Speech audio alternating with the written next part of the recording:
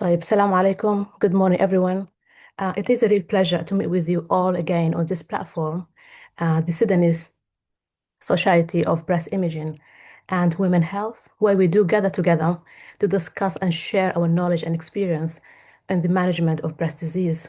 And on this particular symposium, we focus on the theme of early breast cancer, disease and management. And this is the second day of symposium. We will be discussing the surgical and oncological aspects of early breast cancer. Good. So we started with Mr. Omar Al-Farouk, who is Associate Professor of Surgery, is also faculty in the School of Medicine at University of Khartoum. And in addition to that, he is a head department of surgical department in Ssbiwh University Hospital.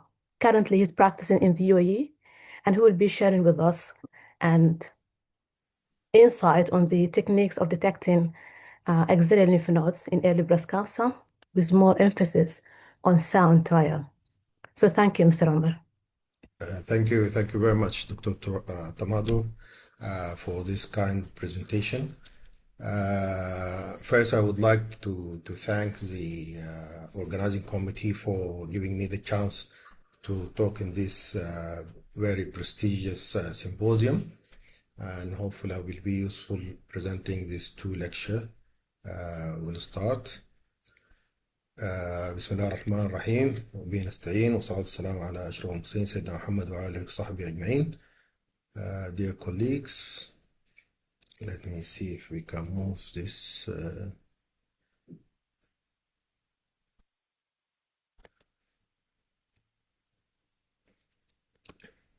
Okay, so my first presentation will be about the sound trial, which is the sentinel node versus observation after axillary ultrasound. My name is Omar Al-Farouk. I'm a consultant surgeon, breast and colorectal. So to start with, I will give just a background and rationale of this lecture. Historically, axillary lymph nodes dissection is a standard, and as we all know, it is associated with high morbidity. And sentinel lymph node biopsy reduce the morbidity and become the standard for early breast cancer management nowadays. So there is landmarks trial, randomized control trial like the ACOCOSG, Z001, and the IBCSG and the Ambrose, and they all show no survival benefit from the axillary lymph node dissection. The question is sentinel lymph node still necessary in a small nodal negative cancer with negative axillary ultrasound? This is a $1 million question. Yes, I will say yes, but we'll see later. Okay, so the landmark control trials in the axillary management of breast cancer. I'll first talk about the ACOSG, the Z11. The population, women with T1, T2 invasive breast cancer, clinically nodal negative, and they undergoing breast conservative surgery plus radiotherapy. And the intervention is either to do sentinel lymph node biopsy alone or sentinel lymph node plus axillary dissection if the patient have 1 to 2 positive sentinel lymph nodes. And the finding, they find there is no difference in overall survival and disease-free survival, and regional recurrence is very low if you do just sentinel lymph node alone. Very interesting. The conclusion, axillary lymph node dissection can be omitted in selected patient, and yeah, you have to do a rigorous selection to do that. Then we have the ABCSG trial, and the population, they are clinically nodal negative with micrometastasis. They have in the sentinel lymph node, they have micrometastasis. And the intervention was sentinel lymph nodes alone or sentinel lymph node, and if there is micrometastasis, to do axillary lymph node dissection. And the findings, there is no difference in disease-free survival, overall survival, and there is reduced morbidity with sentinel lymph node alone. So in conclusion, again, axillary lymph node dissection not beneficial in micrometastasis disease. The AMROS is the population invasive breast cancer with positive sentinel lymph node, and the intervention either to do, if you have positive sentinel lymph node, either to do axillary lymph node dissection or axillary radiotherapy. And the finding, they find there no different in overall survival or disease-free survival. And radiotherapy has less cases of lymphedema, so it is safer to do it with a positive sentinel lymph node. In conclusion of that AMROS trial is the radiotherapy is an effective and less morbid alternative to axillary lymph node dissection. This is just a comparison for the three trials. So, what is a sound trial? A rationale behind the sound trial is to see if sentinel lymph node biopsies, first, sentinel lymph node biopsy is standard for axillary staging in early breast cancer. It provides prognostic information, but no proven therapeutic benefit yet. So the sound trial is aimed to test omission of sentinel lymph node biopsy in small nodal negative cancers. And the objective was, primary objective is to test if omission of sentinel lymph node biopsy is non-inferior to sentinel lymph biopsy in term of 5-year distant disease-free survival. This is the primary objective. There is secondary objective is to check the disease-free survival, overall survival, axillary recurrence, and adjunct therapy recommendations. It is a phase 3 multicentric non-inferiority randomized control trial. The population with women with invasive breast cancer less than 2 centimeters, so it's T1 basically. They are testing clinically nodal negative and the negative axillary ultrasound. So clinically and proven by ultrasound, they have negative axilla. The randomization was 1-to-1, and the performed in 18 hospitals in Italy, Spain, Switzerland, and Chile. Follow up for 5 to 7 years. The eligibility, the inclusion criteria is important. Tumor, let's say, T1, negative axillary ultrasound. And if the axillary nodes are in doubt, they do a fine needle. And then they do breast conservative treatment and radiotherapy later. The total enrolled was 1,463, and the analyzed one is 1,405. There is 58 patient discontinuous, and the analysis was done for the intention to treat principle. The baseline characteristic of the patient, they are median age 60 years old, and medium tumor size 1.1, so they are very low risk tumor, ER positive, HER2 negative, around 93, and sentinel lymph node arm, they had about 13.7 nodal metastasis when they did the sentinel. So the adjuncts therapy, hormonal therapy, was given almost the same for both arms, and the chemotherapy again for about 20% of patients in both arms, and radiotherapy is given to almost everyone in both arms. Trastuzumab in both 6.6. So the survival, they found that the 5-year survival, distant disease-free survival for both arms is almost equal, 97, 98. Even better in the non-surgery group. 5-year survival, again the same, there's no statistically significant difference, both arms, and the overall 5 years overall survival, again the same. The recurrence, axillary recurrence, 0.4 in both groups, and distant metastasis 1.8 to 2, which is same in both groups. and locoregional relapse is almost the same. So there is no, in conclusion, there is no significant difference if in this very low risk groups you omit the sentinel lymph node biopsy. Omission of sentinel node is safe for low risk patient, as we say. Equivalent outcome in survival and recurrence outcome compared with sentinel lymph nodes. It avoids the morbidity, less lymphedema, improve the arm function, treatment decisions guided by tumor biology.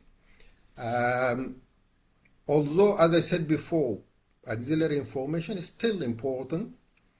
If we take younger, because of this cohort, they take patients, the median age is around 60. But if you want to apply this for younger population, yeah, still you cannot apply this because younger premenopausal women, as shown in the Bounder trial, still you need the auxiliary information for decision making, and the also in patient who is ER positive, younger age group, to decide about the endocrine therapy decision. HER2 or table negative cancer also to decide about systemic therapy and radiation planning. Still, this information is needed. So I wouldn't omit the auxiliary sentinel node biopsy. So, when auxiliary surgery remain relevant, younger patient, less than 50, chemo decision tied to nodal status, high-grade aggressive tumor, nodal information may guide escalation of the treatment, hair positive, triple negative cancer, nodal staging inform systemic therapy. And radiation planning, nodal field adapted if nodal is positive. So, a limitation of this trial was that the trial population is, as we say, is a low risk patient, older postmenopausal women with T1 tumor. The median follow-up is 6 years, and as we know, the ER positive tumor, the recurrence happens a bit late, and it's not powered for detailed treatment differences, and it is the late trial registration because this trial is done early and they registered the trial in 2024. But in all of this, we know that it supports the deceleration of auxiliary management, may influence guidelines on mid-sentinel lymph node when nodal information does not alter the therapy, and could reduce the cost and morbidity of this patient. It is aligned with the choosing wisely recommendation in most of the cancer, especially the breast cancers. This finished my first presentation. If you have any questions or you want to leave the question to the end of the second lecture, because it is again going to see the same theme.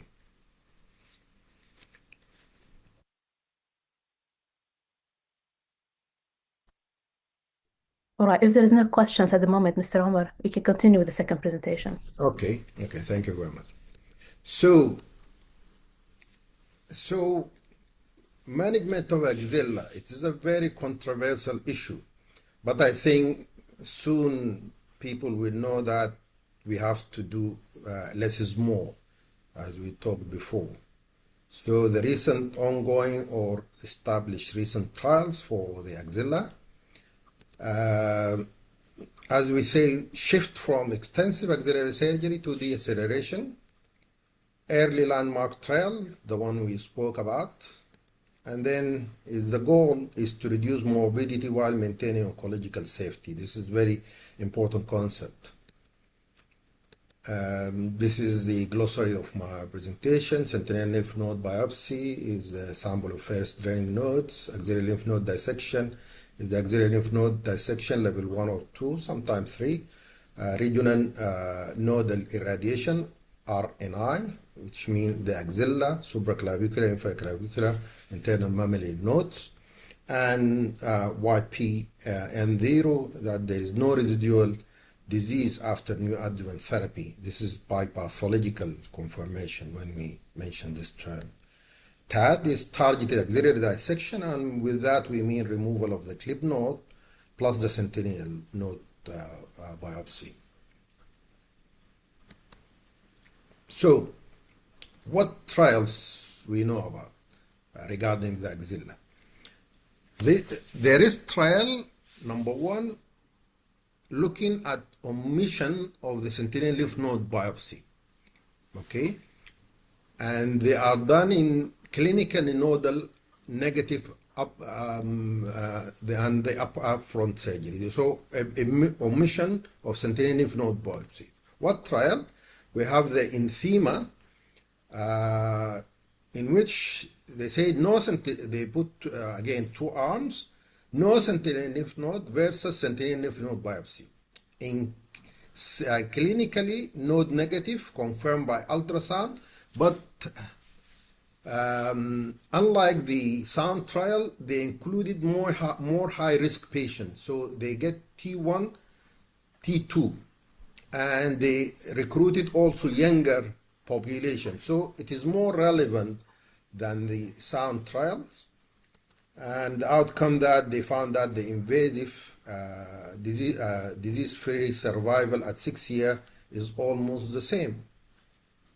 If you have clinically negative ultrasound, negative axillary ultrasound, then you do sentinel in patient, and another patient you don't. You just do surgery and radiotherapy.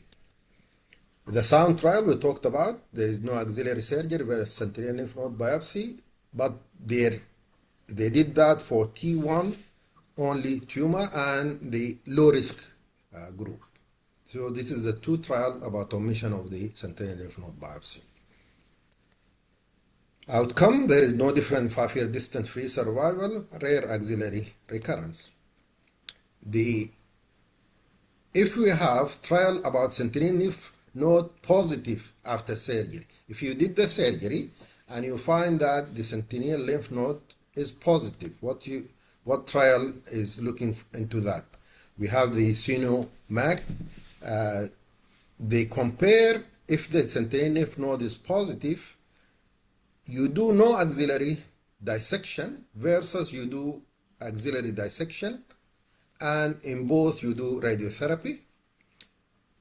And those with, if you have like the sentinel of 1 to 2 lymph node positive, they group no axillary lymph node dissection versus axillary lymph node dissection. And they found that it is non-inferior, recurrence-free survival, less lymphedema, and they are the same. So even with the positive axillary lymph nodes, if you give only radiotherapy, is comparable to doing axillary lymph node. Another one, the post-node. This is an ongoing trial. It will be very interesting to know the result. They're going to finish at the end of this year. Most probably they'll publish the result at winter this year. No further auxiliary treatment, no radiotherapy. If you find that only 1 to 2 lymph node, they divide them into patients who don't have any auxiliary further surgery or radiotherapy versus patient will have, if the positive node 1 to 2, they have axillary lymph node dissection and another arm radiotherapy. And they want to compare all these arms. The outcome is the regional recurrence, survival, and as I told you, this will be very interesting to know the result of this trial. So if we have clinically node positive cancer, clinically positive and ultrasound positive, what trial? We have the taxes and the taxes. It is also again in ongoing trial. It check against the targeted axillary lymph node dissection plus radiotherapy versus complete axillary lymph node dissection. And the TAD, they mean removal of the clipped node plus the suspicious node no full clearance. So they are comparing TAD with complete axillary clearance in nodal positive disease, and they are checking for the outcome is disease-free survival and quality of life, overall survival and lymphedema. And still, again, it is going to be very interesting to see the result of this trial. The other trial after neoadjuvant, if you have the patient who's clinically nodal positive had neoadjuvant treatment, and then you did the sentinel lymph node biopsy, and you find that they're negative by ultrasound and sentinel lymph node biopsy, like the NSAPP, they find that omitting regional node irradiation versus regional node irradiation in clinically positive, which become negative. If we have the nodal negative after the new adjuvant, do we need to give radiotherapy or not? An outcome, they find that there is no difference in invasive recurrent free survival after if you give radiotherapy or not. Very interesting, very interesting. So they found that the regional recurrence is less than 2% in both arms. So inclusion and conclusion regional lymph node irradiation can be omitted in pathologically negative after neoadjuvant treatment. So if you other trials are done after you do the neoadjuvant, and then you find that in the biopsy that the nodes are still negative. Do we give auxiliary radiotherapy or do dissection, full dissection after the neoadjuvant if the nodes are still positive? And the outcome was invasive disease-free survival, and the hypothesis that radiotherapy will be non-inferior, avoiding morbidity of the auxiliary lymph node dissection. And still the Alliance trial is going to see if we just need to do radiotherapy or full auxiliary lymph node dissection. So the targeted auxiliary dissection, we have the Exana trial showing that sentinel lymph node biopsy targeted auxiliary dissection, which means the clipped node, versus auxiliary lymph node dissection after neoadjuvant. And the outcome was the auxiliary recurrent survival morbidity. And the early data show the false negative node is less than 10% if the clipped node and sentinel node is retrieved. They aim to define long-term safety of avoiding auxiliary lymph nodes in neoadjuvant chemotherapy patients. This is again another trial awaiting for the results. So the paradigm is to surgery in selected omission were safe, radiotherapy tailored not blanket, systemic therapy and imaging guide auxiliary management. Overall trend is less surgery, more precision.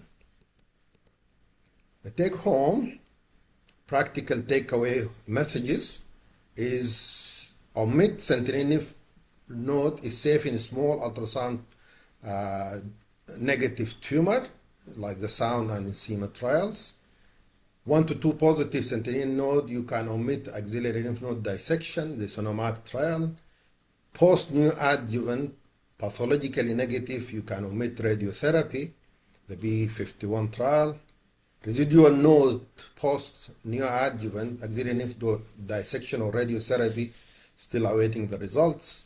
And then the clinically positive nodes, the taxostomy may allow auxiliary lymph node dissection replacement with radiotherapy. Be interesting to know this result of this trial. And the TAD is visible and validation is ongoing, the target auxiliary lymph node dissection, apart from the total nodal dissection. And the theme is deceleration with safety, very important. Okay, uh, are we good? Yeah, we're good. Thank you, Okay, Mr. Omar. okay. So we'll just continue. I don't have, I just have like five to, not five, about 10 slides to go. So Okay, that's all right. management of the axilla. Management of the axilla has evolved in the last decade. Axillary nodal metastasis is a significant prognostic factor in breast cancer, influencing surgical and adjuvant treatment. While the surgical approach to the axilla has become increasingly conservative, the optimal management of the axilla continues to be controversial, as we all know. I think by the end of the next 2 years, when the result of all these trials come out, we will have really, I think people will consolidate the management of axilla in a proper way. And I believe that will be going to be very minimal you will do to the axilla. So traditionally, all patients proceed to axillary lymph node dissection irrespective of nodal status. But axillary lymph node dissection is associated with significant morbidity, including lymphedema, impaired shoulder movement, and arm sensation, resulting in considering impact on quality of life. Um, it's just very early result of false negative when we do the axilla sentinel. If we do sentinel lymph node alone, the false negative is 10%. If you do targeted lymph node dissection alone, the again 4.6. If you do them together, sentinel, the false negative goes down to 1.4. Very interesting. That's why I mean targeted lymph node dissection nowadays is gaining popularity. So the NCCN key changes and recommendations is this de-escalation of the axillary surgery. Guidelines continue to move away from routine axillary lymph node dissection. Sentinel lymph node is a standard.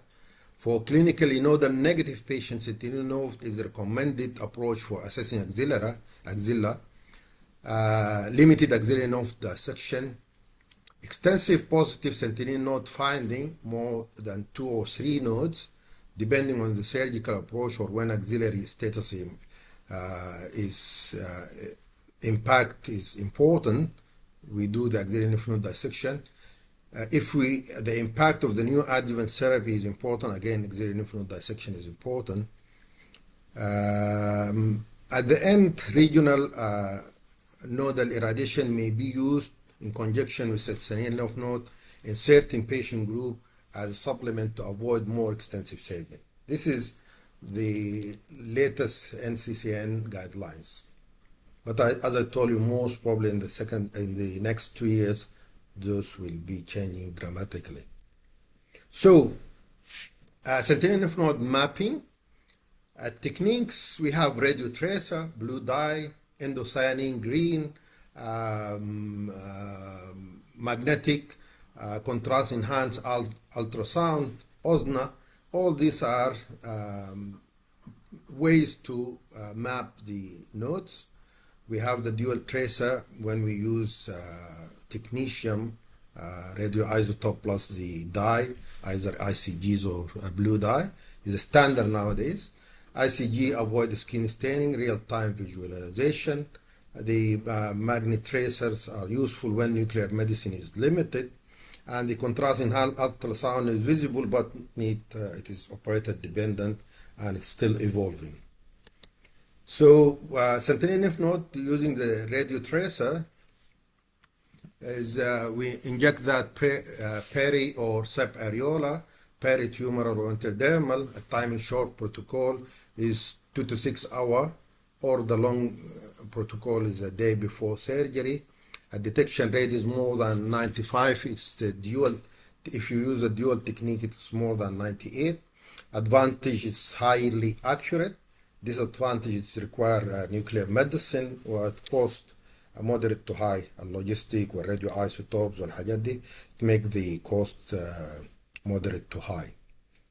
Then, and you have to have special equipment, expensive to start with, but if you purchase that, I mean, the cost will go down in the next years. Blue dye injection is peri or intradermal, peritumoral, intraoperative 10 to 30 minutes before the incision. Detection rate is 80 to 85 if it's used alone. Advantage is immediate, no special equipment, very cheap, but cost is low. Disadvantage, they might cause allergic reaction very, very, very low, 1 to 2%, and tattooing. Then we have the indocyanine green. Injection is subdermal, superior, intraoperative just before the incision. Detection rate is more than 95, similar to radio tracer. Advantage is real-time visualization, avoid tattooing. Disadvantage required a special camera and it is has a limited penetration, although it's not that big problem. Cost is moderate. Dye is inexpensive, but the equipment is expensive. الكاميرا والحاجات. This is an indocyanine with a special camera. A sentinel lymph node using the supraparamagnetic ion site is usually the injection is subareolar, a time inflexible days to weeks before surgery. Detection rate 95 to 97. Is not inferior to the radio tracer. Advantage, avoid isotope, flexible scheduling. A disadvantage is skin staining والحاجة اللي كلنا عارفينها MRI artifact والdevice cost. Again, the cost is moderate to high. You need special devices and special tracers, magnetic. Contrast enhanced ultrasound is they use micro bubbles, contrast agent, sulfur hexafluoride micro bubbles injected intradermally or peritumorally. A micro bubble travel to the lymphatic sentinel node, which can be then visualized by a dynamic ultrasound. It is, as I say, peritumoral, periareolar micro bubbles injection timing. Immediately before surgery, detection rate is 80 to 90. Advantage, no radiation, preoperative localization. Disadvantage, operator dependent to limited adoption still till now. And it is the cost is moderate, need a contrast and operator experience. This is how they see the one with the dynamic ultrasound after injection of the micropubbles. So this is the timing and detection. Radio tracer 2 to 24 hours before surgery, 90%, 95% detection. Blue dye 80 to 85 detection. Idocyanine green intraoperative timing, it is more than 95th. Ssbiwh days to weeks and detection is for 95, 97. Contrast enhanced ultrasound immediate during surgery, detection is 80 to 90. Dual tracer is more than 98% detection. So, of technique of targeted lymph node localization, we have, if you want to localize the lymph node using the targeted lymph node localization technique, we have the visual techniques, which is by injecting charcoals with ultrasound. You inject charcoal into the suspicious lymph node, and then during the operation you will visually see those lymph nodes. Or you do the image guided techniques by putting clips or coils or wires with the ultrasound. And then we have the third one is the probe guided techniques. So this is a tattooing. You inject the charcoal into the nodes, and then during the surgery you will detect that visually. Clips, seeds, localization. You can put clips or seeds or probes, and then detect them during the surgery. And then the last one is a probe guided technique, where you put radioactive seeds, magnetic seeds, radar seeds, radio frequency identification tags all these are options for probe-guided techniques. So you can detect after you inserted these probes, you can detect them with special devices, either radioactive monitors, magnetic monitor, radar monitor, or radio frequency monitors. Okay, this is the radar monitor. So in conclusion, modern breast care, cancer care, less is more. Shift from radical intervention to minimally invasive evidence-based approach. Avoid overtreatment while maintaining ecological safety. Deceleration, shared decision making with the patient, clear communication of treatment intent and expected outcome, precision medicine and tailored therapies, and treatment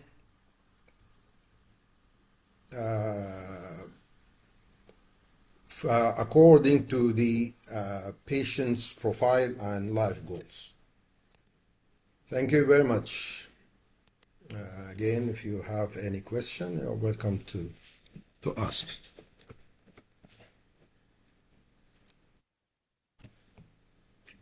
Thank you, Mr. Omar, for this brilliant presentation. Very informative and very thorough.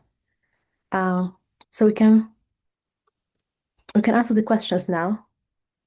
I can't see any questions online.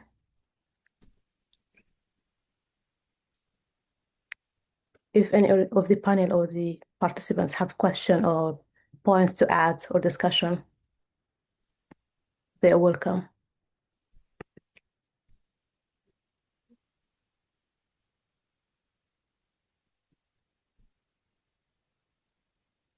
Okay.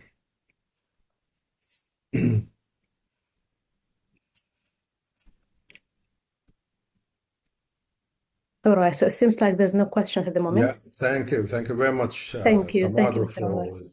for actually, I want to thank you for organizing the surgical sessions before and having this very nice sequencing for the lectures, which made it very interesting to follow. Thank you. Thank you, Mr. Omar. It's actually a teamwork. Me and my colleagues have been working on this together. So thank you so much for that. You're welcome. All right, so next will be myself. I'll be sharing with you insights and a brief discussion about the management of DCIS and the escalation of treatment and what the future might hold for us in downgrading or de-escalating the treatment of DCIS as an early stage of breast cancer. So, Mr. Omar, if you can stop sharing, they can Yeah, share my okay. slides, please. Yeah. Thank you.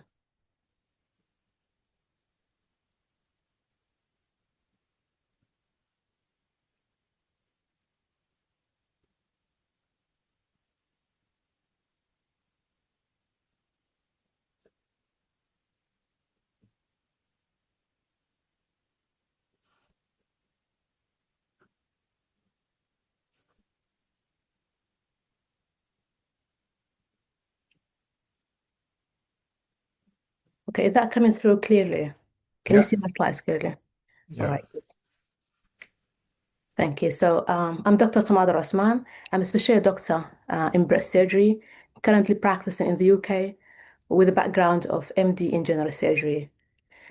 So during the next few minutes, I will be sharing with you a discussion about ductal carcinoma in situ, with special emphasis on the evolution and the de-escalation strategies in the management of DCIS. So I'll be discussing with you brief and basic concepts that will help us to better understand the DCIS as a disease, and also will be discussing the tools of evaluation and the workup that we do to reach this diagnosis. And then we'll be covering the current practice in the management and focusing on the future or the anticipated changes in the management of DCIS. All right, so basically the WHO defines ductal carcinoma in situ as neoplastic cells that are confined to the breast ducts without invading through the myoepithelial layer, that part with basement membrane is still confined. And there's always been that question of whether do we consider ductal carcinoma in situ as a precursor for invasion or not. And the answer of that is actually considered to be non-obligatory precursor, meaning not all ductal carcinoma in situ will eventually turn into or progress into invasion. Only 25 to 50% of cases will progress to form invasive disease as a natural history. And this progression is actually quite a complex process with multiple factors involved on it, including genetic factors and also other shared factors with the invasive disease itself. So, as an epidemiological background, the prevalence of ductal carcinoma in situ represents 20% of all breast cancer diagnoses globally, which indicates significant burden of this disease. And the mean age of diagnosing ductal carcinoma in situ is actually 10 years younger than the invasive disease. And the risk factors behind that are actually the same risk factors that causing invasive breast cancer will cause pre-invasive breast cancer. And that basically involve, for example, estrogen, prolonged exposure to estrogen, and family and hereditary factors in particular. Good. So to evaluate the disease and detect it, we need to consider the concept that DCIS is quite variable and heterogeneous disease. It does have variable presentations. The genetic makeup of it in form of mutations and changes happen at genetic level are quite variable. And also the biomarkers that we detect during evaluation, they do vary. So clinically, this is considered to be asymptomatic disease. Only 15% of patients present with the symptoms that indicate disease. The majority of cases will be detected during a screening mammogram. So the mammogram considered to be the gold standard or the main diagnostic modality in detecting DCIS, where we do see microclassifications being aligned in a form of like branching, linear branching or segmental pattern of classification, and that indicates high risk of malignancy when we see those pattern of classifications. Ultrasound is another useful modality where we can see hypoechoic masses or areas, and we can also see microclassifications. MRI is particularly important when we need to determine the extent of the disease and also when we deal with high-risk patients. So MRI would be a quite handy and quite useful tool in diagnosis of the disease. Okay, since we have seen that microclassification on the imaging and we took the biopsy, what do we look for at a histological level? Basically, we need to determine the architectural pattern of disease. Usually, it's being classified into five architectural patterns, either DCIS of chlamydia type or cribriform, or could be micropapillary or papillary or solid type. We do also look for the grades and classify it into high grade, intermediate, and low grade. In addition to that, we look for other biomarkers in immunohistochemistry or molecular tests, particularly looking for estrogen receptors and HER2 status of the disease. Then the treatment will be personalized and guided based on multiple factors. And the treatment of DCIS is usually multimodal form of treatment, involves surgical treatment, and then adjuvant radiotherapy and endocrine treatment. And the decision to use those modalities individually or together is really based on the individual risk of the patient. Good. So to guide the decision of treatment of DCIS, we do need to stratify the risk of the disease, whether are we dealing with a high-risk disease or a low-risk disease. And there's multiple factors we need to consider before we stratify the disease into those two risk categories. The first thing we consider is the age of the patient. So the younger the patient, the more risk is considered. And by risk, we mean the risk of progressing into invasive disease or risk of recurrence in the future. So the younger the patient, the high risk is considered. And the size of the tumor, the bigger the tumor, the more risk is involved in the disease. In addition to that, mass formation. If the patient presents with a mass from beginning, that would be considered as one of the high-risk features. Nuclear grade, the higher the grade, the presence of necrosis in the histopathology, those are also considered to be high-risk groups. They are not limited There's just examples of the factors that we consider before we stratify. Microenvironment has been particularly important field to focus on, and it's an area of researches at the moment where they do look for multiple biomarkers and multiple factors around the tumor itself as a microenvironment, they call it. And there is particular emphasis on the presence of lymphocytes around the malignant cells that would indicate a high-risk features. More likely, those cells will turn into like invasive disease in the future.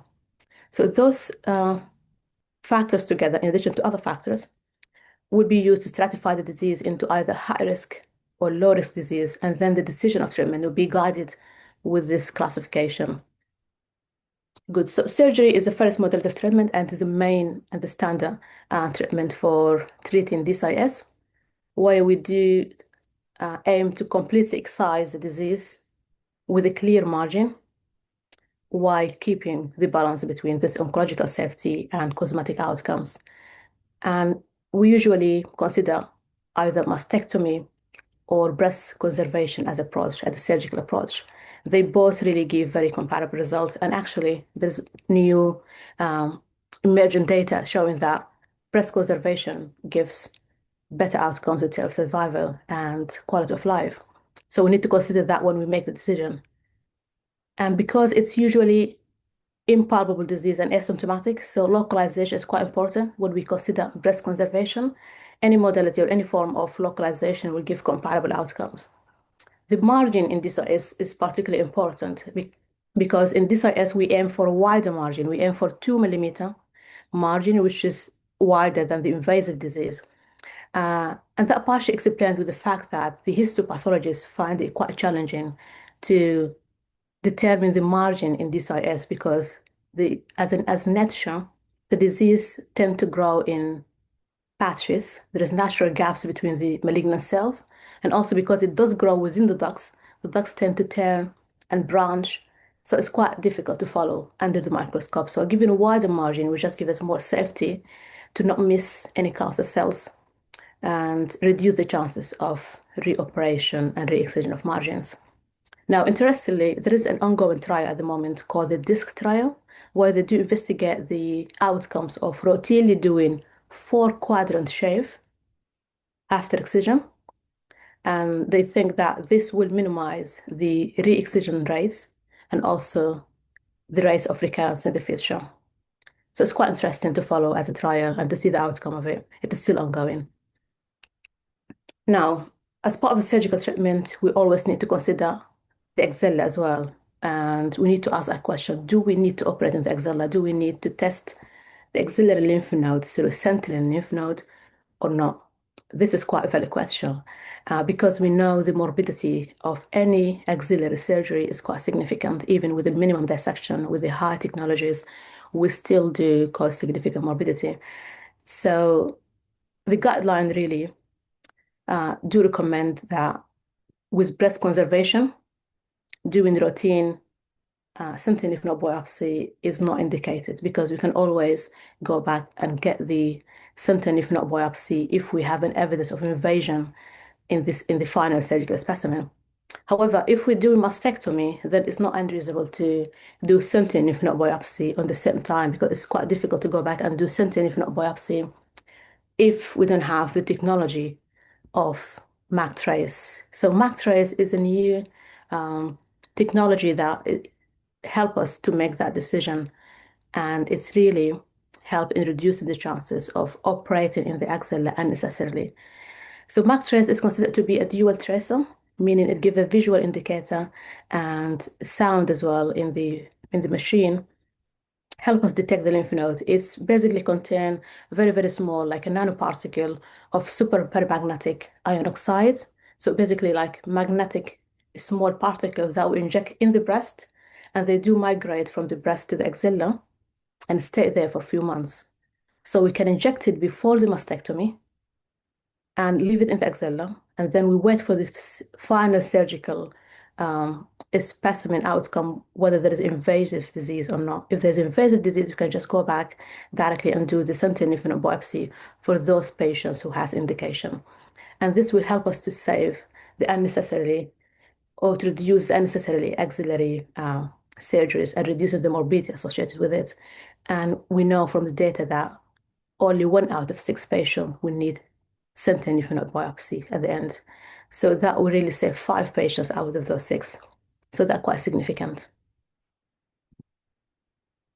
Now, speaking about the feature and the de-escalation of treatment, and the basic concept of de-escalating the treatment of DCIS came from the discussion about, do we overtreat DCIS? Because we do deal with it basically as if it's invasive disease. And we know that DCIS is a non-killer. It doesn't kill patients. Patient can live the same years if they receive treatment or not. It's all about the recurrence and the burden of disease itself and the treatment that they go through. So dealing with a non-killer disease has made us question, do we need to consider different modalities and different forms of treatment? And here it came the concept of de-escalating the treatment of DCIS. And to make that decision, whether we de-escalate the treatment or not, we need to consider multiple factors. One of them is that risk stratification uh, to develop or to give like more personalized and more target treatment to that individual patient. At the moment, there is ongoing trials aiming to de-escalate the treatment of DCIS, mainly omitting surgery for patients who are considered to be low risk group of disease, and that based on that risk stratification system that we discussed earlier. So there is ongoing trials here in the UK, in the States, in Netherlands, and in Japan, where they do tend to not perform surgery for those patients with low risk disease and just put them under surveillance and see the outcome of that in long term, in few years from that time. Some of the trials give anti-estrogen treatment during the surveillance time. Others, they don't give anything, just monitor the patients and follow them up. So the recruitment had stopped in the UK and in the States. So now we're just waiting for the outcome of those trials, where in Netherlands and Japan, they're still recruiting patients. So it'll be quite interesting uh, trials to follow and see the result of it. At the moment, we keep the same practice. We do follow the guidelines, which recommend surgical excision of DCIS, uh, regardless of the category of the risk stratification. Good. Now, the second part of treatment is the adjuvant treatment, mainly radiotherapy. We know now from the data radiotherapy is quite important in reducing the chances of recurrence. In DCIS particularly, it reduced the chance of recurrence by 50%. And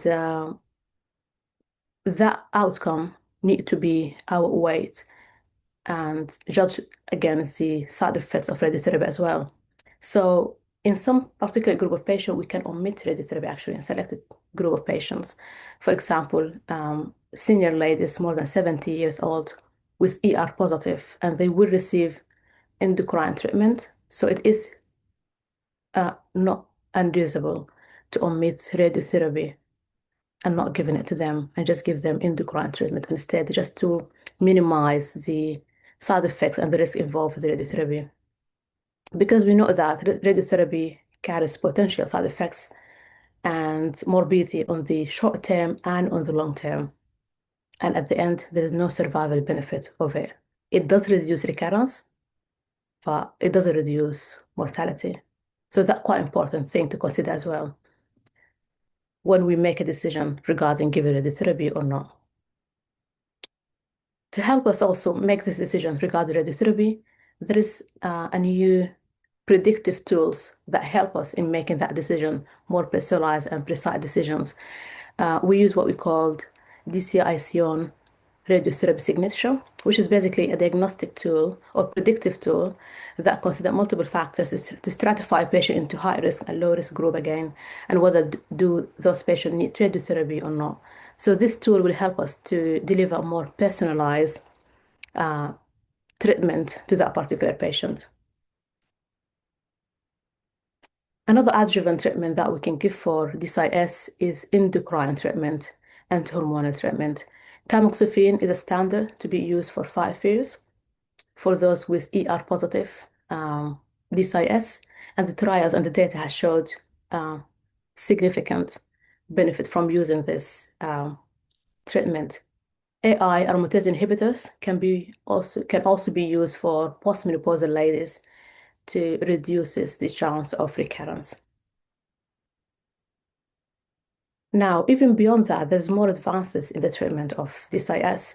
At the moment, there is trials and research is ongoing, uh, which involve using vaccines in treating DCIS. And the concept behind this vaccine is basically some form of neoadjuvant treatment, where we do give anti-HER2 targeted treatment that will induce immunological response inside the body through dendritic cells, which will target the HER2 expressed in the tumor cells, destroying it. And the aim of that is to get what we call complete pathological response at the end. So it's still ongoing, it's still under study, and it's also quite interesting to follow and see the outcome of it. It's again help us to de-escalate the treatment of uh, DCIS and omitting the surgical treatment. Now, at the prognosis or final outcome, when we do counsel patients about the DCIS, we need to reassure them that the disease is a non-killer in general, and the outcome of it in long term, like in 20 years, the mortality rate is just 3%, which is very good outcome. And also patients need to know that they will be under surveillance after treatment just to detect any early signs of recurrence, that they will be having mammograms annually for few years, depending on the protocol that they follow. And also they will have regular clinical assessment um, to be examined and assessed clinically as well. So that also will help to detect any early signs of disease. Good. So that's it for the discussion of DCIS. So the take-home messages is that when we deal with DCIS at an early stage of breast cancer, we need to consider the fact that it is a heterogeneous disease, has quite variable clinical presentations, quite variable biological features and genetic makeup. And when we do decide about the treatment, we need to guide that uh, treatment decision with the risk stratification system, where we do classify patient into high risk and low risk group, and then we deliver the treatment based on that. And the main aim of that is just to give more targeted treatment and not to overtreat patients.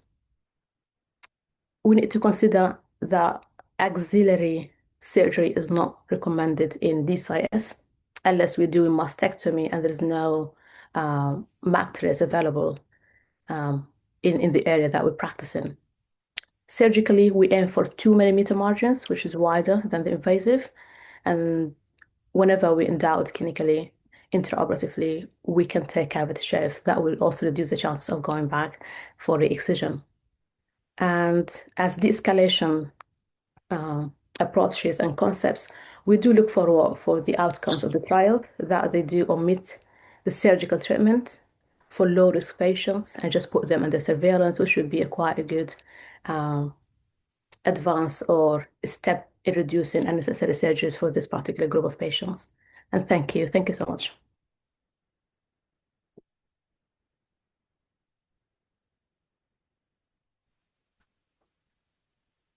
Thank you, Tamado. Very, very comprehensive and very informative lecture. Uh, Question. Yeah. For the radiotherapy decision, is it important to know, I mean, for the low risk and high risk for the decision of radiotherapy, is it still Yeah. applicable if you know the patient is low risk, you don't give radiotherapy if it is high risk according to the proliferation and the number of DCIs?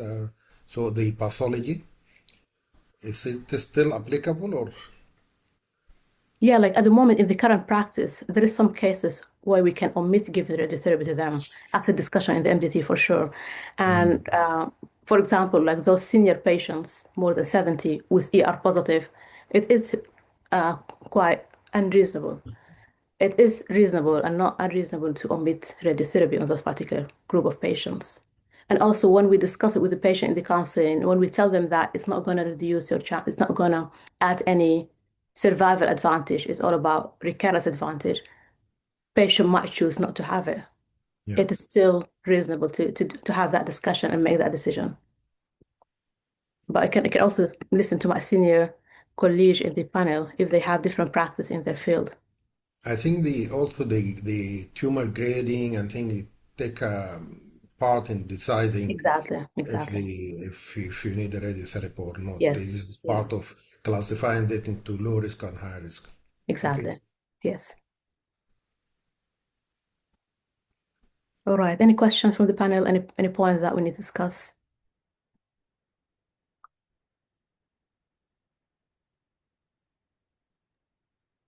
Thank you very much for Dr. Omar and Dr. Tamadwar, and for these amazing lectures, very informative. Thank you, Dr. Bob. Especially Dr. Tamadwar, the area of my interest. Yeah. I have discussed it last week. I was All looking right. for Okay. you. I was looking for you, yani, to comment or to Oh, I'm sorry. I did interfere, attend but that you part. are I did join, but just for a very short time. I couldn't really continue in on the session. So sorry for that. yes, yes. But yes, continue regard. I'm not going to comment on the treatment or selection of treatment, but regarding the, nowadays, uh, in the recent literature, the Yeah. role of radiology competing the pathology in uh, predicting the aggressiveness and the behavior of the DCIS All to right. predict the upstaging or the upstage of or upgrades of DCIS. And even from imaging, we can suggest if there is a possibility of associated microinvasion or Oh, even not only invasion, even microinvasions. that's very Okay, interesting. or That's really we interesting. can, yes, yes, and we can suggest if it is low or high grade DCIS All right. before Yeah. pathology, and we can correlate, and even we can suggest this DCIS is combination of both low and high grade types of, and furthermore, beyond that, we can suggest from radiology, is it a ductal type or is it an acinar type? Oh, amazing. Amazing. Arises from the acinar, which is more, having more favorable prognosis, that usually representing grade 1 and grade 2. Yeah. We correlate with the pathological grading more than the types of the DCIS pathology on the pathology. More than the comedo types and solid and these, the Yeah. correlation a little bit weak with the grading, but there are uh, not ultrasound, imaging, Yeah. ultrasound, mammography, and MRI, okay, and even contrast enhanced mammography and new modalities, Yeah. uh, biomarkers that can predict the types and the grading and the behavior of DCIs. Amazing. This is really interesting, Dr. Bob. Really interesting because we Yeah. know imaging as a diagnostic tool is a non-invasive, so it will always be superior to the other invasive tools. So if you can categorize patients into like high risk and low risk based just on the imaging feature, that would be really superior and would be a very good addition Yeah, in the this is a recent trend, evaluation of actually. disease. Yes, this Yeah. is a recent trend. This is a No, this is recent quite trend. interesting. Now, Yeah. yeah, Thank this is you. the recent trend nowadays, talking Yeah. about the new classifications of the breast cancers based on their origins. All Okay, right. Okay. Is that an from even AI-based tool, Dr. Bob, or it, not only AI. AI is okay. supportive, not Okay. AI Yeah. is supportive. Radiological analysis by the Yeah. radiologist himself, by expert All right. breast radiologist. Yeah. Okay, we have discussed a lot of cases. You can review the lecture. You can see how imaging can predict. Sure, that would Very be really quite interesting. interesting area to explore. Yeah, very interesting. Very interesting. From imaging to tell this is could be arises from uh, TDLUs, and therefore it would not be above grade 2. And even from imaging, we can tell this is probably grade 1 or Yeah. grade 2 because arises from the TDLU. And from imaging, we can say, no, this is a ductal disease, so this is grade 3. Before just pathology for confirmation. No, that really interesting. That interesting. Thank you, Ssbiwh. Thank you for sharing that part. Okay, no thanks for my duty. You are welcome Right. always. You are always welcome. All right. Then, any further comments or discussions from participants? All right. So we can go ahead with presentations. So the next, our next presenter will be Mr. Hussein Ali. We should have Mr. Umar Abdul Hamid next, but unfortunately, he did apologize from presenting his session due to health issues. So, يعني إن شاء الله ربنا يشفيه. So the next presenter would be Mr. Hussein Ali. He is associate doctor in breast surgery practicing here in the UK with the background of MD in general surgery and also FRCS and European board in breast surgery. So Mr. Hussein will be discussing with us his topic about neoadjuvant endocrine treatment. So thank you, Mr. Hussein.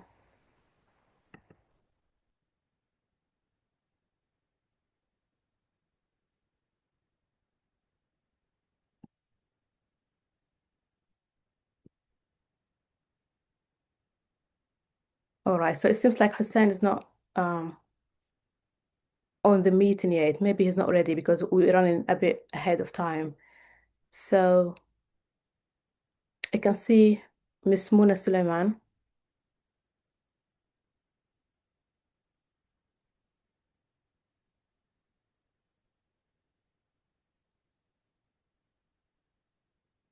Muna, are you ready to present your topic next?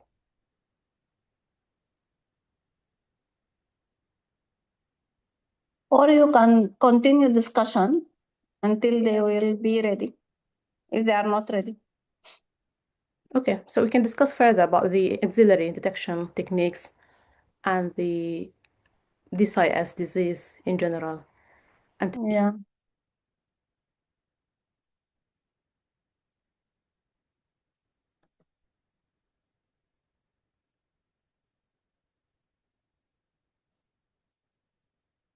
Okay, greetings. Muna is not Ara. Uh, Aida, okay. hello, Ms. Aida. Hello. Very nice two presentations, axillary dissection, axillary lymph node mapping and dissection, and oncoplast and ductal carcinoma in situ. Very well presented and instructed. Very interested what Dr. Rabab mentioned about can recognize the type, the histological type of DCIS from radiology. Radiology is going far, very far. So it's very interesting. And I do agree with Mr. Omar that axillary surgery is going less and less.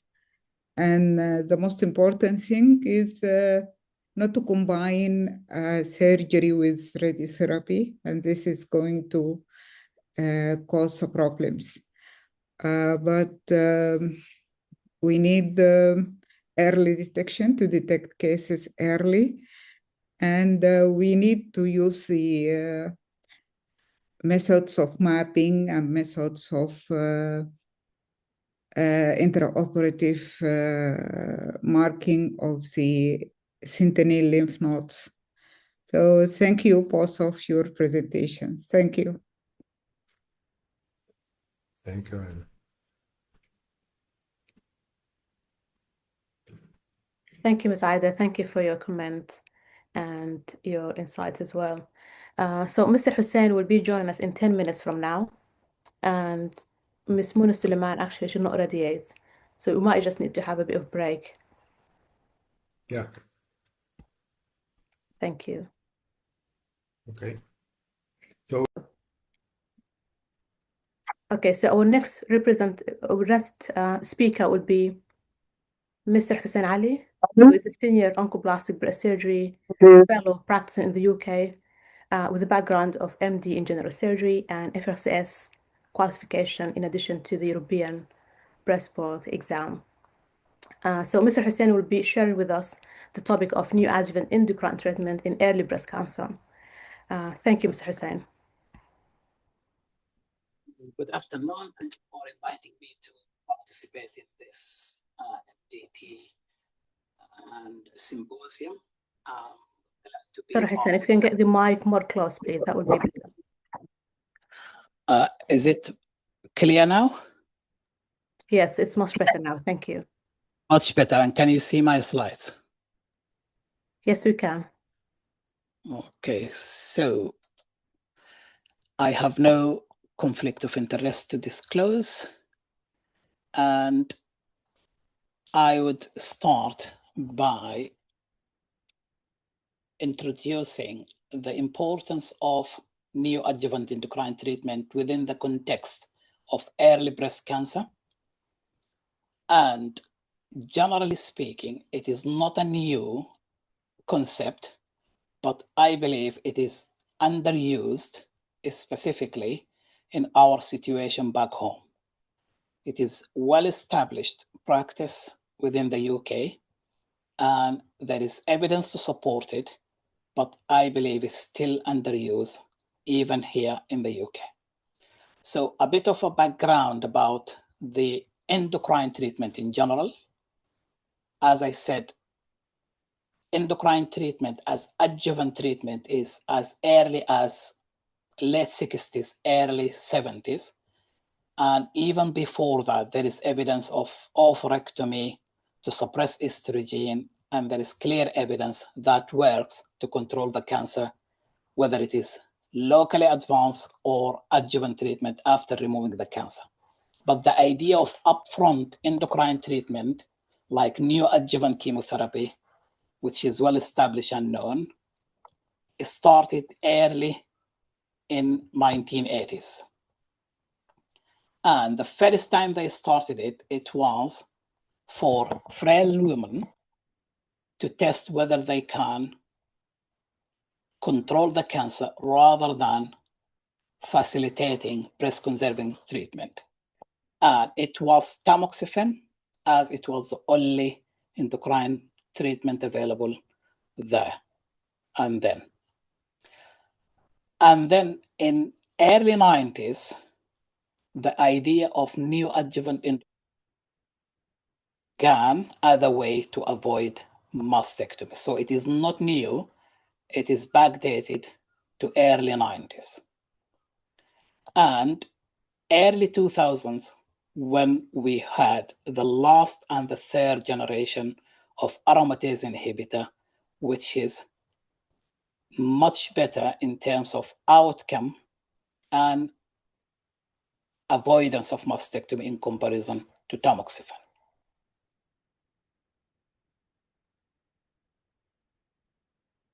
Okay. So the first generation of AIs also started as 1980s, and at that time to treat a plethora of illnesses, not solely for advanced breast cancer, like epilepsy, prostate cancer, Cushing syndrome, and it is usually given association to high dose of steroids with poor selectivity and huge side effects profile.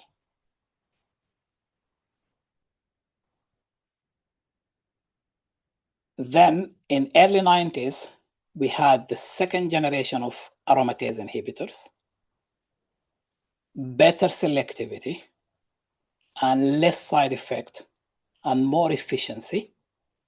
And they prevail until early 90s, early 2000, when we get the final and the third generation aromatase inhibitors. So currently, we are using the third generation aromatase inhibitors, and they are two categories: the non-steroidal, and they are very selective and reversible, namely the anastrozole and letrozole, and the steroidal one, which is irreversible, AI, which is exemestane. So to compare the three in terms of efficacy, the letrozole is more potent than anastrozole and exemestane as estrogen suppressor. But that is not clinically proven that letrozole is superior to exemestane or anastrozole in the clinical setting. And there is no solid evidence with head-to-head comparison between the three.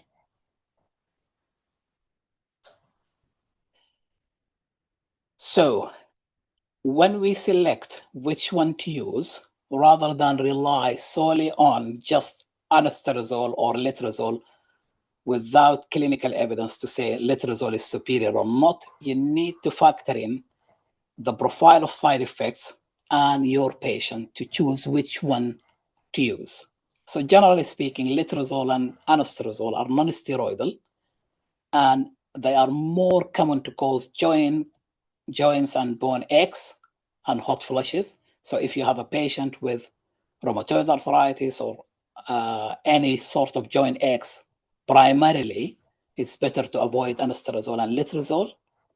And for the steroidal exemestane, weight gain is the most obvious problem. So if you have an obese patient or a diabetic patient, it's better to avoid using exemestane.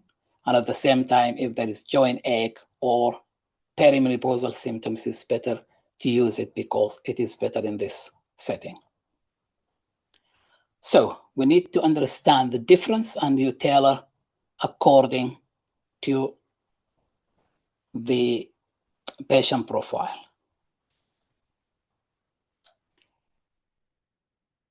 So why we use neoadjuvant endocrine treatment? So after knowing a little bit of a background about the efficacy and the history behind them, why we need to use neoadjuvant endocrine treatment and why I said it is underused. So you can use it if the patient is frail and will never stand any surgical intervention. But we call it primary endocrine treatment in that setting, and it is a different story, and I'm not going to talk about it. However, when we say neoadjuvant, that means it precedes surgery. That means we're expecting to have some sort of surgical intervention at some point, and we are using this neoadjuvant endocrine treatment to facilitate that type of surgery or to make it less invasive.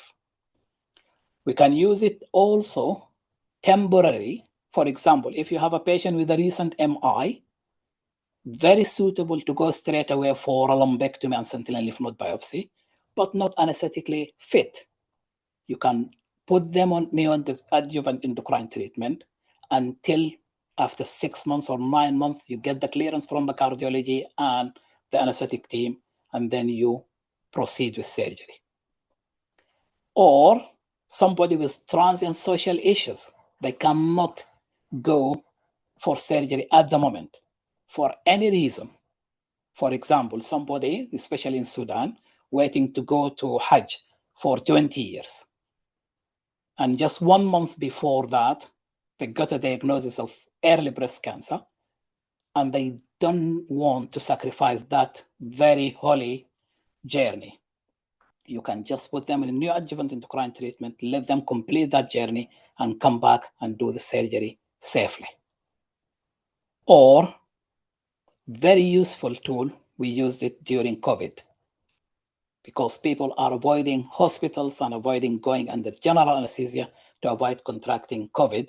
And that's a very safe way to put them on neoadjuvant endocrine treatment until we are in a better position to operate on them. And the main indication is to avoid mastectomy. So if I have a patient with 3-4 centimeter lump in a small breast like AB cup bra, and they would like to avoid a mastectomy, it is a very useful tool to use it to shrink the cancer, to avoid mastectomy, and to facilitate breast conserving surgery. And even if you are going for a mastectomy, sometimes you can have a locally advanced cancer. I know it is out of the scope of this symposium to speak about advanced breast cancer, but by the by, if you have a T4 ABC, stick to the skin or to the chest wall, you can use neoadjuvant endocrine treatment to make it operable and to facilitate mastectomy. And to a lesser degree, if the patient has 1 up to 3 positive lymph nodes, biopsy proven, abnormal in the mammogram and ultrasound, and they are trying to avoid axillary node clearance, you can start them on neoadjuvant endocrine treatment and monitor the response. You might end up with a good response to avoid axillary clearance and end up doing targeted axillary dissection rather than clearance. It is not usually used, but it can be. So out of all these, we can use the temporal, social, or medical issues and to avoid mastectomy as the main target for this type of treatment. So, for who? Is it suitable for any patient? The answer is absolutely no. You need at least ER positive, and if we are using already score, to be minimum of 3 or more out of 8. So if it is 1 or 2 or ER negative, there is no way we can use it.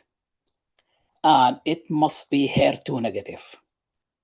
Even if it is 8, and the HER2 is positive, is still no place to use neoadjuvant endocrine treatment. But there is a bridging use. I will come back to it at one of the coming slides. If the estrogen is positive, HER2 negative, we need to look at the PR, which is the progesterone. And if it is negative or positive, you can still use aromatase inhibitors. But if you have PR negative, avoid tamoxifen, as the outcome will not be favorable. So we need ER positive, HER2 negative, and if the patient is premenopausal and we are considering tamoxifen, it must be progesterone receptor positive. We can use it in all T stages from T1 to T4, including A, B, and C, and obviously T4D, inflammatory cancer. That's a different story. We can use it for node negative, or if we have anything between 1 and 3 node positive in the axilla, and obviously it must be M0, and we can use it in all grades, including grade 1, 2, and 3. We can use it for any invasive cancer, including ductal and lobular, but not for a DCIS. I have said earlier, you can use it in premenopausal and postmenopausal. However, the established and the standard treatment is to use it mainly for postmenopausal and to avoid doing it in premenopausal ladies. But if you consider it in selected cases, you need to consider using AI with a Zoladex to temporarily render the patient postmenopausal and use AI, and better to avoid tamoxifen because it is not as potent or effective like AI. So what do we need to do before starting any patient in neoadjuvant endocrine treatment? After, obviously, explaining the rationale, explaining the diagnosis, however, we need to mark the cancer with a marker clip, and I emphasize it by putting it as number 1, number 2, and number 3. And that includes breast and axilla. There is no way you can put somebody on neoadjuvant endocrine treatment unassuming that in 6 or 9 months you'll be able to find the lump whatsoever happen. You need to mark it, and if you don't have the facility to mark it, you can use it for less than 3 months, but not before that, and the lump should be having calcification or obviously palpable, otherwise you'll be in trouble.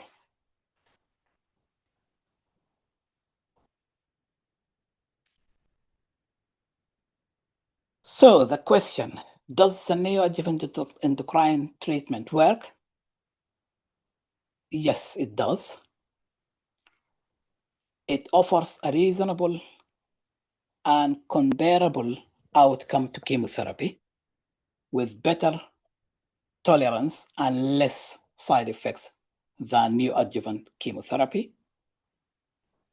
The caveat is we are not using it interchangeably with chemotherapy. I mean, for ER positive, HER2 negative, you'll get a reasonable and comparable outcome whether you use chemotherapy or neoadjuvant endocrine treatment. You cannot use it interchangeably with other indication for chemotherapy. So these figures are really helpful. Between 30% and 75%, they will get clinically meaningful response. What does that mean? Clinically meaningful response, that means you can change the operation from mastectomy to lumpectomy, or from a mastectomy to some sort of oncoplastic treatment like perforator flaps or therapeutic mammoplasty. Clinically meaningful, because if I get a lady with 5 centimeter lump, a bra, and I stick her on a neoadjuvant endocrine treatment, and I see her after 6 months, and it is only 4 centimeter. It is smaller, but it is not clinically meaningful, and I still end up doing mastectomy. But 30 to 75% will get a clinically meaningful response. And on average, 60% will end up avoiding mastectomy. And that's not a small percentage, more than half. And 1/3 on average, they can avoid axillary clearance, although it is not a solid practice to use it solely to avoid axillary clearance. And you need to be careful when you consent the patient about neoadjuvant endocrine treatment. 10 to 30% no response at all. So you need to be realistic, not to promise the patient that it is going to work 100%. There is up to 30% chance that you will end up at the same point you started the treatment. And between 1 to 14%, you get a complete response and the cancer disappears completely in breast and axilla. If you compare this complete pathological response to chemotherapy, it is way less, because in HER2 positive cancer with dual anti-HER2 chemotherapy associated, you can end up having up to 76% complete pathological response, and you can get like mid-60s% in triple negative breast cancer with chemotherapy. So the complete pathological response is not as high as chemotherapy, but this is not the aim of neoadjuvant endocrine treatment. The aim of neoadjuvant endocrine treatment is to avoid mastectomy and to bridge social and medical issues. And the last one, although it is just 1.4%, it is very serious, legally binding, and you can end up with litigations and going to court or to the regulatory body if you don't document clearly that there is a chance, even 1 in 100, the cancer might progress during taking aromatase inhibitor. So I believe this is the most important slide, giving you idea about the percentage and also the framework when you discuss neoadjuvant endocrine treatment. If you can see with the green font at the bottom, there is ASCO Z1031. A clinical response is up to 69, 50% avoiding mastectomy, and the recurrence rate 5 years after that is just 1.5%, which is comparable to any breast-conserving surgery, regardless of whether you use neoadjuvant endocrine treatment or not. So we have the profile, we have the indication, we agreed to do it, and the patient will ask you for how long, and what is the dose, and what is the frequency. So for anastrozole, this is a standard 1 milligram a day, a tablet a day, letrozole 2.5, exemestane 25, and tamoxifen 20, and they are all only once daily. With aromatase inhibitor, we usually advise to consider vitamin D and calcium supplement to counteract the bone symptoms. With tamoxifen, you don't need that. And also, to be realistic, extremely unlikely to get any meaningful response less than 4 months. If somebody is going away for any reason and they want just to facilitate that, this is fine, but I don't expect any meaningful response less than 4 months. And if the plan to get any response before 4 months, the answer is no. And there is no evidence to suggest it is safe beyond 12 months. So your aim will be anything between 4 to 12 months. And on average, we say 9 months. Local policies and individual patient varies, but aim generally for 9 months to be safer, not crossing the bridge of 12 months, and also to be realistic, to get a meaningful clinical response beyond 4-month period. Do we send them with a tablet a day home and see them in 9 months? The answer is no. We need to monitor the response as soon as we expect a response, around 3 to 4 months. However, most importantly, you need to monitor the compliance and the tolerance and how they are coping with the side effects. And you need to see them or to give them a phone call as early as 4 to 6 weeks to make sure that they are compliant with the tablet and there are no severe side effects. And to see them clinically, plus or minus imaging beyond 3 months period. As we said, we don't expect any significant response below 4 months. Another point is to see them again, clinical assessment at imaging at 9 months, and a final clinical assessment around 8 to 9 months to plan the final surgery and to assess whether you need to extend or to start planning surgery straight away.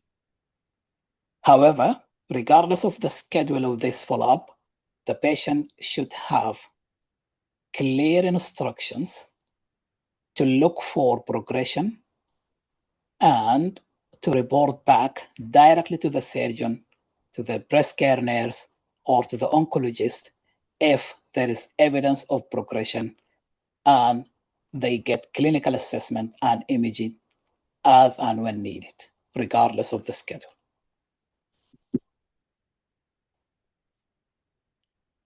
So, how we assess the response and what dictates the response first. We expect high-grade tumors to less likely respond. Patients with high Ki-67 also tend not to respond. And the menopausal status will affect as well. So more effective in postmenopausal in comparison to premenopausal, letrozole over tamoxifen, and generally, personally, I don't have evidence, but my personal preference is always letrozole as first start, unless the patient has rheumatoid arthritis or arthritis of any kind, or severe postmenopausal symptoms. And we usually expect to get better response in the breast than axilla, and a better response with ductal than lobula. All these will help you to reassure and to discuss these expectations with the patient so they will be realistic. So if you have a premenopausal patient on a tamoxifen with breast and axilla and high Ki-67 and high-grade tumor, I wouldn't be so optimistic, and I wouldn't give her very much hope that we can avoid mastectomy. But at least we give it a go and then assess.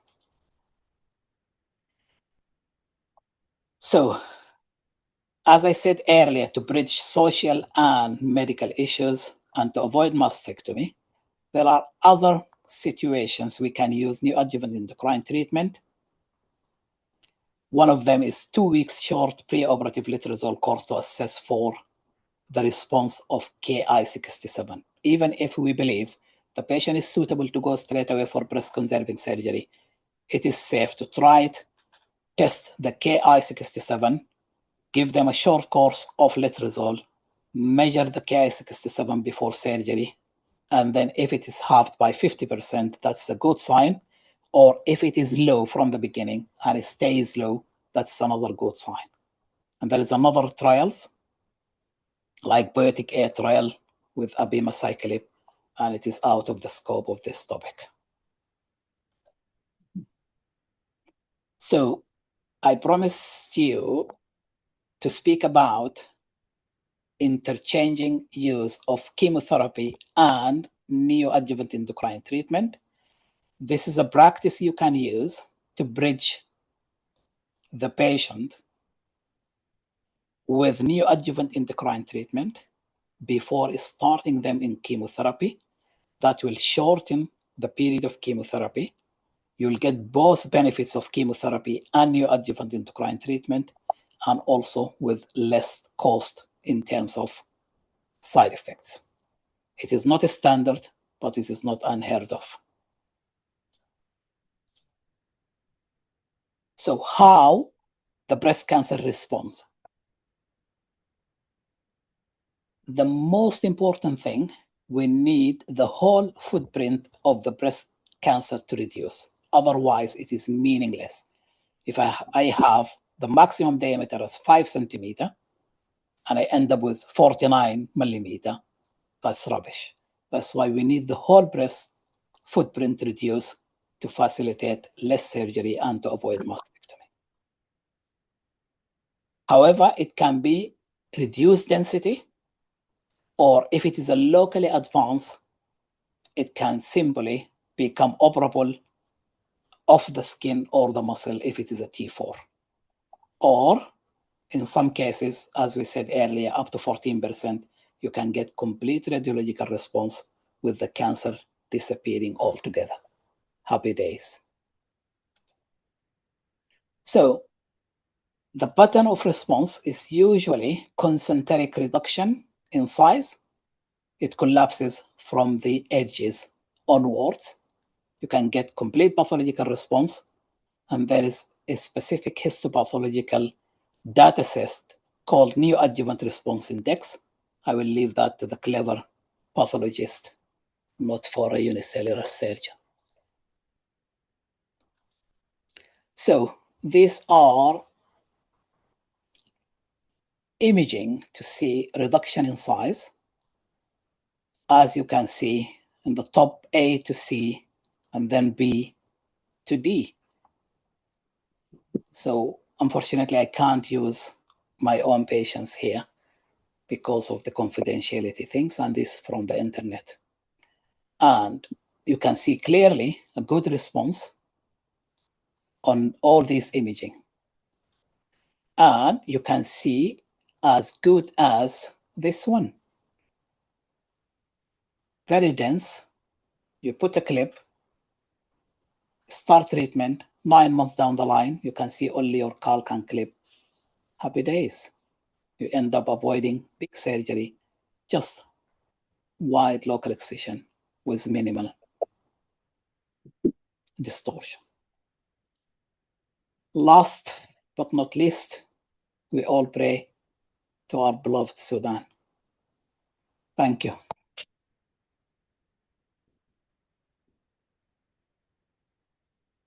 Thank you, Mr. Hussein. Very interesting topic and very thorough presented. Thank you so much.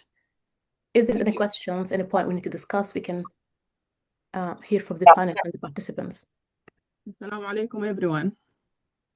Wa alaikum assalam wa rahmatullah. Sorry, joined late in the middle actually in your presentation, Hussein. Well done, number one. As Tamadur said, it's thorough, practical, and just straight to the points of clinical practice. And just 2 comments, because as I said, I wasn't in the presentation from beginning. So because you said high-grade tumor and high Ki67 is not an indication for neoadjuvant endocrine. It's right, because this is obviously is indication for neoadjuvant chemo. So this is why I think the explanation is because it is straight away if there is a high-grade tumor or high Ki67, which high proliferation rate, this is a straight indication to neoadjuvant chemo, not endocrine. And yeah. Let me answer this. For the Ki67, as you know, there is a threshold. So if you say more than 30, you indicate chemotherapy. Chemo, yeah. Between 20 and 30, you discuss either way. And, yeah. And under 10, you usually don't recommend chemotherapy. Yeah. So if there is a clear indication for chemotherapy, I said clearly in the beginning, neoadjuvant endocrine treatment is not an alternative to chemotherapy. Absolutely. Sorry.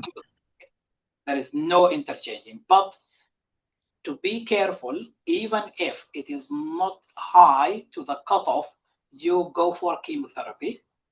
If it is like 15, for example, this is not clear indication for chemotherapy, but you expect less response in comparison to a patient with Ki67, only 5. Yeah. You need to put this in mind. And the same thing, if you have grade 3 cancer, by default, just grade 3 is not an indication for chemotherapy. You have to have another indications. Another indication, age, a lot of different. Yeah, if the patient qualifies for chemotherapy, there is no place for neoadjuvant endocrine treatment. However, if it is only grade 3, postmenopausal, 1 centimeter or 2 centimeter, no other indication whatsoever, I can still use neoadjuvant endocrine treatment, but I expect less response in comparison to grade 1 or 2. Yeah. And the other point is about why letrozole. You said you go straight to letrozole. I use the same concept if I'm thinking that I need like quick response, because from the research, it is well known that letrozole, it is the strongest one of non-steroidal aromatase inhibitors.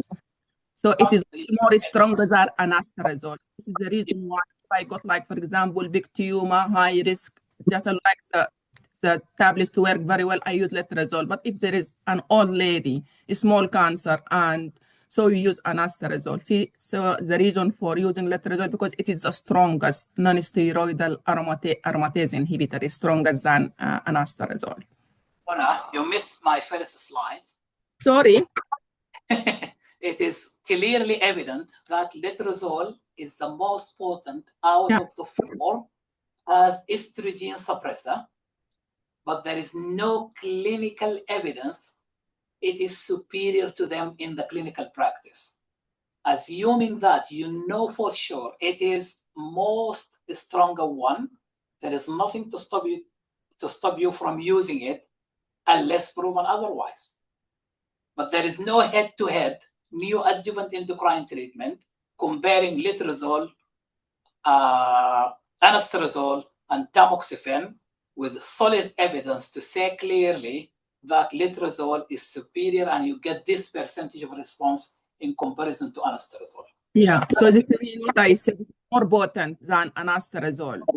And we can't compare aromatase with tamoxifen because we all know we use tamoxifen in adjuvant setting in premenopausal ladies. So it is completely different scenario because we use tamoxifen in premenopausal ladies with other comes to blocking of the ovaries. So let us just focus in neoadjuvant setting mainly because aromatase inhibitor in both menopausal ladies. So this is the comparison come from either between letrozole and anastrozole versus exemestane, which is steroidal aromatase inhibitors.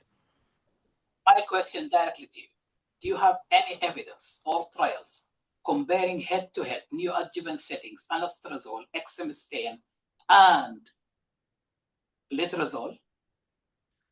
Well, I think that I don't know because there is a lot of treatment general, but no, I don't know. Muna, we think the network is a bit interrupted. We cannot hear you well. Okay. If you can just check your network. Can you hear me now better? Yeah, this sounds better. Thank you. What I said, I think it's difficult to compare tamoxifen with aromatase inhibitor because we use tamoxifen mainly in premenopausal ladies. Alone, do you have evidence that in clinical trial that letrozole leads to better outcome clinically in comparison to anastrozole? Not on the top of my head, but it is from trial there is I can find out it is more potent than anastrozole, letrozole. Potent is not our discussion. It is proven to be the most potent estrogen suppressor. Yeah, so this is what I. But it is a different thing, Mona, to know it is in vitro, in the lab, it is the most strong, or to translate this to clinical practice with a meaningful difference in comparison to exemestane and anastrozole. This is my question. I personally believe it is the most strong one, and I personally use it whenever I need good response, but I don't have scientific evidence to support this. Hassan, you are. All right, Hussein and Muna. Yeah, this is very nice discussion. We can listen to Dr. Ghassan as well. Mr. Ghassan, if you want to share your thoughts as well. Assalamu alaikum. Thank you, Mr. Hussein. This was a very nice and thorough presentation. السلام عليكم. وعليكم معلش السلام ورحمة الله والله أنا وبركاته. عندي ارتباط الساعة 2 حاسة الساعة 2 إلا 10. إذا ما Alright. قدرت أقدم حاسة معلش ممكن أسجل في وقت تاني. لا ما في مشكلة، أنا خليك تقدمي طوالي ونأجل الدسكشن ده لبعد التقديم بتاعك إذا ما عندكم مانع. دكتور غسان، دكتور حسين، دكتور منى. For a while and I will join to complete the discussion with me. تمام. You might join after Ms. Adi or any time that you think suitable for you. Thank you. I'm sorry والله لكن لأنه غيروا المواعيد دي كم مرة وأنا عملت السكيدول بتاعي على التغيير ده. ما في مشكلة. That's all right, Ms. Aida. شكرا for sharing your commitments. All right, so all right, our next presenter would be Miss Aida Mustafa. She's a senior and renowned oncoplastic breast surgeon practicing in Sudan. and she will be sharing with us the topic of implementing oncoplastic surgery in resource-limited setting, with particular focus on the situation in Sudan. So thank you, Ms. Aida. Thank you.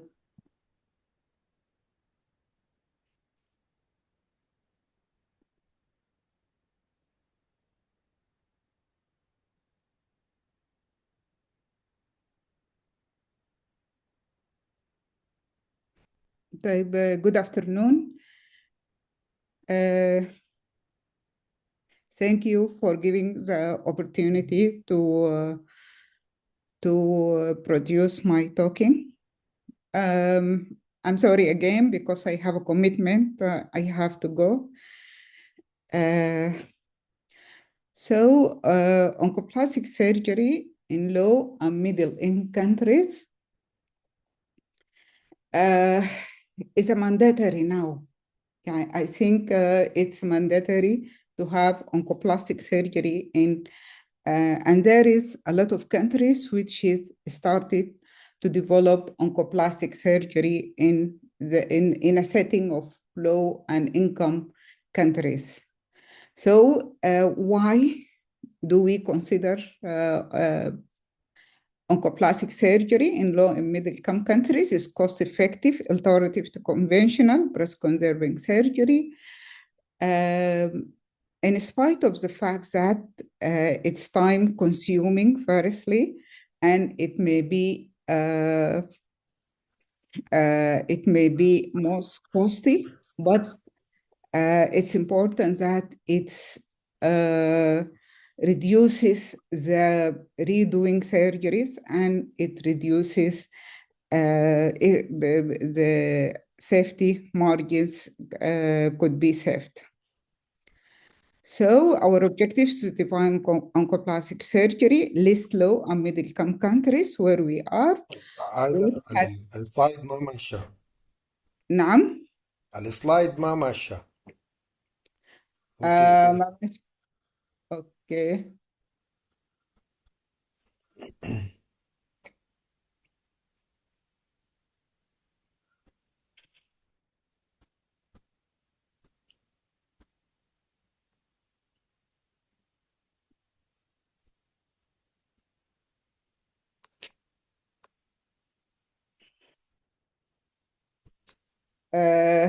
ما عارفه الستوب شيرنج ليه ستوب شيرنج من انا هنا I'm sharing it. اقفليها وافتحها تاني.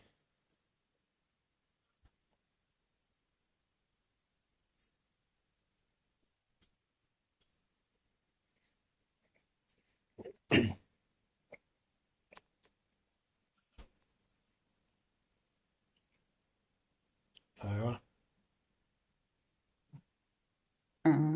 كده ظاهره لكم. ايوه اوكي سلايد شو.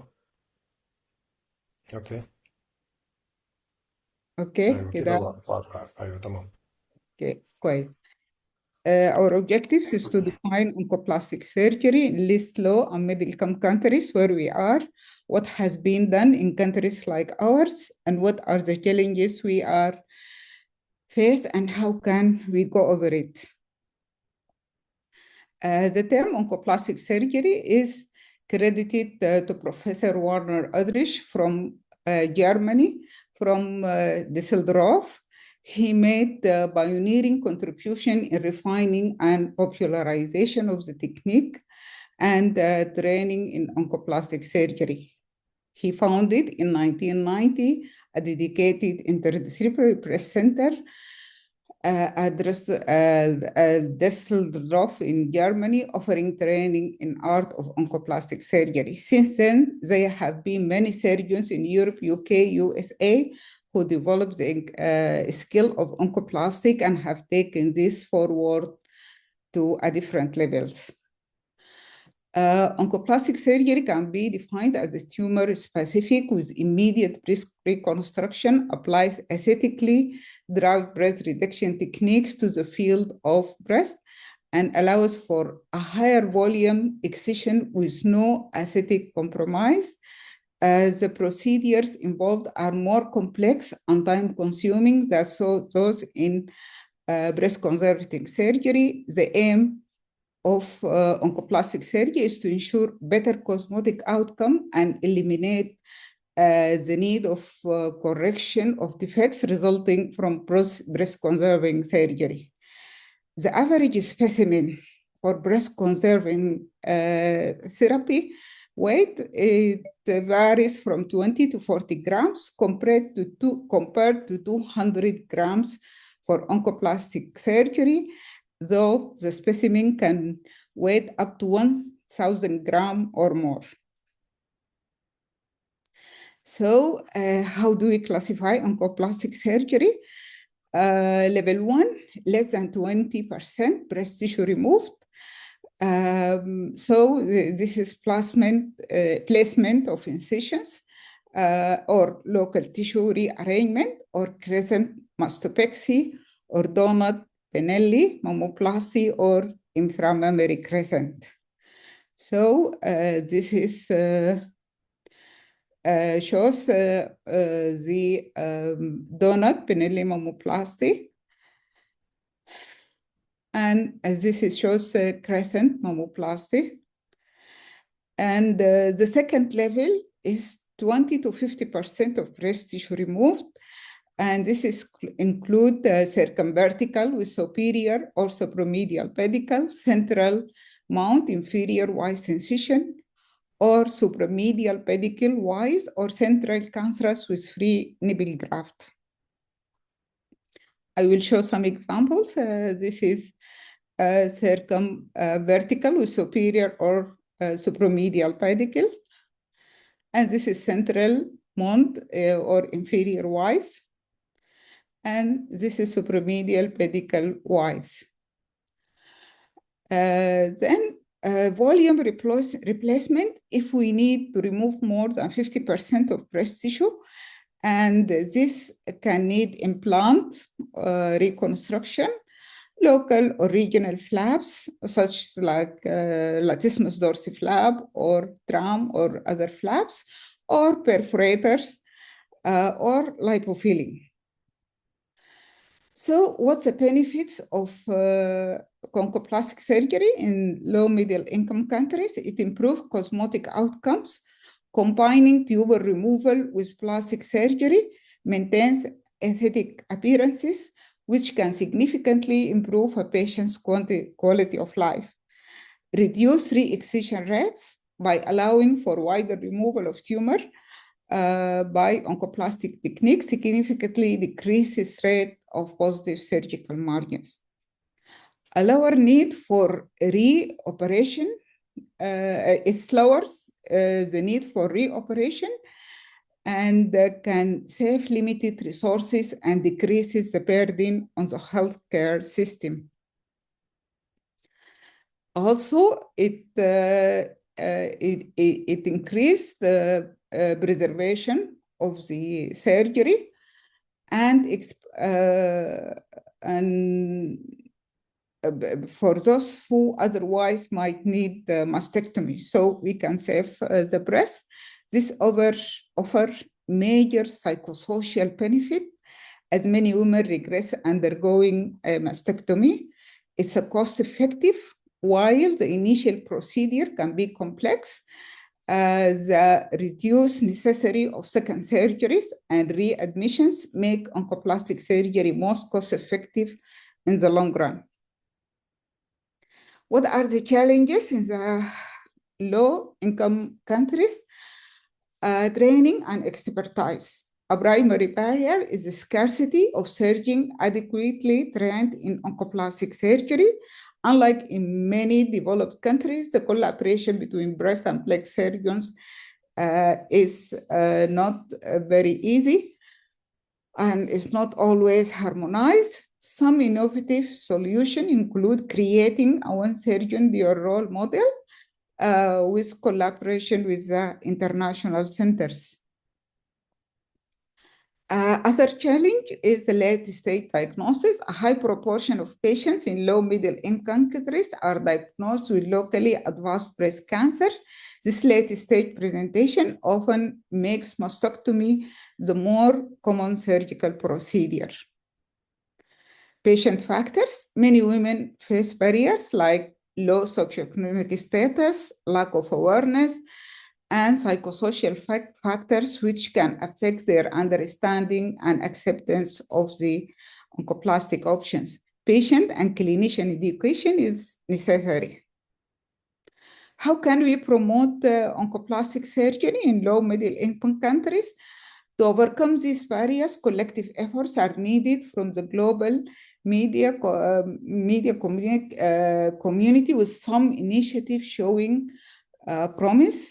Focused training programs that train surgeons in both oncologic and aesthetic breast surgery have proven effective in increasing access to reconstruction, as in India and Brazil. Research collaboration, post-operative, prospective, multi-center trials and registries are needed and need evidence on the utility and challenges of oncoplastic techniques within a specific limited context. Breast surgeons in countries like India and Brazil have adapted oncoplastic techniques to be more suitable and affordable for their patient population. Patient advocacy, increased awareness and advocacy can help address to strengthen the misconceptions that that may prevent from pursuing breast conservative options. Lack of standardized practices. There is need to standardize surgical indication and techniques and quality metrics to improve outcomes and facilitate data collection. Radiotherapy access is the limited availability of radiotherapy facilities is a strong obstacle that increases the rate of mastectomy and limit the feasibility of breast conserving oncoplastic surgeries. So we come to the second part.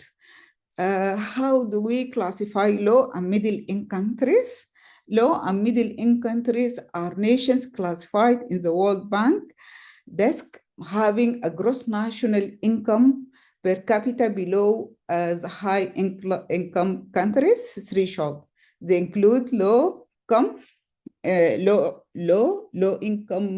lower middle income, and upper middle income economies, generally clusterized by developing economies. Key characteristics and examples represent drives group across Africa, Asia, Latin America, and parts of Europe, often defined by lower per capita income compared to developed nations. So by April, these are the low middle income in countries in Africa.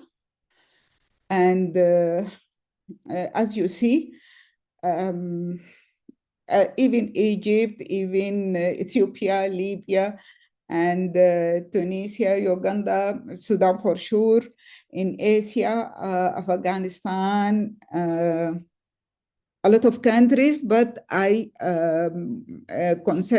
concentrated on the countries that we have taken as examples, India also. In Latin America, Argentina, Bolivia, Brazil, Colombia, Costa Rica, Cuba. And even in Europe, there is some countries which are considered as low income, like Albania, Armenia, Azerbaijan, and Georgia, Bosnia, and Herzegovina, Russia for some time, but it's changed. I will show you how does it change. So,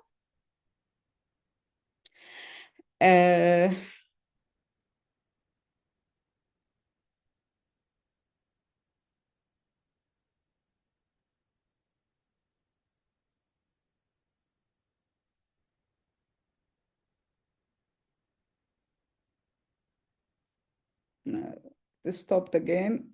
Sorry.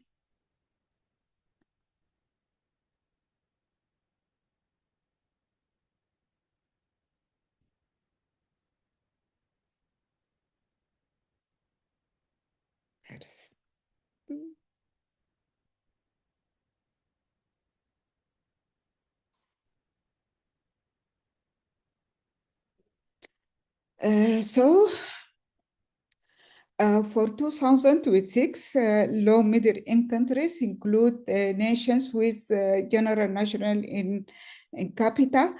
In the low middle income countries, they are estimated the gross national income 1 to 1.3 per capita income of a person. In the lower middle, the income is 1.1 to 4.5 approximately, and in the upper middle income, the gross national income per capita, it's 5 to 13 dollars.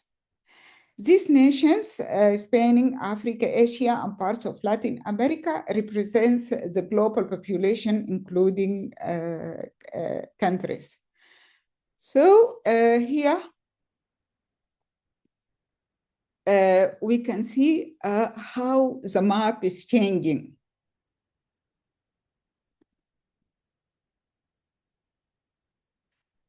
So sometimes we were in the low middle income, but now we came back to low income countries by 2026.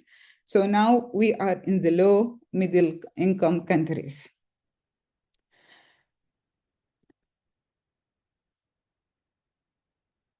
So the context that the World Bank Group is committed to helping developing countries achieve health coverage through a stronger, more resilient health system and produce quality, affordable health services to everyone, especially the most vulnerable.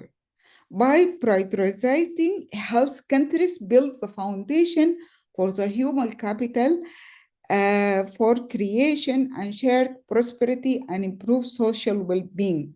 The World Bank ambitious plan to support countries to deliver quality, affordable services to 1.5 billion people by 2030 aims to address the significant inequities in about half of the global population without essential health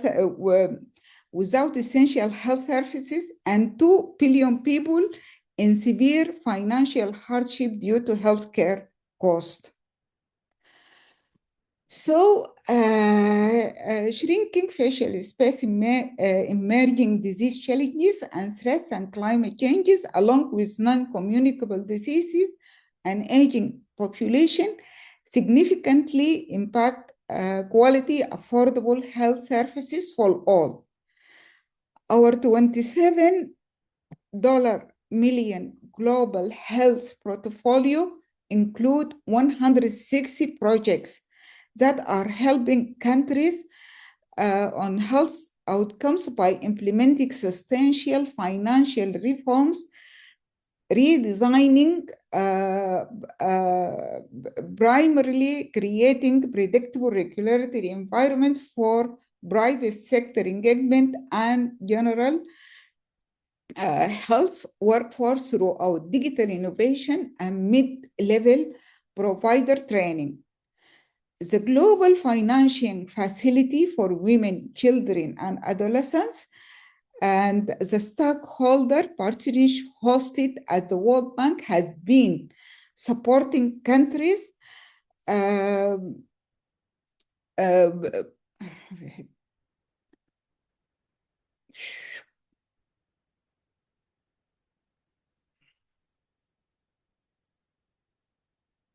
sorry, it seems I have touched something.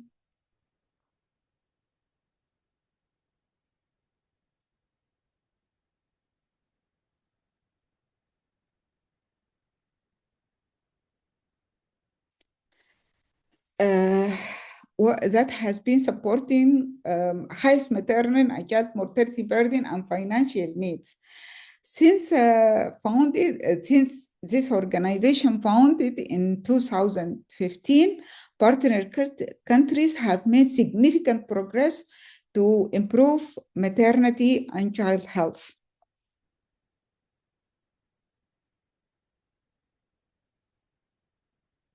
This is about our presence as a low and middle income countries and about the commitment of the World Bank towards these countries. So we should have addressed this. And the World Bank has started this work before the war, and they were providing mammographies and providing aids, and all these things has been stopped by the war. So we are studying the Brazilian experience in spite of the fact that Brazil now is going from low income countries to upper income countries, but the Brazilian prosthetic surgery market is certainly a case that deserves being studied. The encounter between a tropical climate and a Latin culture has favored its growth. A very receptive client base in an aesthetically oriented society. According to the most recent study on aesthetic procedures from the International Aesthetic Plastic Surgery Brazilian plastic surgeon, performed almost 7 surgeries per 1,000 persons in 2016. This is surprisingly high, especially if compared with 4.6 procedures per 1,000 performed by the American College in the same period. Also the Indian experience, India, wherein mastectomy still remains the mainstay of cancer treatment. Many centers now adopting breast conservatory is accepted, but they are moving towards oncoplastic training. Now is incorporated as an important component training in advanced certified courses in surgical oncology, recognized educational bodies. There is a study about oncoplastic breast conserving surgery in African women. And this systemic review revealed that the outcome of oncoplastic surgery in African women with that underdeveloped countries, literature search about 266 articles, but only 26 of these were included in the study. Majority of the studies were from Egypt and South Africa. The studies collectively evaluated 1,896 patients with a mean age of 48 per year. Mean follow-up period was 69.9, about 37 months. The most common histopathology was T2, 71.4%, invasive delta carcinoma. And this included patients who are receiving neoadjuvant chemotherapy. This systemic review revealed that outcome of oncoplastic surgery in African women with that,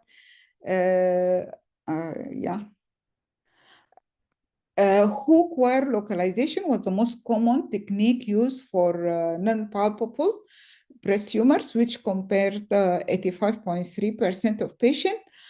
Of the study reporting oncoplastic technique, the latissimus dorsiflap, a volume replacement technique, was the most reported. Most patients were satisfied with their cosmetic outcome. Seroma was the most common postoperative complication.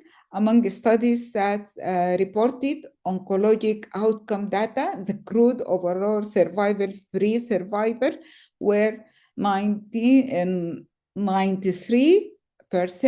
to 89% respectively. So this is in the countries around us. So what is in Sudan? What we can do, and what our challenges, and then we will come to what we can do. Absence of printed guidelines in most hospital and medical centers, and even in the private centers. Cancer care depends on each particular treating physician. Cancer care depends on available resources, and it depends on ability to access care, and it depends on patients' ability to pay in many occasions. Care depends on special referrals, seeking and getting to particular well-known physicians and hospitals. Morbidity and mortality exercises are rarely practiced in hospitals. Monitoring of outcome is limited to a few major academic centers who perform clinical research. Medical liability, minimal physicians and hospitals may easily get away with errors. Few systems to protect patients, no fair compensation, some rule disproportional penalties, fatalistic attitude of families.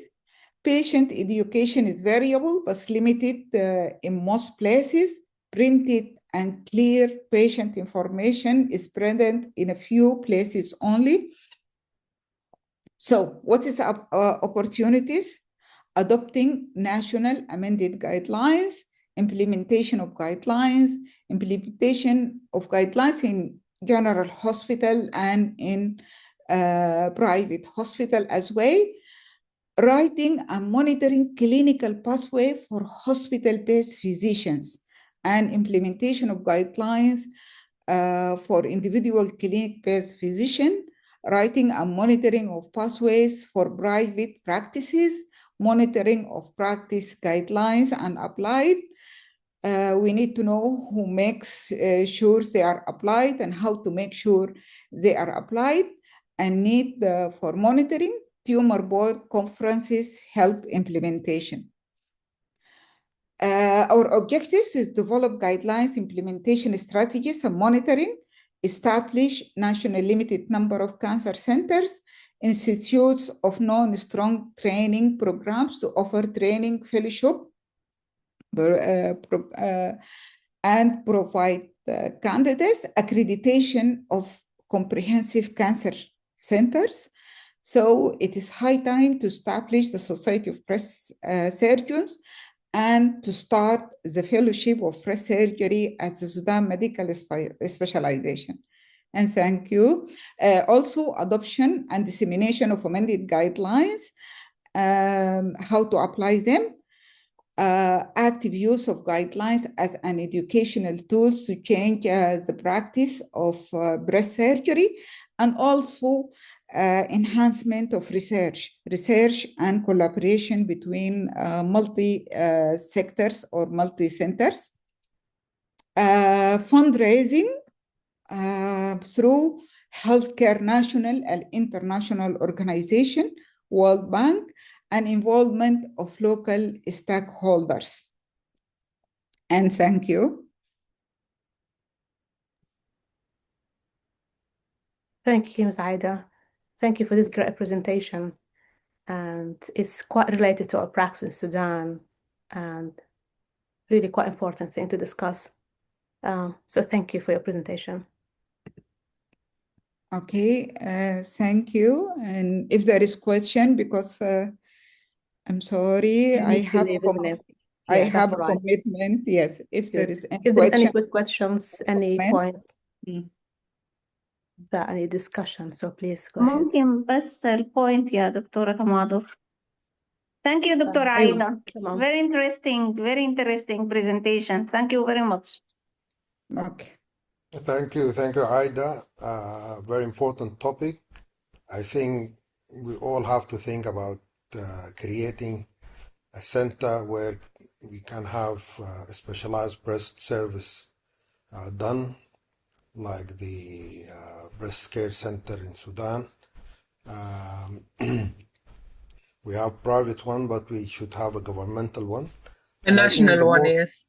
yeah, and I think the most important thing is the getting a trained staff who can do the oncoplastic service and try to train as many junior doctors to do this service and get this culture in is important. I don't think the oncoplastic surgery itself need a lot of facilities, but I think we have to invest in the personnels. This is the most important thing, and I think one of the priority of the Ministry of Health and the governors in Sudan is to make sure that we train good number of staff to continue this service. Again, very important topic. Thank you very much, Aida. Thank you. Thank you, Mr. Omar. Thank you. Thank you, Aida. Really very important topic. And I think that all of the gathering we do, guided by Rabab, is for this concept to have like a proper system, a proper way to train our people and to treat our patient in Sudan in a better way rather than what is happening now. So it has to be like a collaborative effort between all of us as multidisciplinary. And as Mr. Omar said, yeah, training is an issue and facilities as well. We can't control facilities, but we can control training from our side. And we are happy to train because we got a lot of oncoplastic surgeon abroad. So we are so happy to start the process of training, starting from these webinars. This is the good start. And then hopefully after this war settle, yes, we'll carry on. We'll carry on. And Exactly. Yeah. Yeah. Thank you, Mona. Thank you, Ms. Aida. And I think the most important thing is to have the place and the proper channel for doing the training. So we should have bodies, or we should have institutes like the international institutes for training the junior colleagues. And as we have a lot of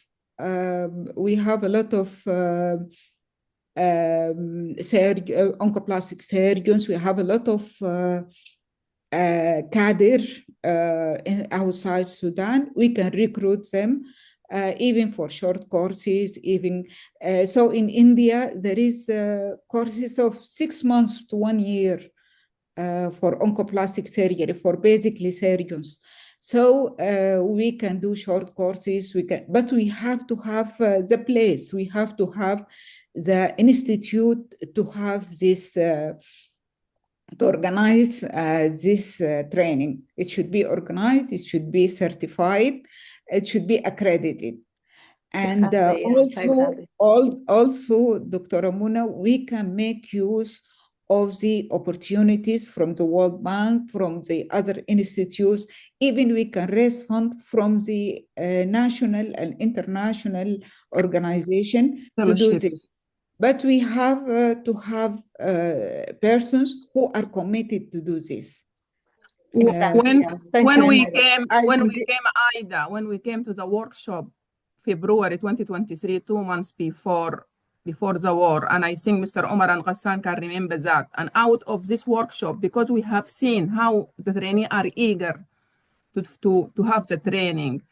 And out of this, I think we have made like a group, and there's an idea of performing like a fellowship during Sudan Medical Specialization Board. So we started this process. I think we included you and a lot of breast surgeons on that group. And so if this is a good start, because through this, because it's going to be accreditation, it's going to come from the Sudan Medical Specialization Board. And then, yes, we wanted to finalize the best way to do that, but out of control the war. Exactly, We'll go back to where we started from. So this is quite a valid point, and this is related to what Dr. Rabab mentioned a bit earlier, that we can start with a study that has been suggested by yourself, Ms. Aida, in the last symposium in October, that we need to do like what we call like a survey study to assess situations at the moment and see what exactly needed. And then from that point, we can start. So Dr. Rabab was asking whether that study has been established or is still under planning. The questionnaire is ready now, but I found it heterogeneous because I designed the questionnaire to know the infrastructure, and we need to know the infrastructure in radiology. We need to know the infrastructure in pathology, in oncology. So I may need some meeting with the group to discuss, to do it separately. One questionnaire for the radiology department, one for the pathology, and one for the surgery, or to do it for the whole group. It's a very heterogeneous, and All we right. need So to know that a good what is starting going point, on. Ms. Aida. Yeah. Yeah. So we can get the help as well from other expertise, like for example, the Yeah. epidemiology and public health team. Definitely. They can really help with designing this questionnaire to be more targeted to that population, Yeah. and then we can apply it and just collect Yeah. the data. So we can Yeah. arrange that meeting, put this plan into action, and Yeah. have like a time plan for Yeah. that. When to In start, when fact, to have that meeting, and what the personnel that might be helpful. in And fact, also, I we need to have discuss whether this study will be ready to be discussed in October of this year, or we need to postpone it and just present it whenever it's ready and have another topic for October of this year. What do you think? Yeah, in fact, I have the questionnaire ready, but at the end I found who is going to fill it. I need to know at the practice level who is Yeah. doing the radiography. For example, in the group, I saw some mammography who was done by a technician, by an X-ray, by a normal X-ray. And so who is doing the radiology? Who is doing the histopathology? Who is doing the surgery? And what the Yeah. infrastructure now? That would be a bit difficult to answer at this situation, isn't it? Because And we it's do changing the work whole in time. exceptional situation. It's not the ideal situation at the moment. It's a weird situation, and things Yeah. are not really done in the way that usually been done. So Yeah. we might need to modify that And as it well. is changing all the time. Every month it's different. Yeah. Okay. يعني there's So a that's lot another of point we change need to taking consider as place. well. Sorry, so when it will be the starting point for this study, and is it going to be discussed on next October or not? Because just we want to readjust our schedule for this year. I think we have about 6 months to October. So I think if we can sit and design the questionnaire and distribute it, we can have the results by October. Okay, good. So yeah, we can start I on this have plan. suggestion, Dr. Aida. Dr. Aida, Yes. Yeah. I have suggestion. If you don't mind, يعني if you agree with me. طيب احنا نمشي البلان. طيب عندنا الآن عندنا one day symposium about overlooked breast cancer في كل الديسيبلين or missed breast cancer. طيب كنا عايزين نعمله في ماي وفي ناس قالوا ما جاهزين يأجلوه شوية، ففي كان عندنا الادفانس بريست كانسر في جولاي by the end of July. فأنا قبل ما نبدأ اتناقشت مع تماضر بحيث إنه يعني أنا خدت في بالي السجشن بتاعك أنت لأكتوبر، ويعني عشان نعمل adjustment للتو توبكس ديل، فبقترح إنه نحن نمشي حق ماي في جولاي وحق جولاي في أكتوبر، ونشتغل في الاستادي. متى ما الاستادي بقى ريدي at any time نعمل له سيمبوزيوم يكون related للموضوع ده يعني لحاله كده، عشان يعني لو بيكون في ريسك اذا ما لحقنا خلصنا في اكتوبر والبلان بتاعتنا هتتلخبط، فاحنا ما مشكله خلص قبل اكتوبر، احنا نعمل له وان داي سيمبوزيوم ونناقشه. خلص بعد اكتوبر نعمل له وان داي سيمبوزيوم ونناقشه. ما في مشكله. تمام. This كده مش sounds very, افضل؟ very flexible plan, دكتورة باب. At least this sounds as a flexible plan. يعني حتدينا Yes. flexibility كويسة. وفي نفس الوقت لأنها population based study احنا we cannot predict how long Yeah. it will take. No. وعايزين Yes, نعملها it's true. بطريقة proper. فالأحسن نقطة عايزينها مع بروبر، things. عايزينها بروبر عشان ما أيوة، نضغط فممكن روحنا، نخليها وإذا حصلت أي إشكاليات، فعلى كده نخلي الميس بريس كانسر by the end of July، وأكتوبر يكون عن advanced breast cancer not locally advanced metastatic and local. طيب، وأنا أخلي الموضوع بتاع البروجكت ده flexible، والناس Whenever it's ready. تحاول إنه to start from now. متى ما جهز الناس تعمل له سيمبوزيوم وتقدمه. طيب, can we set like a time frame when we could meet to finalize the questionnaire? Identity, you are ready. So let's include the other branches. أي ما في مشكلة، عايدة تديني خبر وأنا بنزل إعلان في الجروب للميتينج عادي. يعني كحاجة رسمية إنه هيكون في ميتينج بخصوص الحاجة دي، وإذا أي حد عنده تحفظ على المواعيد ممكن نعمل adjustment بحيث إنه أكبر عدد من الأعضاء يكون available. Perfect. طيب أنا من هنا لغاية 24 أبريل حكون فاضية. فإذا باقي الديسيبلينز دكتورة نادية أنت كيف معاكي؟ طوالي. يعني أوكي. يوم كم؟ لغاية 24 أبريل. من هنا لحد 24 أبريل تقصدي؟ يس، يعني 20 يوم دي أنا حسب يعني أبقى available. بعد ذاك حكون شوية مشغولة يعني. أوكي طوالي. anytime you say. شوفوا طيب نحن ممكن عندنا نحدد أي سبت أو أي أحد الناس بيكونوا شوية فيه. أيوة، لأنه نحن عندنا دكتورة آمنة باثولوجي حتقدم عن الريسيرش ميثودولوجي جمعتين، وعندنا لكن حتكون جمعة يعني، فما مشكلة ممكن نعمل في أي سبت فيهم. تمام. واسمه منه هو MDT.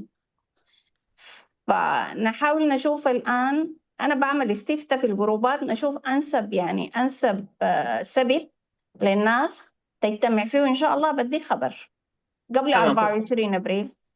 أوكي تمام. طيب إن شاء الله. إن شاء الله. أوكي. Any further discussion?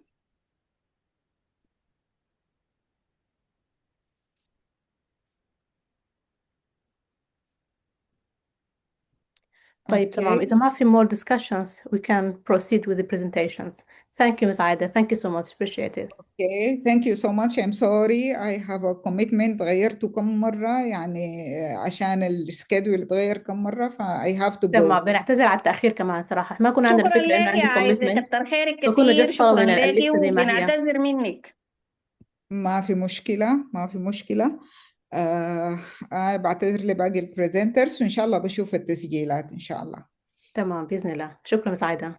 السلام Thank you so عليكم. much. الله يبارك. الله يسلمك. All right, so our next speaker will be Ms. Muna Suleiman. She's a senior oncoplastic breast surgeon practicing in the UK. She will be discussing with us the topic of mammoplasty in relation to the theme of early breast cancer. So thank you, Ms. Suleiman. If you can start and share your slides, please. Okay, just sharing now. Can you see my screen? Yes, we can see it. If you can just be on a play.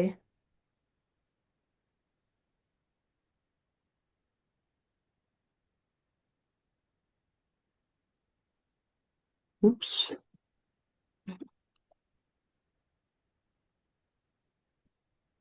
That would be the fourth icon, Mona, the one after it. I'm just, because it's difficult, I'm pressing now the fourth icon and it is multiple. Yeah, I think you just press the third one. You just need to press the fourth one.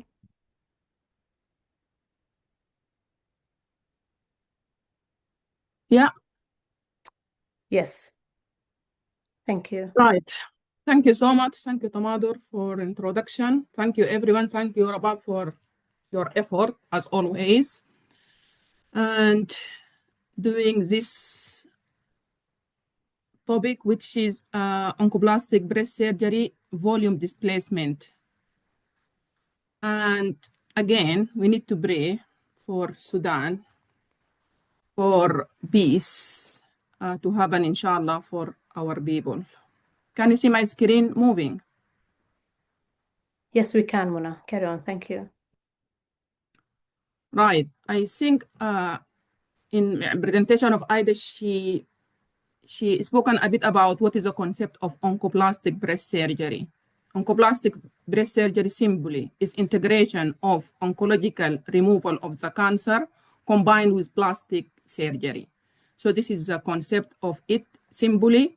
And as she said, we need to have like a proper training because there was a lot of like discussion initially before the introduction of the concept of the oncoplastic breast surgeon. Who will do that? Is it the breast surgeon to do oncological treatment and then plastic to do the plastic work, or no? We have to combine, as a surgeon, to combine both terms by doing a specific training. And now there is a lot of opportunity to have, as we discussed in Ida presentation, to have a training to do oncoplastic work. So breast surgeon can do this training, specific training. There are a lot of channels to do that, to become oncoplastic breast surgeon. And I think Ida has covered all that. I'm not going to repeat that. So the whole idea of that, we discussed it. And because of the breast cancer ladies, they live longer nowadays. So they have to have a better quality of life and good self-esteem after cancer treatment. And because of, if we do breast conserving surgery without combining this with oncoplastic, usually we got a poor cosmetic results. So the whole idea of oncoplastic breast surgery to improve the long-term outcome of breast conserving surgery, especially we know there is a combination of radiotherapy that might affect the breast cosmesis. And the other thing about oncoplastic, it facilitates removing, as Ida said, more volume of breast tissue than the traditional volume. The most important paper in oncoplastic breast surgery, it is Krishnaklov's paper that was published back in 2010. This is very important paper because the idea of this paper to develop like an atlas to guideline the way of how to do the oncoplastic surgery depending on each quadrant. And the most important thing, in my opinion, from this paper that Krishnakov has managed to classify the oncoplastic breast surgery into 2 levels. And as you can see from his paper, level 1, volume, usually when we do normal wide local excision, usually we take up to 10 maximum, 15 maximum % of breast volume, and then we should be able to reposition or to repair the breast tissue to have a good acceptable results. But when we move to the oncoplastic breast surgery in level 1, we can remove up to 20% of breast volume. And in level 2, we can take up to more than 50%. Actually, it used to be 20 to 50, but nowadays we are speaking about what is called extreme oncoplastic. And extreme oncoplastic, we can speak about taking more than 50% of the breast volume.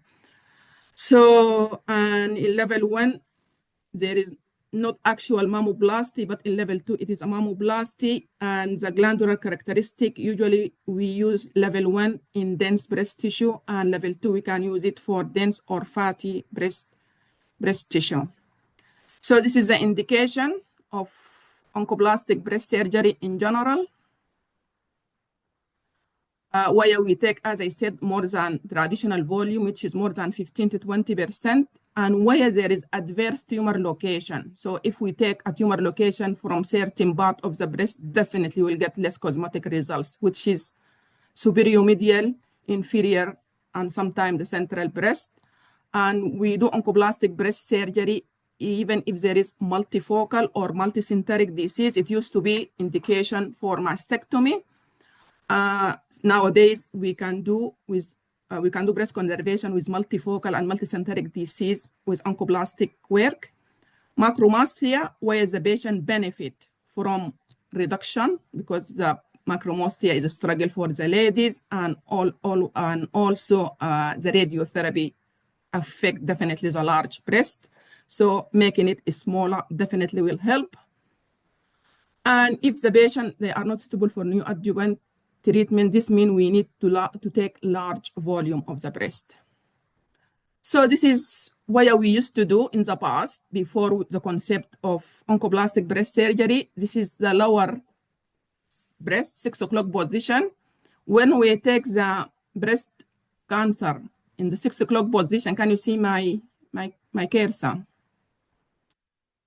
Yes. What happened usually? Yes, We got lots of volume, we got scarring, and this scarring pull down the nipple, and we got the typical what is called bird beak deformity. This is used to happen a lot before the concept of oncoplastic, which if you can see is not nice. Adverse tumor relocation when it is in the lower ball. If we don't do anything oncoplastic, this is the end results, which is horrible for the ladies because, as I said, they live longer now. And if the tumor in the upper central, the breast, this is what we get. Right. What is the techniques of oncoplastic? There is 2 techniques. What is called volume replacement. In volume replacement, it is when we take the volume of the breast, we replace it with some tissue from around, not from the breast itself. And in the volume replacement, the technique we use is perforator flap, chest wall perforator flap. Hassan will speak about that after me. And lipomodeling as well. Lipomodeling just take fat from somewhere else in the body and inject it where we have the volume deficiency. And the second technique is volume displacement. Volume displacement, when we take large volume of the breast and reposition the rest of the breast tissue to fill in the defect of we took for the excision of cancer. And this can be classified, as Krishna Kloff said, into 2 levels, level 1 and level 2. We spoke about that. And the example of level 1, where we don't need to have like big excision of the tumor, we don't need to have a big excision of the skin, we don't need to have a big excision of the parenchyma as well. The example as bat wing or round block. And in my opinion, maybe Ghassan can agree with me, because we use level 1 for medium breast volume or small breast volume with no ptosis or small ptosis. And so we can use level 1. But nowadays, for the same group of patients, we can use volume replacement. So in my opinion, level 1, we don't do a lot of level 1 nowadays because it is replaced by volume replacement, which is most commonly the chest wall perforator flap. In level 2, which I'm going to speak about, which is more complex procedure, where we need to remove large tumor, we need to remove more skin, and we reposition the breast tissue to make it look better cosmetically. So this is example of level 1, bat wing mastopexy, and the name came from the way of the scar and how it look. And it is typically can apply this where the tumor is close to the skin and around the nipple. So we can excise the tumor, we can excise a little bit of skin and replace this small area where we take the tumor with some tissue from under the breast, and then we close it, and we're gonna give a bit of good results and a bit of uplift. And this is the round block. Ideally of the round block, which is level 1 technique. We do the scarring or the incision around the nipple, and we de-epithelialize the area around the nipple.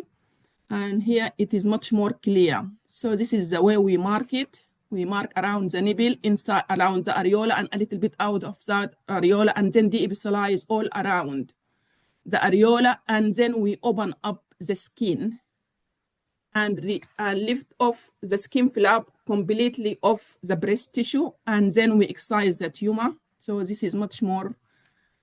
So when we lift up the whole flap and excise the tumor from here, then we just put the rest of the glandular tissue together and then close up the skin around the areola. And this is how it looks after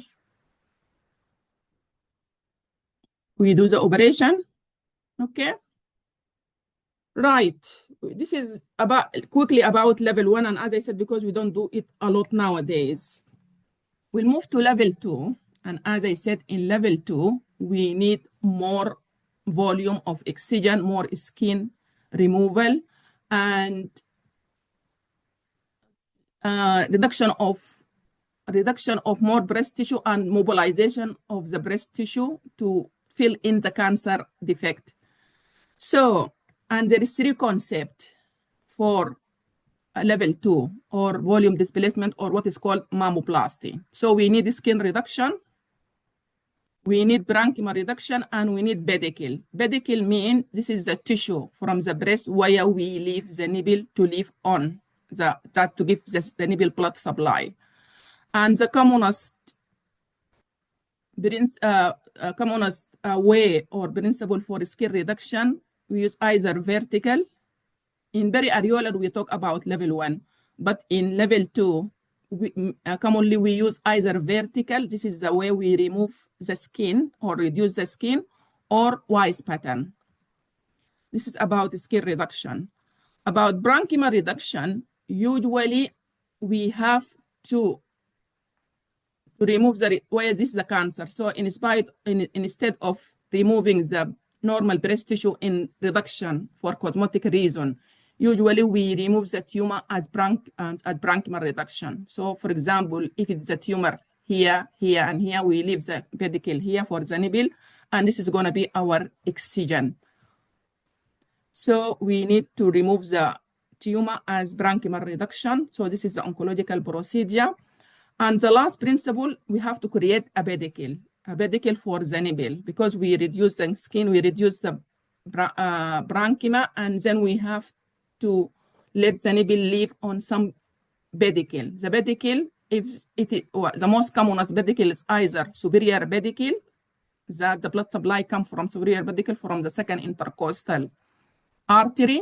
Superior-medial pedicle, the blood supply usually comes from the third intercostal artery, and inferior pedicle, the blood supply commonly comes from fifth and sixth intercostal arteries.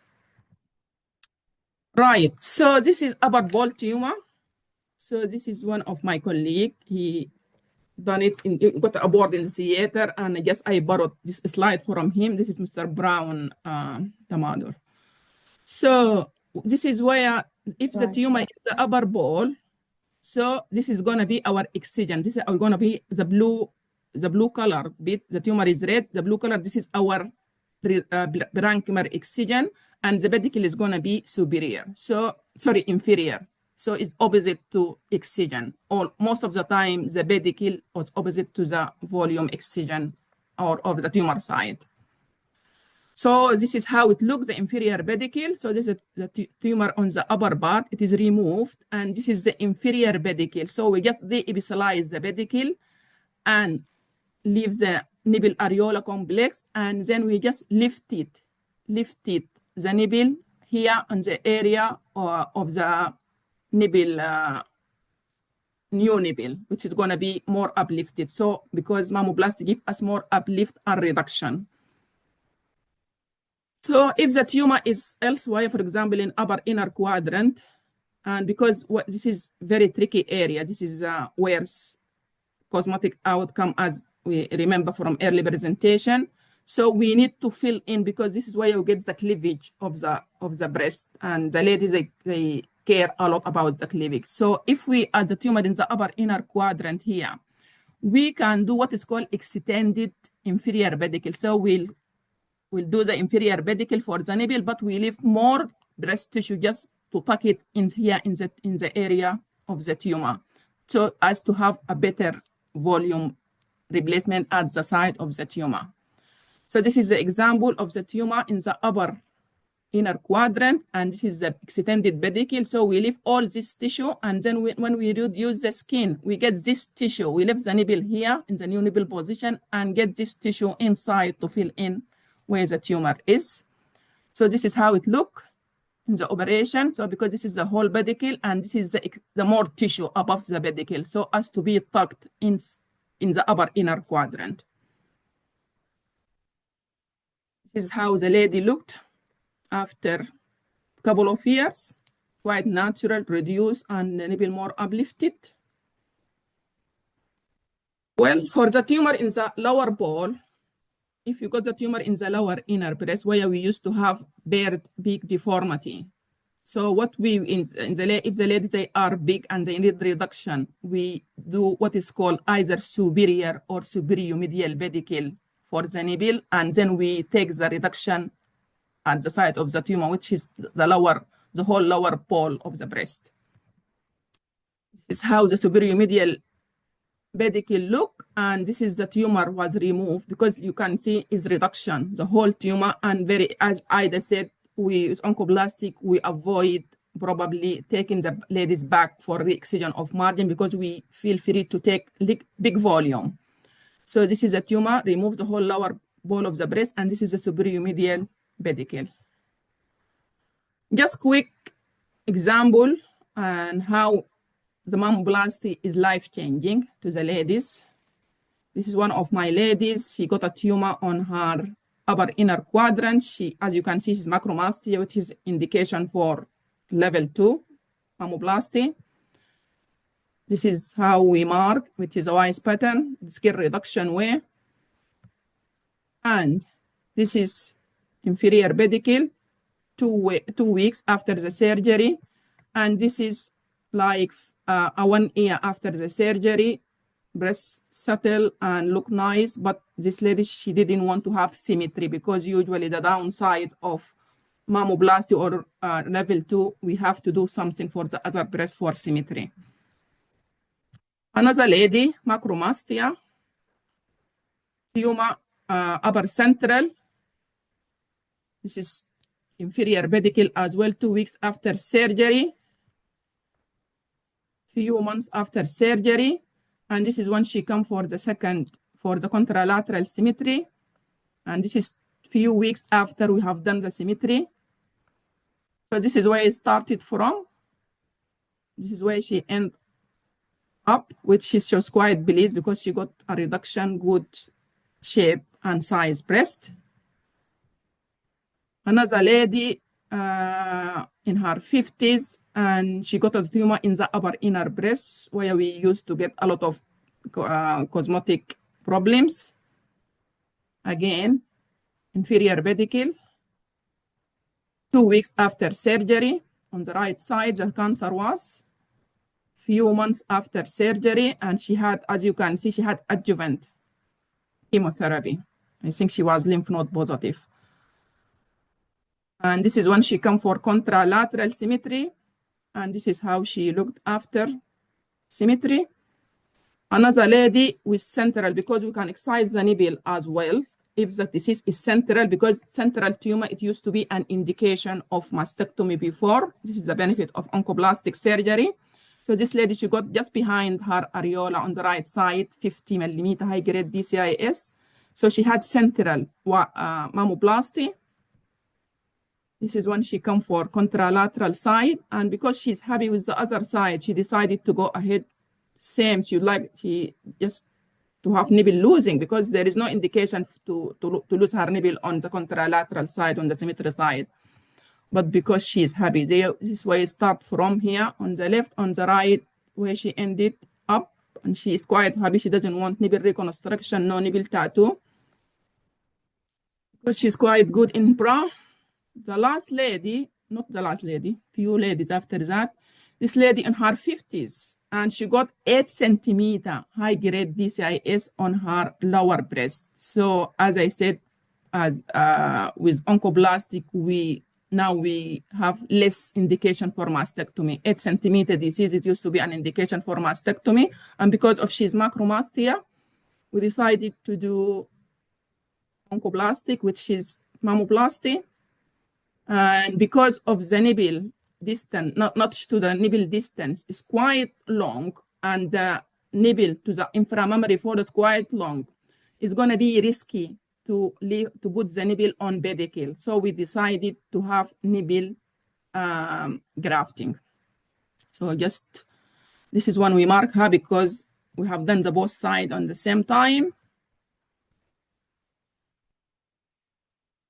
So this is her after operation with bilateral nipple grafting, which is life-changing to her. Vertical mammoplasty, again, we don't do it a lot like before because of the concept of oncoplastic surgery, because here the scar is like a lollipop with a small skin reduction and a minimal of uplift of nipple.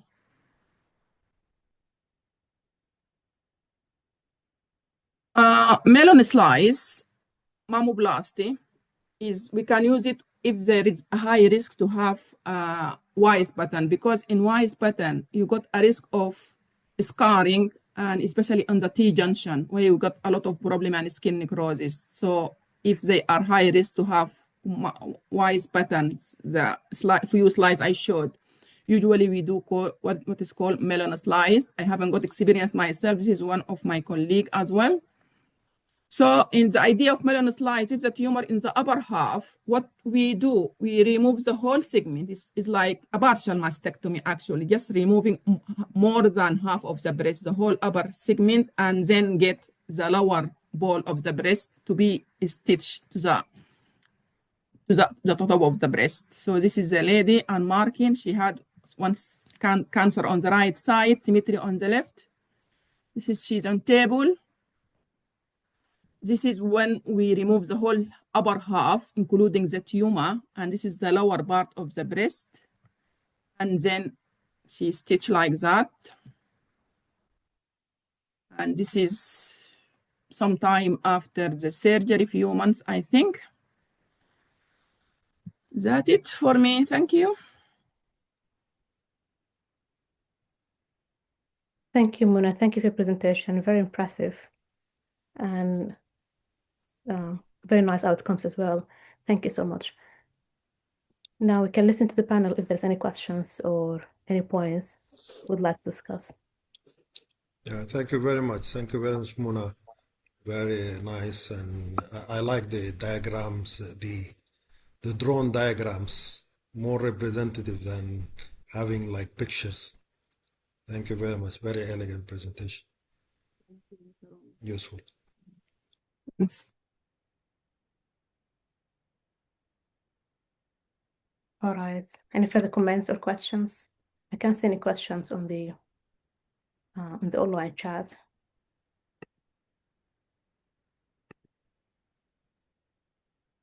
All right. So in that case, we can proceed with presentations, and then we get the next presenter or speaker. That would be Mr. Ghassan. He's also a senior oncoplastic breast surgeon practicing here in the UK. And he will be discussing with us the topic of chest wall perforated flaps. So Dr. Ghassan, if you're ready to present and share your slides, please. Assalamu alaikum. Wa alaikum assalam wa rahmatullah. Thank you for having me again. And Yeah. I would like to thank all the presenters as well. Very nice presentations so far.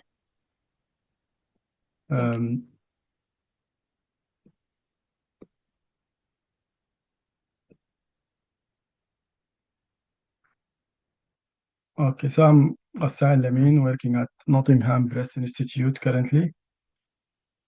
And I'll just go through chest wall perforated flaps. As Mona mentioned, that nowadays it's used in replacing volumes for big excision and also for small incisions. And that's why, again, I agree with Mona, level 1. Yeah, for very tiny level 1, even nowadays we can put just Surgicel in that cavity and close the cavity on top of it, and it gives really good results. But a bigger than 15 millimeter kind of excision, I think you are mute, Muna, if you are saying something. About Surgicel, I said to you, it's only on Nottingham. I haven't seen it elsewhere in the UK. Yeah, I have seen it in Nottingham as well. I think this was Macmillan, Douglas Macmillan thing. Yes. I have seen it in his presentation, yeah. Yeah, and he does wide local excision from retromammary. So he goes from IM crease behind the breast to do his wide local excision. So he doesn't go on top or lift skin flaps or anything like that. Just going behind, do the wide local excision, put the Surgicel there and close. And well, like surprisingly, he's getting really good results. But now also Steve McCulley, who's also one of the pioneers in the chest wall perforator flaps, his new thing is to use very small L-tap flaps to fill the cavity. So that he doesn't use the huge, big L-tap flaps or LICAF flap, just small, as much as you need to fill the cavity. So he does his excision first, and then he decides the size of the flap, mobilize the whole L-tap vessel, and just plug the cavity with that flap. So this is his new thing.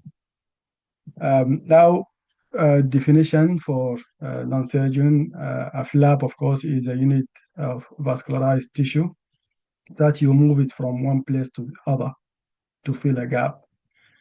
And usually this is based on the vascular anatomy. So you need to know which blood vessel is supplying that unit to mobilize it with the blood vessel. And this unit or the flap can be pedicle when you just move it and leave the pedicle attached, that vessel attached to its origin, or free flap where you disconnect the blood vessel and re-anastomose it somewhere else. And the pedicle flap can be random, and that's like rotation flap. So if you know the blood vessel supply will be coming through this direction, you can just base your flap on that direction, move the flap around without isolating, visualize, or mobilize the vessel itself, or axial, where you find the vessel, mobilize the vessel, and put the flap. And that's what's done usually in the perforator flaps.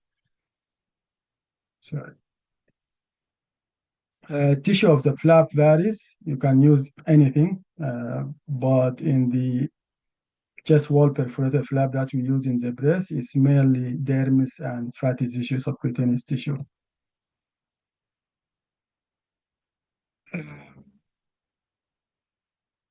So, of course, its survival depends on the perforators, and this is just a bit of history where it was discovered. Now, one thing about the skin is the vascularity. The skin is very vascular, and there are multiple plexuses, starting from the subepidermis, dermal, subdermal, subcutaneous, and prefacial. So there are many plexuses. That's why the thickness of the flap is important here. Besides, if you isolated the vessel supplying the flap, you better keep the thickness intact, the whole flap thickness, to ensure vascularity of the flap. Now the perforators, if we look at the cross section, the intercostal arteries and vein gives the lateral perforator, and that is the base for the LICAF flap, anterior perforators, and that's the base for the ICAP flaps, and the medial perforators, and that's the base for the MICAP flaps. And then on the side of the breast, of the chest wall, there is the lateral thoracic artery, and that gives rise to the L-tap flaps, thoracodorsal artery, and this is for the T-dap flaps. And of course, they all anastomose somewhere with the LICAP and the ICAP. So depending on this and the location of your cancer, you decide which flap you are going to use.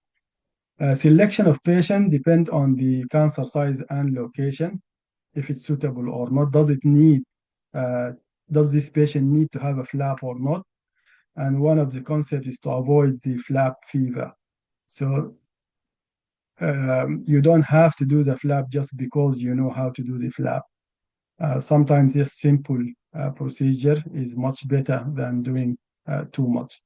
So cancer size and location, patient health and comorbidities, you better avoid complex procedure in comorbid old ladies with like smokers. And patient body builds, very slim patients, you might not find enough tissue. You will end only with like a skin without fatty tissue, and therefore you better look for other options. Breast contours and symmetry. Sometimes your patient has asymmetry from the start, and that therefore you might need to avoid or to go to other option like mammoplasty for symmetrization, or to use both mammoplasty with flap. So that you don't have to end with the same asymmetry, just like putting patient back to the same shape and size. This might be a chance for the patient to correct the symmetry. And also patient preference. What the patient want. Like this lady who had bilateral DCIS in the outer part. So I offered her two options, either doing a racket handle or tennis racket mammoplasty on both sides, or to do chest wall perforator flap again on both sides.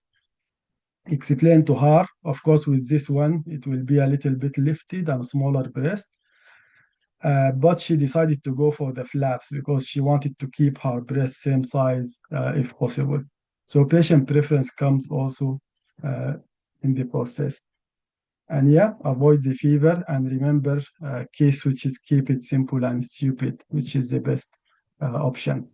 Now flap marking, some units use Doppler, we do now, or others just go blindly because they know the perforators will be there. Most of those who are used to do light cap flaps, they go blindly because light caps are always there, and you don't have really to visualize them or to isolate them. Different schools of marking. You can just go horizontal or go oblique. You can have the S shape or use the whole flaps, like different styles, and everyone can modify what they are doing. So there is no fixed rule and no even for myself, like I changed along the way of what I'm doing. One thing to remember in the marking is the pivot point, and this is the most important part in doing the perforator flaps. Always remember patient when they are lying down and they are under the anesthesia, most likely their muscles are relaxed and their breast is falling to the sides. So what you do and the flap you are putting will change shape and position completely when they stand up and when they regain the muscle contraction. Therefore, when you are marking the patient, you mark them while standing. You need to remember your pivot point, which is where your flap will move. So this is the L-tap. After saying use the Doppler, I know my L-tap is going down that way. My cancer is there. I have to make sure that the length of my vessel from the pivot point is equal or longer than the length of the distance from the pivot point to the cancer. And remember, it's a three-dimensional, so you are going in and forward. So less than that, it will be shorter. And you might still use the length of your flap because you'll flip it around. But this concept is very important to remember when you are doing a flap. That's for the L-tap. For the light caps, your pivot point is here. It's very short pivot point. And therefore, in the L-tap, in the light cap, usually you will need longer flaps. And you will need to remove all the breast tissue here up to the edge. So you need a bigger flap for the light caps. And again, this length from your pivot point should be equal, if not bigger, than the end of like the inner part of your wide local excision. Now, as I said, one thing I changed recently when doing the marking, I drew both. Like if I have the L tab, I'll use the small one because I don't need that big. But if I couldn't find the L tab or I damaged the L tab, then my like cap is here and I use the long, bigger one. And I'm doing that now because, as I said, Steve McCulley is using small flaps for that, and he does that intraoperatively. He decide, but just to avoid the unplanned shape of scar changing intraoperatively, I just plan it earlier before surgery. Which do I use? And it worked well for me.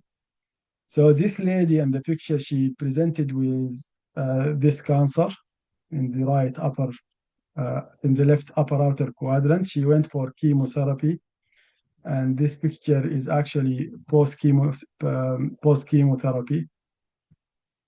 And so the marking, I mark first the footprint of the breast itself. Just to save time, I'll keep pushing. This is the cancer where there is some skin dimpling. I'm going from the IM crease using that fault.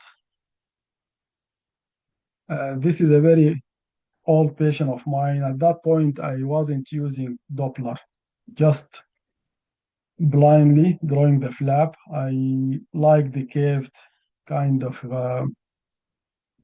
marking rather than straight line to avoid the dog ears.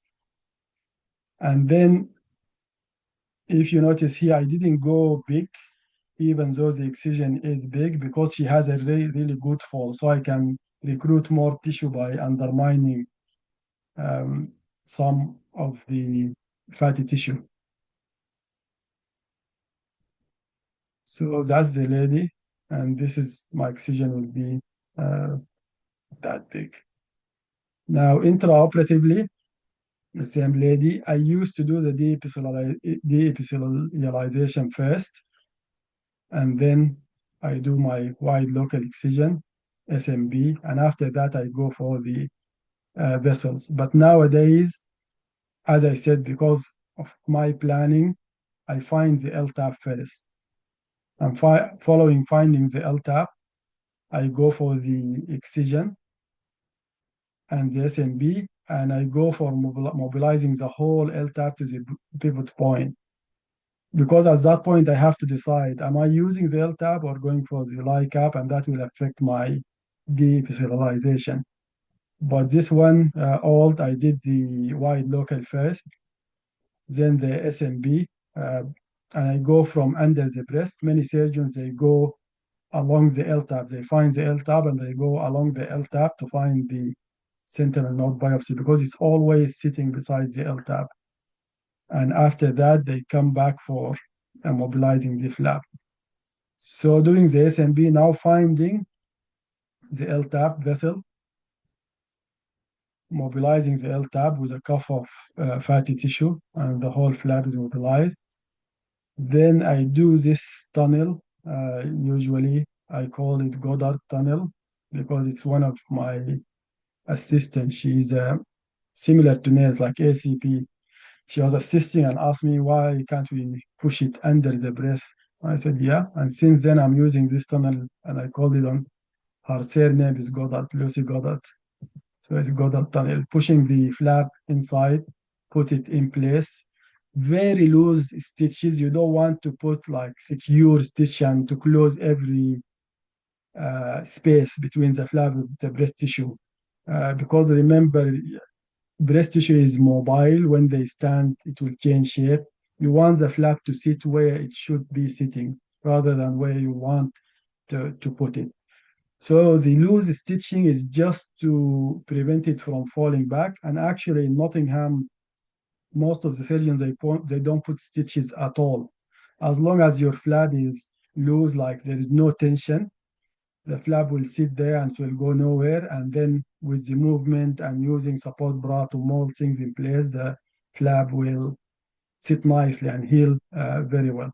So very loose stitching, and this is the closure of the skin. and that's the lady post-operatively. This is a lady we gave options for either flap or racket handle, and she has chosen flap. This is her mammogram, DCIS on both breast, marked. So just calcification, I think 3 centimeters, about 3 centimeters in both sides. And this is her wide local excision. Intraoperatively, the marking here, we use like an lazy S-shape kind of marking to do the procedure while she is supine. Little bit of a lift. Usually in these flaps like cap or L-type, patient is tilted to the side, or it's done all on the side position. But in this case, because we were doing bilateral and this is unusual, she was supine, we use a bit of lazy S, and both sides were done simultaneously with another surgeon. So deep sterilization, again, excision, finding the vessel, mobilize the flap, put it in place, closure. And that's the lady post-operatively.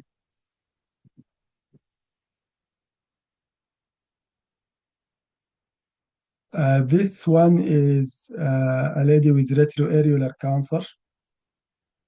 The cancer was small, but it was very like it's just behind the areola. As Muna said in the past, this used to be, especially with this such small breast, used to be an indication for mastectomy. So for this lady, I decided to go for a ICAP flap and using some of her skin. And at this point, I had a Doppler, again marking the footprint of the breast.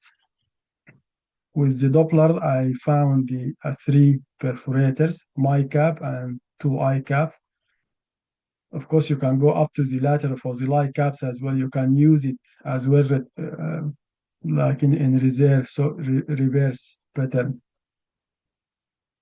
For the marking, I go about half to 1 centimeter above the IM crease. And then my marking, I try to avoid going beyond the edges of the breast, the medial and lateral edges. And I use kind of straight line rather than crescent on both edges. And nowadays, even in the lower part, I go a bit of convexity in the lower part of the flap. So the central excision, we need to remove the nipple and areola here with the cancer, and therefore I wanted to keep this skin island of tissue to fill that gap.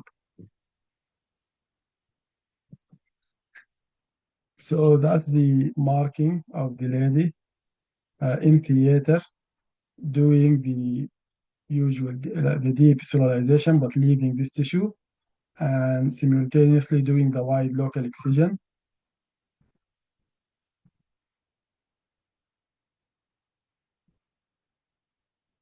I don't know why I have too many pictures. Good. So this is the wide local excision. And then using this Alexis retractor, which give me good view, I did the SMB through the same incision. It's easy when you are using dual technique. You use the gamma probe, you can find your sentinel node biopsies and remove them. Then the mobilization of the flap.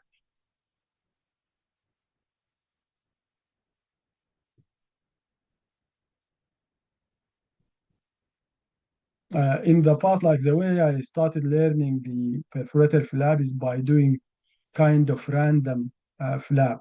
So I keep the dermis intact in one side, mobilize the flap and just flip it around without finding the vessel. And gradually I started to look for the vessels.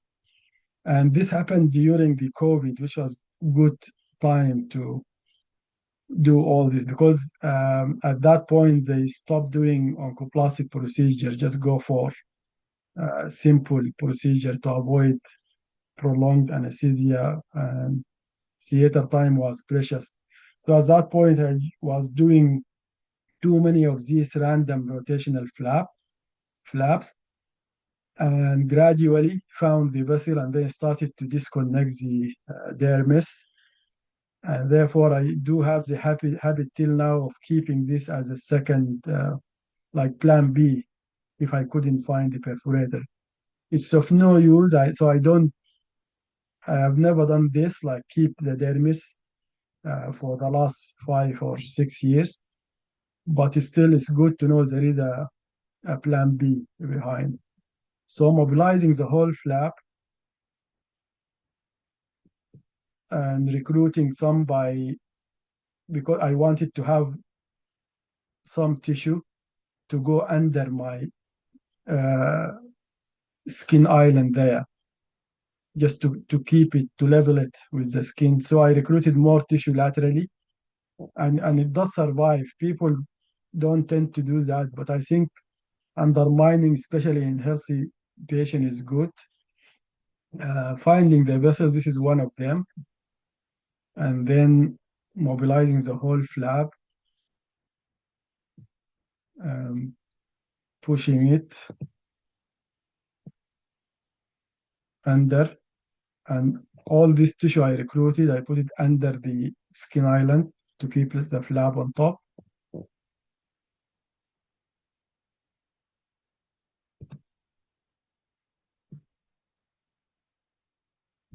That's the same.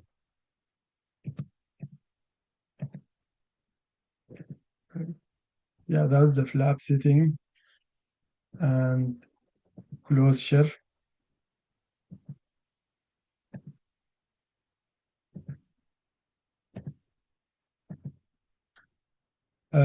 This lady, I remember she was a smoker. So she did have some wound problem, like a small dehiscence there, and also big seroma. Following this case, I started to put drains via the at the donor side of the flap. Another one, similar case, but no skin island. This is the excision, and that's following the operation. This was a very, very challenging case, and looking back, I would never give flap. So this lady is a very thin lady. Again, that's why I said body habitus is important. She does have a small cancer, and I think this is an ideal case for Syrgicel, just to fill the gap. But at that point, probably flap fever. I did the flap, it worked well, but I did bend the skin here while recruiting. This is after 2 months. I do have picture for her after 2 years, and it looks really good, but I didn't upload them. Another case, this young lady, again, big cancer in the lower breast. She didn't want any mammoplasty. She wants to keep her breast look. So the flap depolarization, as I said, nowadays I do a bit of convexity here, and that help in keeping the IM crease in place. I never repair the IM crease.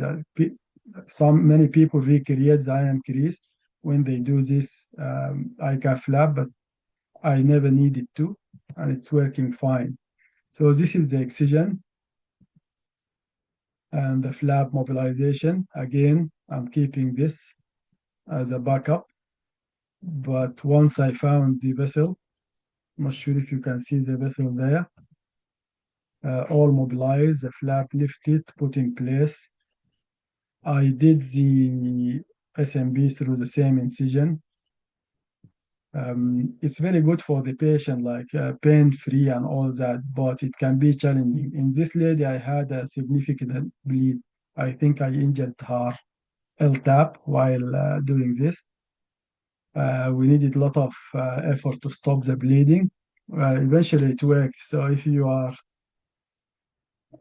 it's a bit risky. So if you want to take the risk, yeah, that's fine. Patient will be happy. Left a drain. She was very bruised after, but she had a very good cosmetic results. A lady with multifocal cancer. They both are small cancers, but they are connected to each other. So the area to excise was big. And from the start, the lady had, so this is the marking. She had a smaller breast on the right side.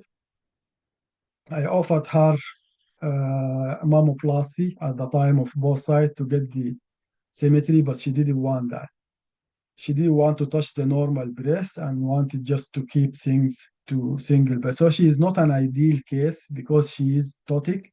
The more ptotic the patient is, the less um, cosmetic results. So they will not be as nice as grade 1 ptosis, like 0, 1, or even 2. But when you go to grade 3 ptosis, these are not ideal for perforated flaps unless you are doing just a small L-tap flap or T-tap flap, like you are mobilizing them, plugging the hole. So she had the 2 wires, and again, a bit of convexity here, there, and there. This help in the closure and avoiding pulling the IM crease down. She was an auxiliary, not clearance, therefore another incision. I'm not that brave yet to do clearance through the same incision. So in this case, I deglove the whole breast, lifting the nipple areola and the skin. And then this is the area to excise this big area, so almost half of her breast.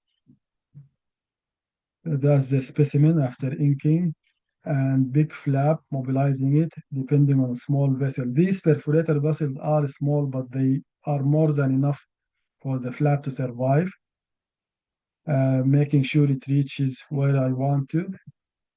Again, Goddard tunnel, pushing it from under the lower tissue, leaving it in place.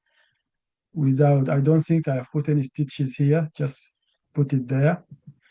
Closure, 2 drains, one in the donor side and one going to the axilla, and closure. This is post-operatively. She gained more volume than what she has, so the breast is now closer to what she had initially. Some blistering, but there was no necrosis eventually. So these are examples of the flap, and they can be really good, but I think the best thing to do while doing these flaps is to reflect what went wrong, what went right, what I can do better, and that's how we improve. So, like this lady, she had this cancer, again upper outer quadrant, good volume cancer. But as I said, this lady, first of all, she's very ptotic. So this is grade 3 ptosis, not an ideal candidate for perforator flap. Still, I went for the flap. Again, she was offered the mammoplasty, but she didn't want the mammoplasty. She didn't want to touch that side. So opted for the perforator flap and L-tap. And I think you can see clearly what's wrong here. Pivot point is there. The very short L-tap, I could have gone lower to get my pivot point in the right side, but I just left it there. This is very short to reach. When she was lying down, I corrected that little bit, but still it's not enough to fill that. Deep visualization and excising, finding the vessels, mobilizing and closure. So patient is lying down, looks fine, with no problem, happy with what I have done. You can see a bit of pull even while she is lying down. And now this is when she stood up. You can see it clearly here. It's all pulled up. And even without being that short, doing the wrong pivot point, the length of my LTAP, still as a totic patient, this is not ideal. Even if you did it the right way, it will be like a lump sitting up there in the empty breast. So patient choice was wrong, marking was wrong as well. This is another lady, same thing. I was doing clearance here, so I used like a lazy S shape kind of flap. In many patients, that worked well for me, but you can imagine if the cancer is here and my short L tap, this will not sit good. Procedure done, and you can see the pull. So her nipple is looking out now. Another lady with lower central. This was unnecessary, like very small cancer. She didn't need a flap, but because of doing the flap, she had an empty area in the IM crease. With arms down, she's okay. Arms up, you can see the emptiness. So she wasn't ideal for this kind of flap. And again, this one could have done with a Surgicel only. This lady, I'm sure this was the flap fever because just well prefer the flap fever. She has mastectomy on the other side. Why am I doing a flap on this side? She has a small cancer. I could have just done, if she wants to keep her breast, just a vertical mammoplasty, slower central, again, the same problem. It's not a nice breast and better to avoid. This one I learned a lot from. So I did everything the right way, marking, even though it was high up here. Like you can see, the pivot point is not right for her, but I changed that in theater when she was lying down. I changed it, I lowered it. But intraoperatively, I found the LTAP and mobilized the whole LTAP, but also I found the lie cap and I kept the lie cap intact. And then I found a TDAP that I can release. And I did that. I left it in place. I didn't mobilize it the whole way. Flipped the flap over, put it in place. It looked really nice because patient was lying down. And then once she went to recovery, to my surprise, the flap retracted backward. So there was this gap, empty area. Post-operatively, she was fine, but there is a pull in the flap. Like after about 3 weeks when she came for the results. But the lesson learned is never change your plans unnecessarily. So I had a very good LTAP. I don't need more. Why keeping the lie cap and a TDAP? Even if it can reach, there was no need for that. I should have kept my LTAP, and that could have given her a much better cosmesis. So that's lesson learned. Plan well, choose your patient, the right patient, plan your procedure well, do the marking, bearing in mind the volume you need, the perforator you need, the pivot point, and then stick to your plans. Unless, of course, surprise happened during intraoperatively, but otherwise, stick to what you plan. Don't change plan or you might suffer consequences. Thank you.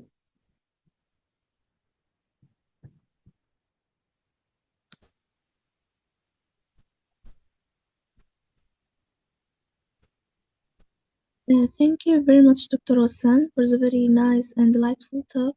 Now we can open the door for questions and discussion. Thank you, Hassan. Really, really brilliant presentation. I learned few points. Number one, because I always recreate IMF when I do my cap and ICAP. So I will try to do this curvature as you suggest to avoid putting more stitch, and sometimes it pull in when you see the ladies post up. So this is number one. Number two, putting drain, because usually in our unit we don't put drain, but I get a lot of seroma, especially with LICAPs. LICAP, you got a lot of seroma. So I think it is wise to put a drain for 1 or 2 days.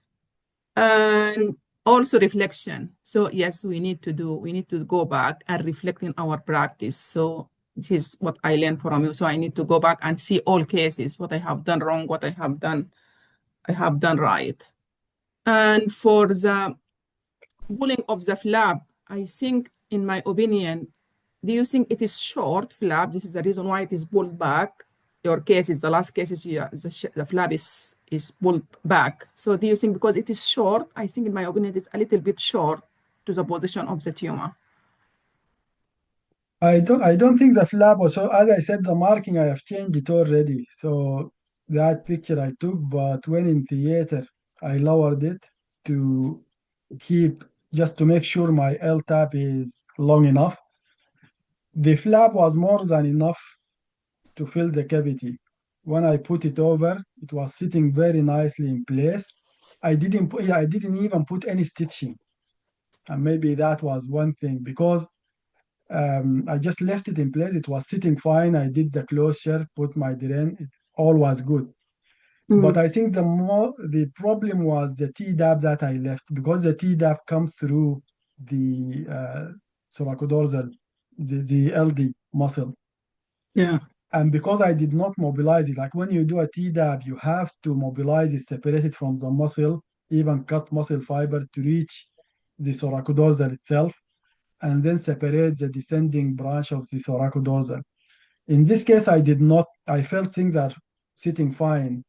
Therefore, once the patient was awake, her muscles contract. I think they pulled this T-dab and pulled the whole flap back where to the length. That's why I think I should have just left it with the L-tab or even the LICAP. I had LICAP, L-tab, but I think I just wanted to impress or something.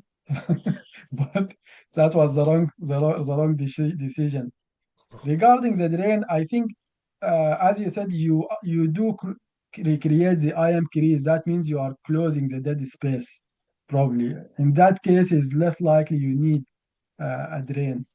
But because I No, for don't, LICAP, not for MICAP or ICAP. Yeah, I recreate okay, IMF for ICAP and MICAP, and to be honest, I got a good results.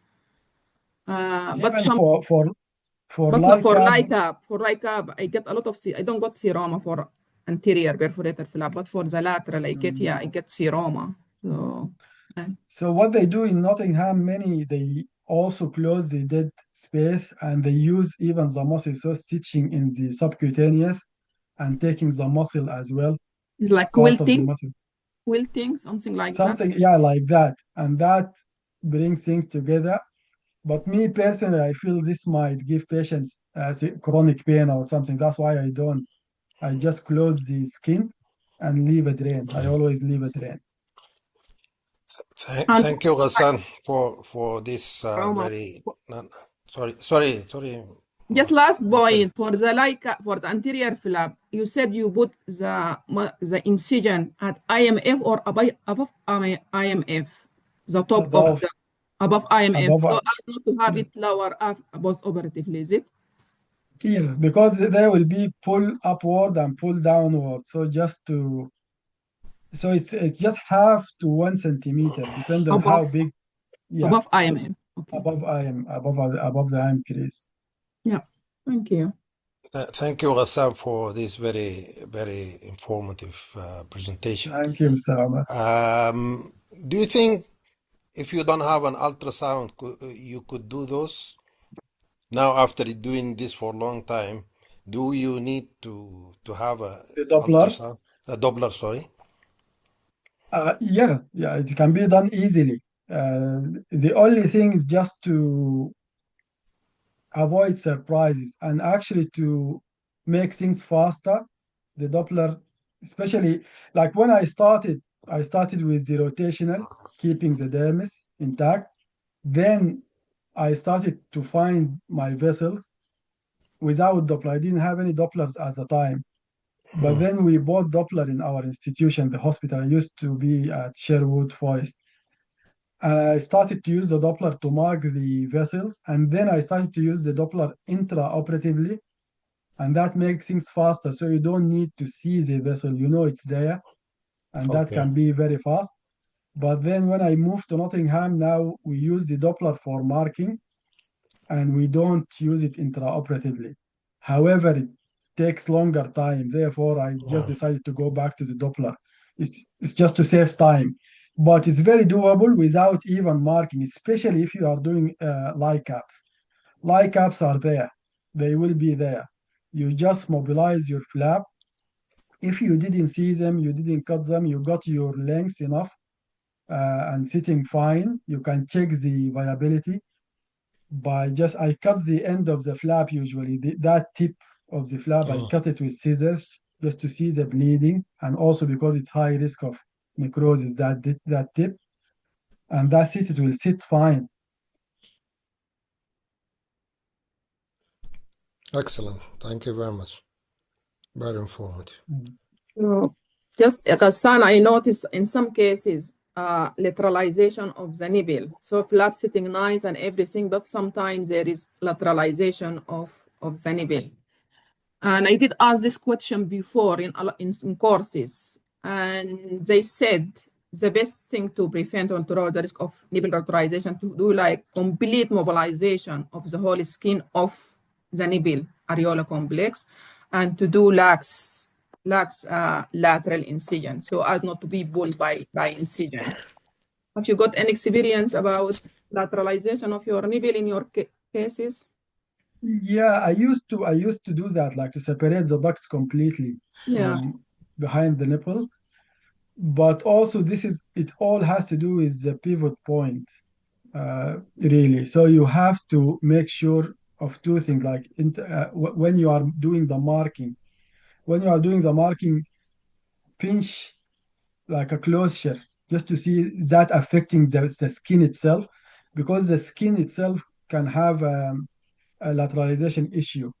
So if you pinch the skin and the nipple moved, then your marking is not right. You need to change the direction of your marking. And also the flap for besides the pivot point for the LTAP, the pivot point for the LICAP. LICAP can reach even the upper inner quadrant if you want. Because you can make it longer. Yeah, exactly. You can make it longer, but you have first of all to remove the breast tissue up to the edge, because putting the LICAP on top of breast tissue, that will reduce the length of the flap, or even under. It will make a bulk there. So ideally, use the whole LICAP to fill the whole strip of tissue up to the cancer side. And intraoperative, you can even use the ruler or use, if you have the pack, the big pack, they have these tapes. Back, you use it just to see the length, to check is that length enough. And of course, you want the length to be a little bit beyond your excision, so it relax there, sit nicely without any tension, and that does help. But sometimes you will still end with, because of scarring, you will still end with some lateralization. I think it's good trick to do this skin bunching and pulling a bit back laterally to see if there is any nipple change, and then you can change. I think this is a good trick. Yeah, thank you. Yeah.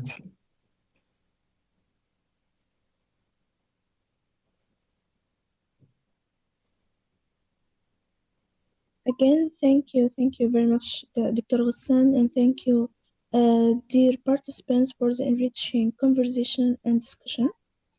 Next, it's a great pleasure to warmly welcome Dr. Hassan Riza, a distinguished oncosurgeon, to share his valuable experience with us. We are honored to have you present this interesting case from Hello everybody. Good afternoon. Dr. Hassan Riza from Afghanistan. I'm working in NCCP Hospital, Kabul, Afghanistan. Bringing insightful.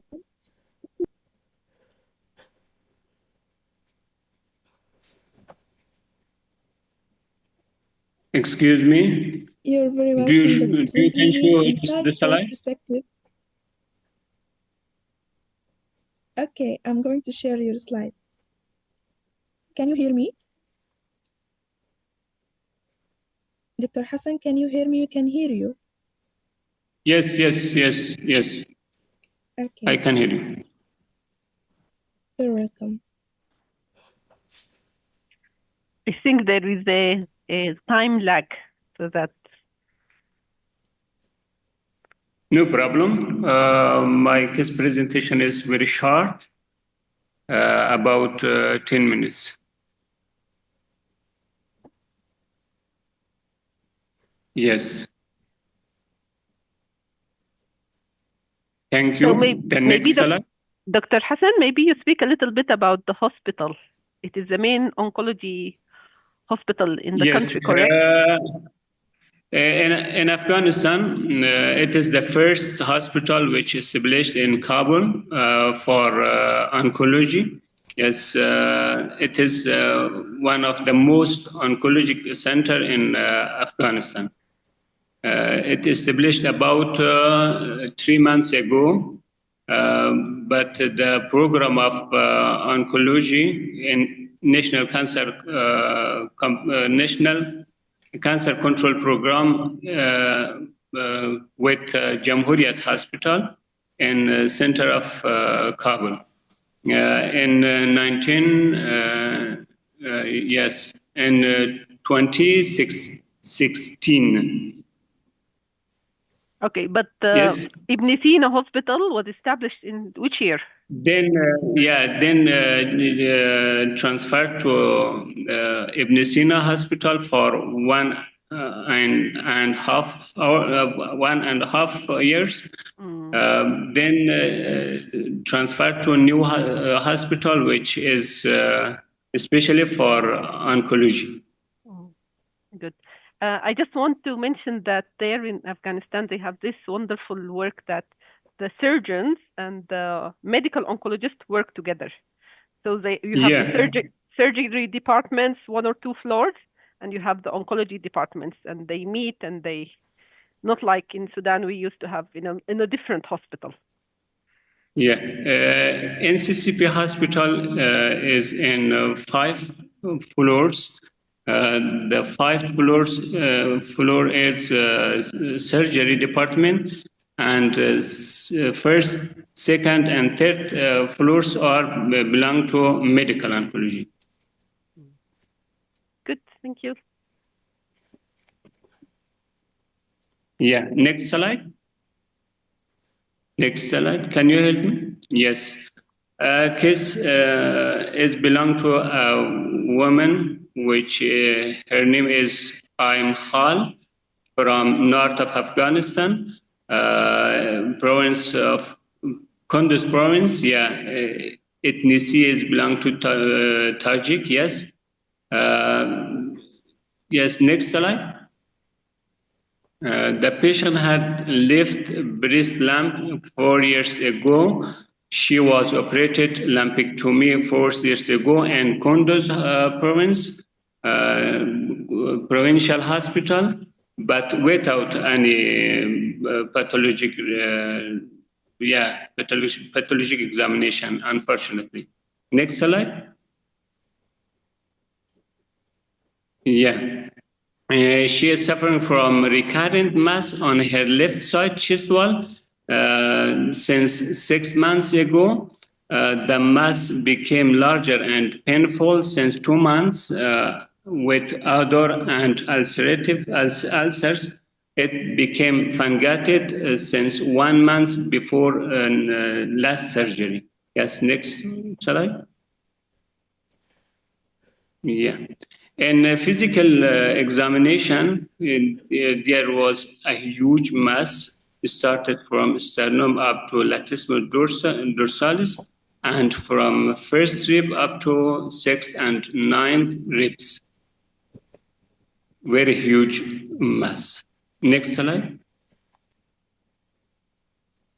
Next, yes, it is the image of mass, ulcerated and fungated mass, very huge. It started from sternum up to latissimus dorsi, and from second or first rib up to 8 and 9 ribs. It is located under pectoralis major, which infiltrated to left breast. Next slide.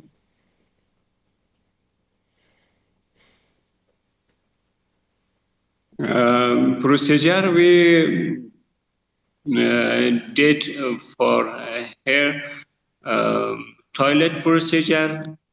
She candidate and admitted to NCCP hospital for toilet procedure, mass excision, mastectomy, and axillary lymph nodes clearance, because in CT scan report there was many lymph nodes in left axillary fossa without any metastasis to bone, lungs, or brains.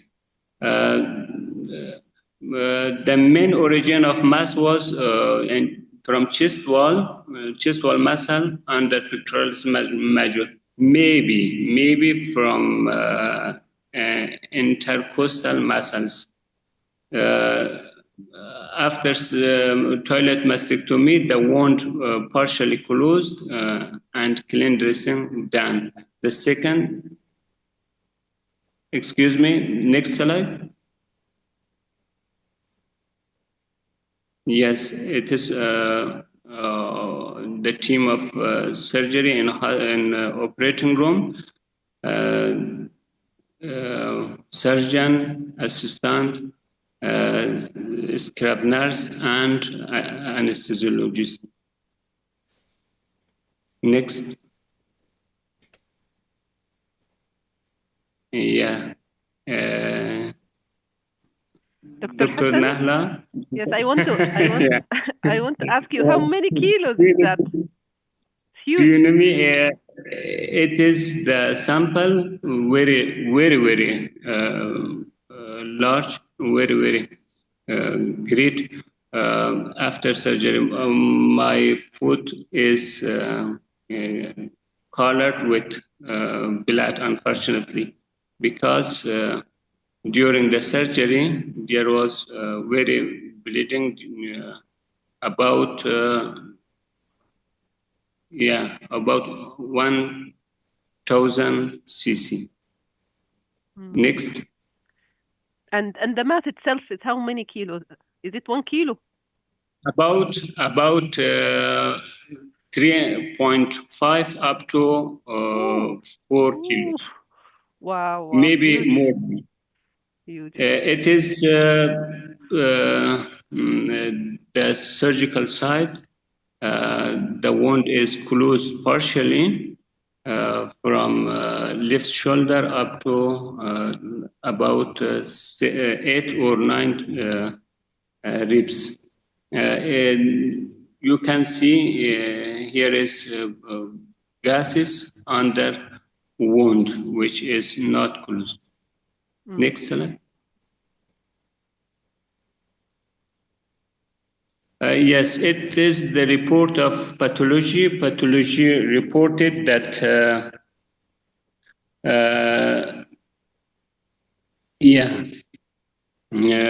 that it is compatible with inflammatory myofibroblastosis tumor, which is need for IHC for good investigation and more definitive diagnosis. Next slide. Yeah. Pathologists said yes. Unfortunately, we don't have IHC examination or pathology laboratory in our hospital, in governmental hospital. for doing IEC and other investigation. Just histopathology exam is available in governmental hospital. We need to do another examination for more investigation in private laboratories. Because of this reason, the relatives don't do this examination. Because of this reason, our work is not complete for breast cancer, also and other cancers. Next slides. Yeah. About 2 weeks ago, I called for patient relatives, and I asked them that how is the situation of patient. They said that her situation is very good. The wound became closed, and there is no ulcer, no mass, and no any problem. But they didn't receive the report of pathology up to now because they don't do this work because it is a kind of insouciance. In English language, insouciance. In Persian language, betafauti. What does it mean? I don't understand you. Defiance or audacity, kind of audacity. It is a kind of mode between Afghan men, unfortunately. So they don't. Yeah. There is a cultural barrier, or what? I don't understand. Unfortunately, yeah. Unfortunately, yeah. They waiting for recruit of mass. When the next time the mass became larger, will be became for receiving of pathological. Yes. Okay. Good. Next. Thank you. Thank you, Dr. Hassan Manawi. Thank you so much. I want the surgeons in the group as well as the pathologists to comment about this case. Myself, I was impressed about the surgery. It looks so clean. If you can show that slide, I think it's number 7 or 8 after the surgery. Yes, this one, number 10. I didn't think this is of the patient. I thought this is a mannequin or something, but it's. Thank you so much. Let's see the surgeons and pathologists. What do they think? You. But from the pathologist, what is myofibroblastoma? Is it something from the muscle, or we don't? Pathologist Nadia. Yeah, I'm here. What is myofibroblastoma? I think I myself have to check what that is because to me that looked really a malignant tumor. Yeah, it is look malignant, is quite big, quite large, and in my opinion, they have done a good surgery. But if my cursor here moving, can you see my cursor? So if you go down towards the muscle and towards the abdomen and do more mobilization, so we lift the skin of the anterior abdominal wall muscle, it might give more space of closure. We do it sometimes, we call it abdominal advancement flap, if we like to have a good closure of the whole chest wall, if there is such big tumor like that. So we go more down towards the abdomen and make it like rotational flap, actually, rotational flap, so as to close. We mobilize the skin in the abdomen, we rotate it to cover the chest, and then close the skin in the abdomen and in the chest as well. So you're going to have like a good closure. But it might be, because it's too big, it's too huge, I don't know if this is going to work or no. Dr. Hassan, did you do chest X-ray, abdominal ultrasound, any staging investigation? Staging, yeah. Before surgery, the patient had a CT scan, chest abdomen contrast enhanced CT scan, which there was no any metastasis to bone or lung or abdominal organs. Just multiple lymphadenopathies in axillary left axillary side, which we cleared all of them. I think it is benign tumor. It is, yes, It's been like fibromatosis. Before I thought it is the yes, same like fibromatosis, but it behaves less aggressive than fibromatosis. It is more well defined than fibromatosis, though yes, the and origins is the it same. doesn't metastasize. It is a stromal type of tumor, but it is Yeah. more well defined and it behaves as benign. That is why I think the lymph nodes are negative. And no Because metastasis. it is not a malignant one. If it is Yes, this is not malignant by this malignant, size, actually. Yes, I agree. I totally agree with you. It This is not malignant. This is a benign It is disease. a desmoid tumor. Yes, but it looks like malignant from the initially. Maybe I don't think maybe it's fungating, something like that, or ignored Yes, for it a long really time. looks malignant, yeah. But it is a benign. It might become, because it might become very huge, very large, result in local ischemic changes, ulcerations, and become fungating like that. From mass effect, probably. Distant metastasis, Rabab, if it is malignant, aggressively malignant, should metastasize to the body as well? Yes, It doesn't. It is malignant? No. No, it doesn't. But the question, why it recurs? Because this is like 4 years before, there is the surgery on the same side. I don't know, maybe different. Maybe 4 years back, maybe different from this. I'm not sure. Because fibromatosis as well, it recurs. It is benign, but it is aggressive and recur. And it has the same cell origin as fibromatosis. I think that it behaves the same as fibromatosis. It can recur. Maybe. Yes, excuse me, because what is your opinion? What are your opinion about this case? What should we do for follow-up and for IHC? Is here need for doing IHC? The immunohistochemistry. Yeah. I think since it recurs before, it needs to be followed. Yeah. It can. Yeah. And I should call for relatives every 3 months, yeah? Yes. Yes. Yeah. Yeah.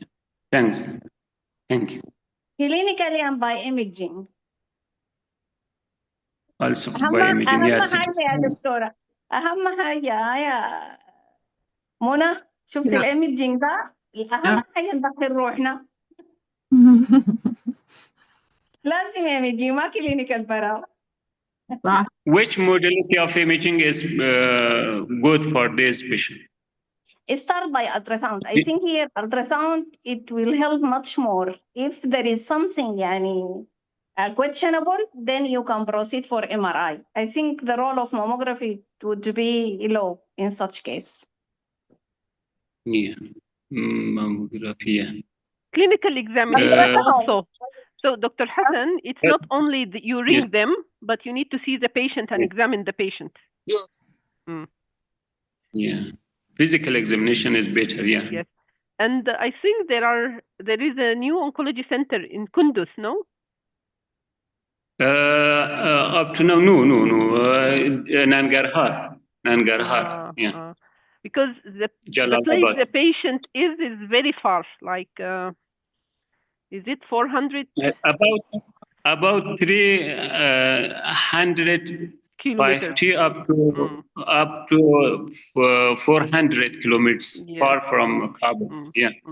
And sometimes north of Afghanistan, near to Tajikistan. Yeah. Sometimes in winters they cannot even travel at all. Yeah, I called her relative, but they denied from more report about this Okay, patient. so you need to tell them, I think this is important, you need to tell them that she doesn't have cancer. Yes. I think Yeah. they don't want the stigma of cancer. So you tell them we discussed it. It is a very good news for them, yeah? Yes, yes.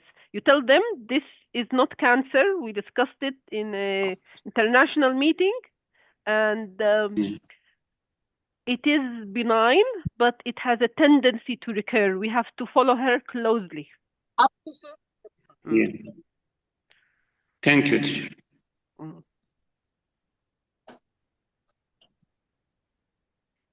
Good. Any other comments?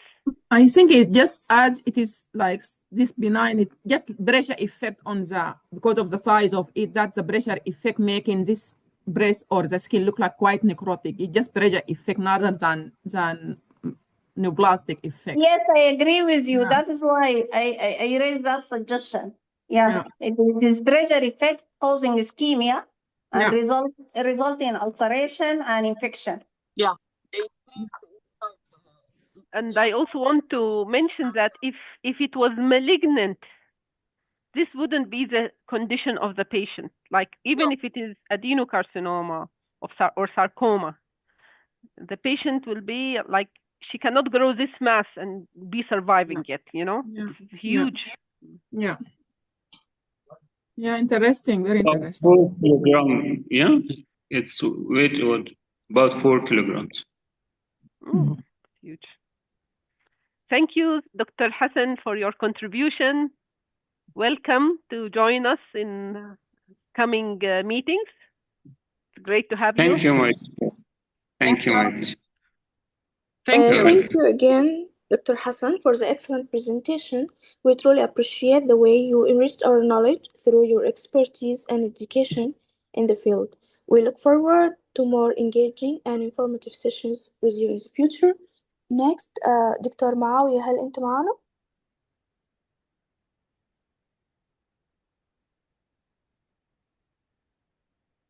دكتور معاوية؟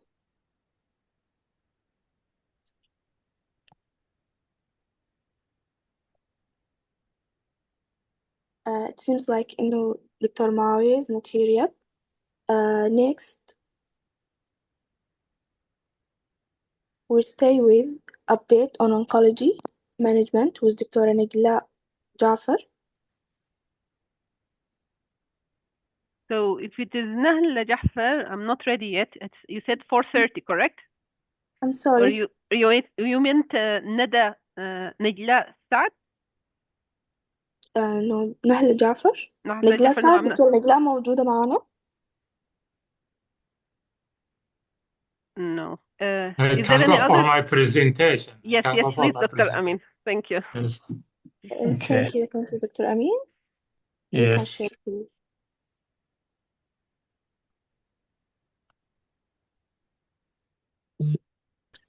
Dr. Amin Tijani, consultant, medical oncology, Prince Mohammed bin Abdulaziz Hospital, Ministry of National Guard, Health Affairs. Please be our guest.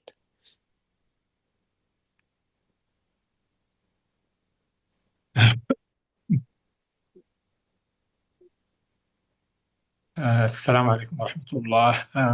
First of all, I would like to thank the organizer for inviting me, and special thanks for Dr. Rabab for this successful meeting. So my task is to speak about the systemic therapy of the primary or early breast cancer.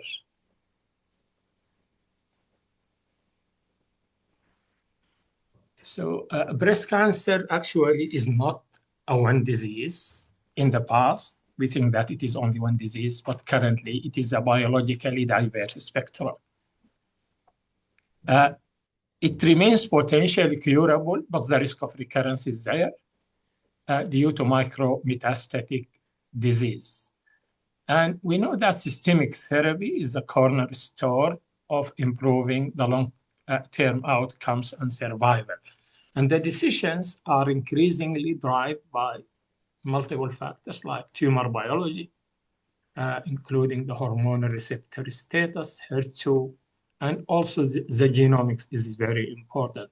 The clinical risk also is very important, tumor size, nodal status, and also patient factors is very important in the management of breast cancer. So if we are going to go through this stepwise approach for the treatment of early breast cancer, as I mentioned, to define the subtype, which is very important. Is it hormonal positive, HER2 positive, or triple negative? And then to assess the risk of the clinical risk by tumor size, nodal status. The grade is very important, also Ki-67. And also we have the genomic assays like Oncotype DX and the mammoprint to decide about the treatment. Timing of treatment is very important to give it neoadjuvantly or adjuvantly. When we look to the breast cancer clinical subtypes, we know that estrogen receptor positive account for like 70 to 80% of cases, HER2 positive around 15 to 20%, and this is divided by ER positive and ER negative, and we have the triple negative, which is about 15 to 20% of cases. As I mentioned, neoadjuvant therapy, there is certain indications for that, but definitely all these cases needs to be discussed in a multidisciplinary team.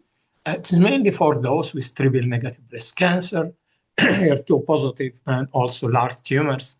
This is where the new adjuvant is indicated. And the advantage of that is to downstage the tumor and to have the pathological complete response assessment. Adjuvant, as we know, it will be given after surgery, and this actually based on the pathology and the response to previous therapy if given like neoadjuvant therapy.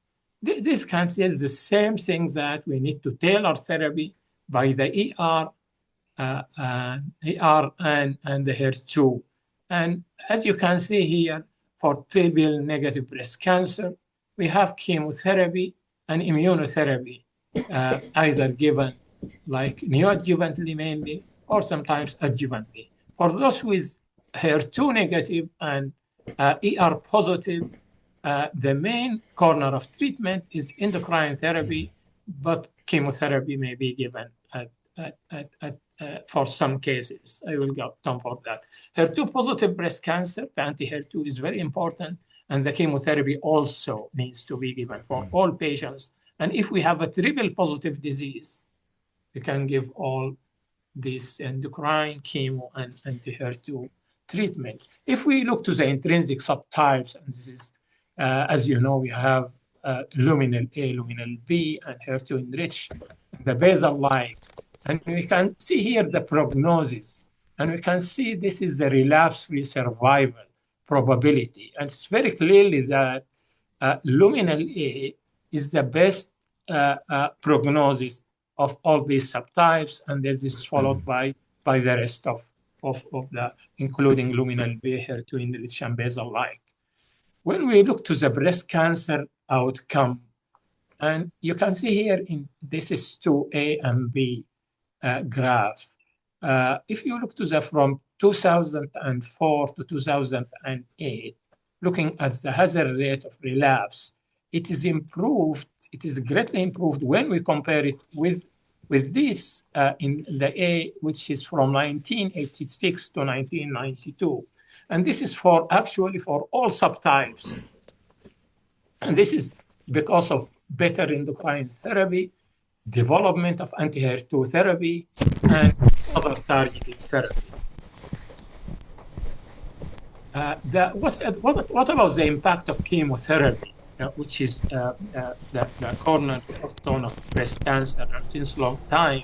You can see this study from Lancet in 1992, and it showed that the reduction of early relapse, and it is around 5% absolute difference for up to 5 years. This is with polychemotherapy regimens given mainly as adjuvant or neoadjuvant. After 5 years, the reduction will be less, like 1%, which is non-significant. So we are getting benefit early in the first 5 years of treatment. We know that we have multiple chemotherapy regimens. We have the older one, and we remember that when the CMF was used, an AC protocol and AT, which is less effective when we compare it to the more modern and effective therapies, which include the anthracyclines and taxane, and given in different like dose dense or weekly therapy. So the modern therapy is more effective than the older one. What was the major chemotherapy advances? Actually, when we can look to this, the addition of taxanes is one of the major advances for early breast cancer. And we can see here in the higher graphs, we can see adding paclitaxel to anthracycline-based chemotherapy in triple negative improved the disease-free survival. And also, one of the important major chemotherapy advances is the dose density.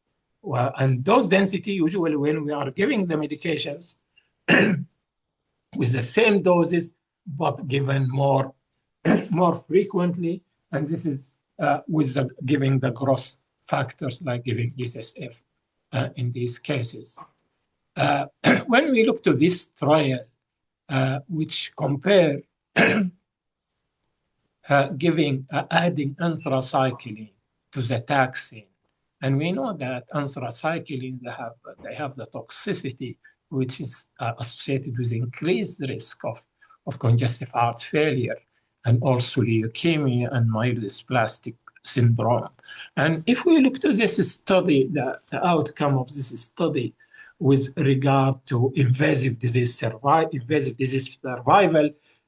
you can see here there is different, like 2.5% favoring adding taxane to anthracycline-based chemotherapy. And this is actually mainly, you can see it in triple negative disease and in ER positive with if they have node positive. But in some cases, if we have a node negative disease, so the benefit will be less. And in these cases, we can give taxane-based chemotherapy without giving anthracycline and increasing the toxicity of the chemotherapy. So let us go by these subtypes and to see what are the treatment for those subtypes. And I will start with the hormone-positive HER2-negative breast cancer. As I mentioned, it is the most common subtype. The backbone of therapy is mainly endocrine therapy. And the key drugs are tamoxifen and aromatase inhibitors, as mentioned earlier in presentation. Duration of endocrine therapy for the early breast cancer generally from 5 to 10 years. And the role of chemotherapy in this subset of hormone-positive breast cancer is for high-risk cases, with those also having node positive and high genomic risk. Genomic assays also include Oncotype DX and MammaPrint, and these genomic assays also guide us for chemotherapy decisions. Despite treatment advances in breast cancer, actually the recurrence remains a challenge in the early setting, especially in this HER2 hormonal positive HER2 negative breast cancer. And in this meta-analysis, we can see that the risk of recurrence in the first 3 years reaching 7%, and at 5 years about 12%. So this risk of recurrence actually remain there, and it is like accumulates over time. Early breast cancer classification also has been evolved from a population-based classification. Before we have only like staging, with the TNM staging also, we are classifying according to this, but the advances and evolvement lead to the addition of advanced clinical relevance like prognostic factors, which are clinically, and also we have a personalized, so advanced clinical personalized plus TNM classification. Now that is what we are using, and this is lead to personalized treatment and survival. Regarding those in hormone positive, HER2 negative, those factors, we have a high risk and low risk features. With regard to tumor size, we know that T3 and T4 are high risk features. Nodal status, specifically N2 and N3, grade 3, high Ki67, as mentioned earlier, more than 30%, regarded as a high risk feature, and low expression of the ER and PR receptors, less than 10%.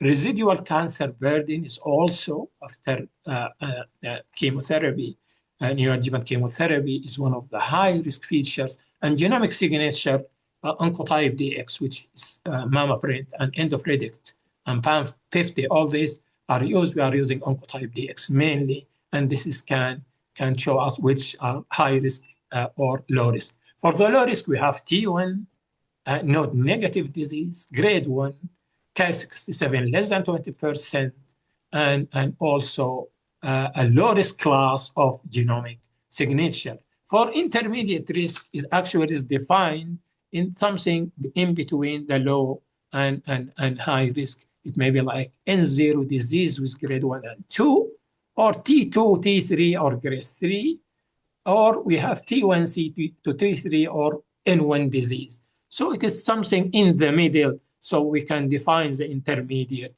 risk group in this category. We can see that the risk of distant recurrence actually is positively correlates with the increased tumor size. And you can see here in this on the left side, for those with T2, so the risk of distant recurrence is higher compared to those with T1 disease. Nodal status also, as you know, if we have more than 3 lymph nodes, they have higher risk of distant recurrence compared to those with N1 to 3 or N0 disease. Recurrence risk also depends on the tumor grade. With the higher grade, like grade 3, they have a higher risk of distant recurrence compared to those with moderate and low risk. And also Ki67 is very important. Those with the low Ki67, they have a lower risk of relapse compared with those with high risk of Ki67. Recurrence also here depends on the, this shows actually the invasive disease-free survival comparing the high-risk group to non-high risk group. So classification of this risk stratification is very important to us to decide about our therapy. So I can conclude this here that those who have a high risk, here you can see stage 1, 2, and 3, and we can see that the risk of first recurrence after primary treatment is higher with stage 3 and stage 2, and those recurrent risk increases with endocrine therapy resistant, larger tumor, node positive disease, higher grade, higher proliferation index, which is Ki67, and lower ER and PR levels. Luminal B also increases the risk HER2 enriched and basal-like molecular subtypes. One of the important study is Monarch E study, which is using the CD4/6 inhibitors. And in this study, the use of adjuvant abemaciclib plus endocrine therapy in a high-risk node-positive, hormone-positive HER2-negative early breast cancer. And in this study, which is a phase 3 trial, which is international randomized open label, patient with a high-risk node-positive, hormonal-positive HER2 negative early breast cancer prior to neoadjuvant or adjuvant chemotherapy. Both of them are permitted. And for pre or post menopausal, definitely no distant metastasis, and less than 16 months from surgery to randomization. And there is two cohorts in this trial. The first cohort comprised about 90% of patients, and those have 4 positive lymph nodes, axial lymph nodes, or 1 to 3, plus positive axial lymph nodes plus histological grade of 3, and or tumor more than 5 centimeters. Cohort 2 is about 10%. In cohort 2, they use also Ki-67 more than 20%, and patient randomized to receive abemaciclib at this mentioned dose with 150 milligram BID, all and endocrine therapy. All they receive the standard of care of endocrine therapy, and stratification here done by prior chemotherapy and menopausal status and also the region. And the primary endpoint of this study is invasive disease-free survival, and there is other secondary endpoints, including overall survival and safety. And actually, in this trial, the primary endpoint, which is invasive disease-free survival, was met in favoring of adding abemaciclib to the endocrine therapy, with a hazard ratio of 0.73 and a significant p-value. And the duration of this treatment is for actually 2 years of abemaciclib treatment, and the patient after that will continue on the endocrine therapy. Looking to the overall survival, actually it met its critical boundary for statistical significance, and we can see here there is improvement with a hazard ratio of 0.72 and a significant p-value here. And according to this trial, this medication, abemaciclib, in addition with endocrine therapy, is approved for those patients of high-risk features, as mentioned earlier, as adjuvant treatment for up to 2 years. We have another medication, which is the same. It is a ribociclib. It is also CD46 inhibitors. And in this trial, also the same phase 3 trials for pre and post menopausal, but here they include stage 2, including those with node-negative disease.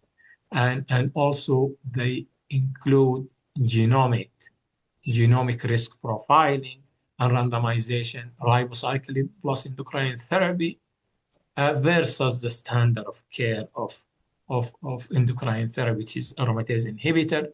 The same primary endpoint and the secondary endpoint also more or less the same like abemaciclib trial. And this also met its primary endpoint with the improvement in invasive disease-free survival. And there is actually a trend towards improvement in the overall survival. And this medication is given for up to 3 years compared to the abemaciclib.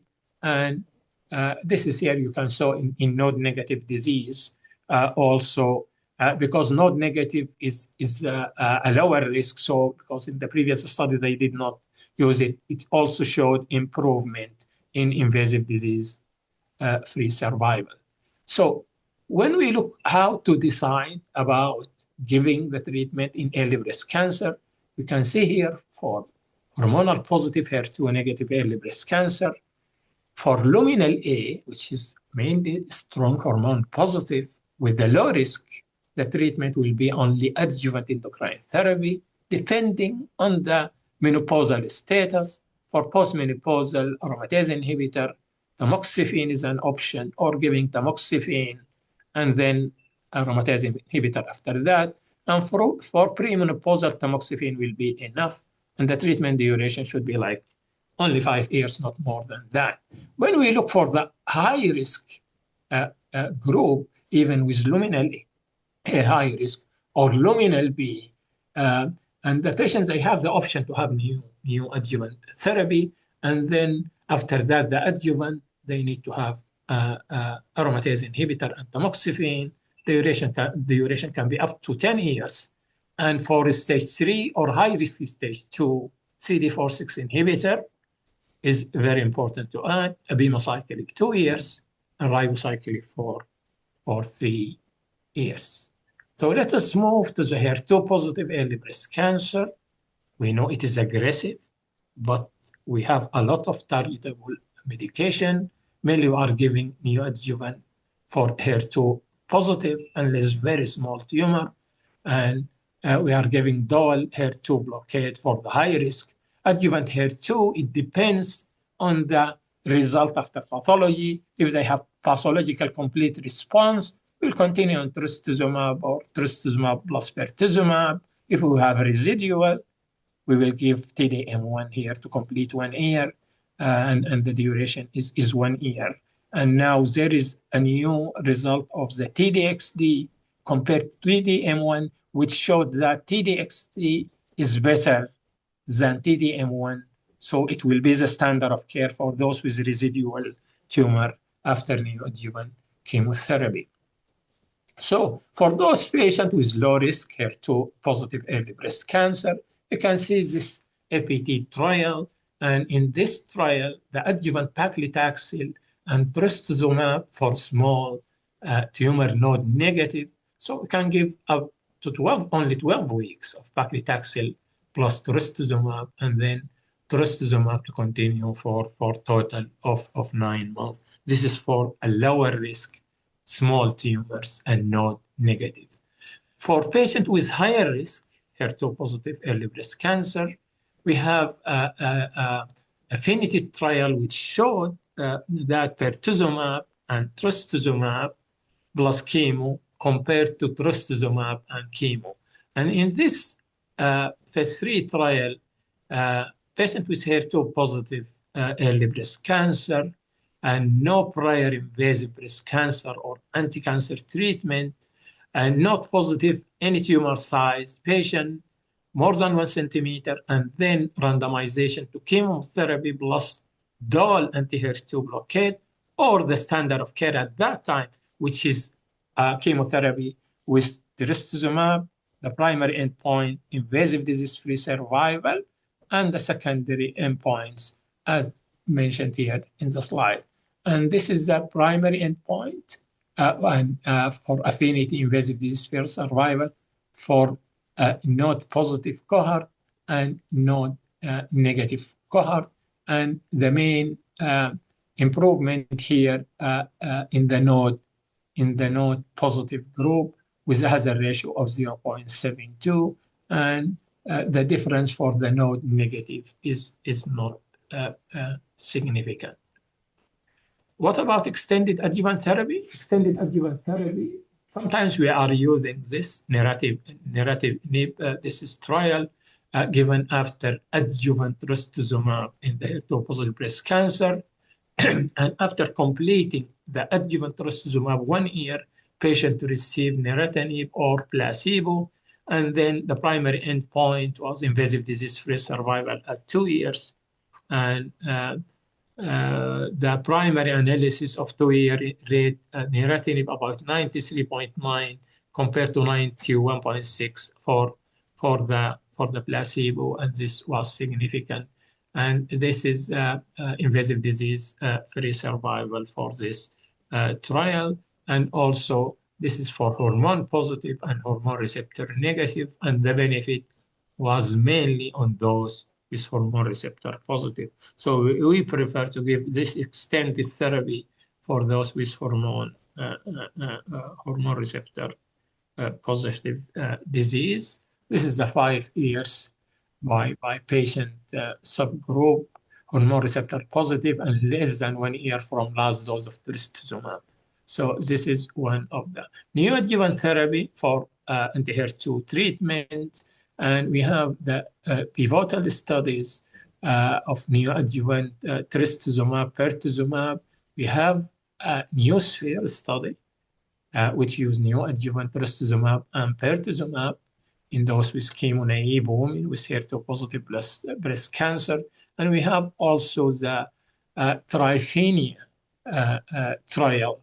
And according to this trial, there is approval of giving the dual anti-HER2 trastuzumab and pertuzumab for patients with a high-risk HER2 positive early breast cancer as neoadjuvant, and after adjuvant we decide according to the pathological response. This is the trend, neoadjuvant chemo with or without anthracyclines with a dual HER2 blockade in HER2 positive breast cancer. And we can see here the primary endpoint, which was pathological complete response. There is a higher rate of pathological complete response with or without anthracycline, and the main outcomes consist across levels of pre-specified subgroups. You can clinically T stage and node negative or positive, hormonal, and by age also. This is a stratification.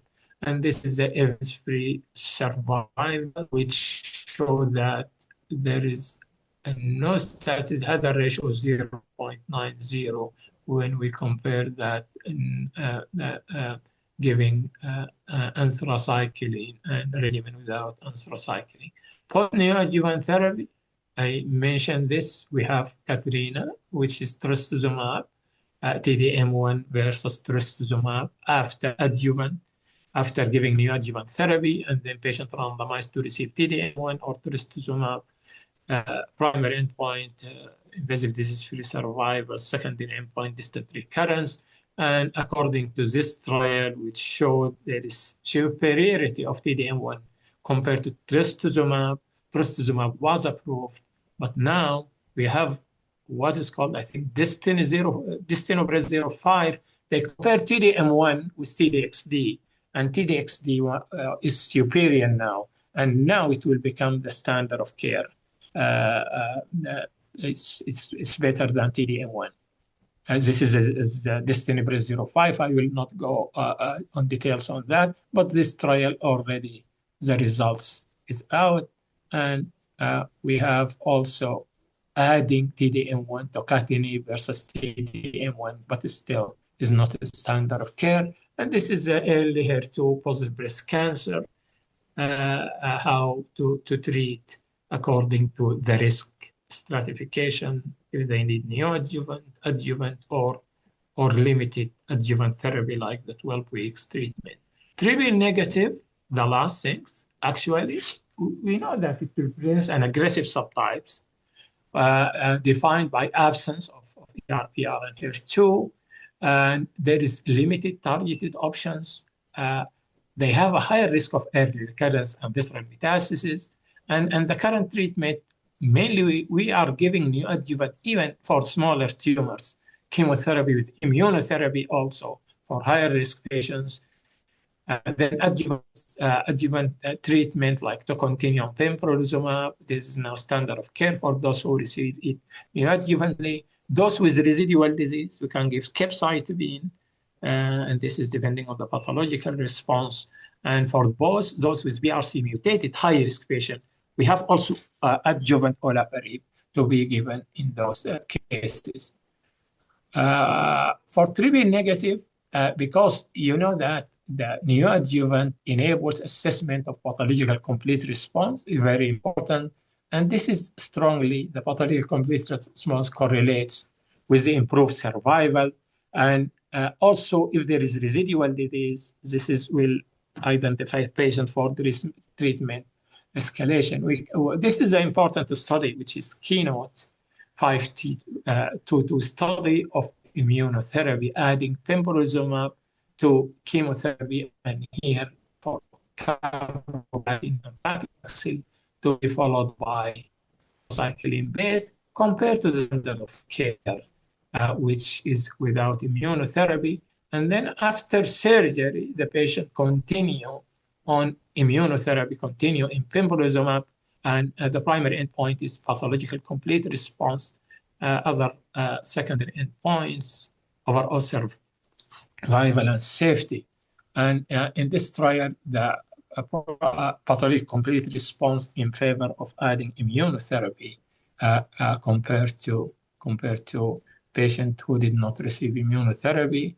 And this trial led to approval of pembrolizumab by all these regulatory authority, FDA, EMA, and others, as a new adjuvant treatment to be followed by adjuvant immunotherapy for this is the event-free survival of this trial, 15.7. This is versus 23. This is for the events, and you can see here clearly that the hazard ratio 0.63 and significant p-value. This is also by pathological complete response, yes or no, and you can see here those with pathological complete response and those without both of them, they are benefiting. So patients will continue having it as well. So this is for the treatment of early stage triple negative breast cancer. If like T1C node negative, neoadjuvant treatment should be considered, taxane, platinum versus giving less, and or if it have a higher risk like tumor more than 2 centimeters and not positive disease, we will add immunotherapy.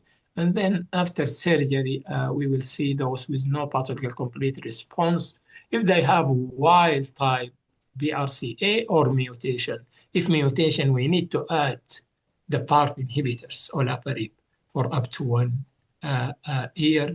If not, we will continue up year of pembrolizumab. And for lower risk, we can only give chemotherapy. After surgery, here we have capecitabine also can be given. So my take-home messages for my talk is that biology actually drive everything here. Hormonal positivity, HER2, and genomic profile are central to decision-making. Treatment is by subtype, as I mentioned. Neoadjuvant therapy is strategic tools. Actually, it enables the response assessment, the PCR, and it guides post-neoadjuvant escalation to give TDM1 or TDXD or capecitabine or PAR inhibitors. Avoid overtreatment in low-risk patients. No need to give these medications in low-risk patients. And we need to intensify therapy only when there is a clear benefit because of this toxicity of medication. Multidisciplinary care is essential.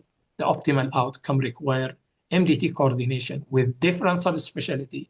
And the future of early breast cancer treatment is not more therapy. It is the right therapy for the right patient. And by this, thank you so much.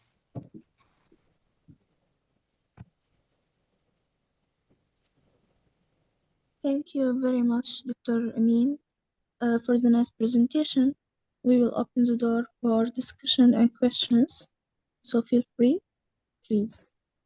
Well, thank you so much, Dr. Amin. Actually, this is impressive. It's great presentation. Because always when we come to the subject, as a surgeon, of course, when we come to the subject of oncology, we find it difficult because of the evidence, because of trials, but you put everything together for the whole systemic treatment, which is great. Thank you so much.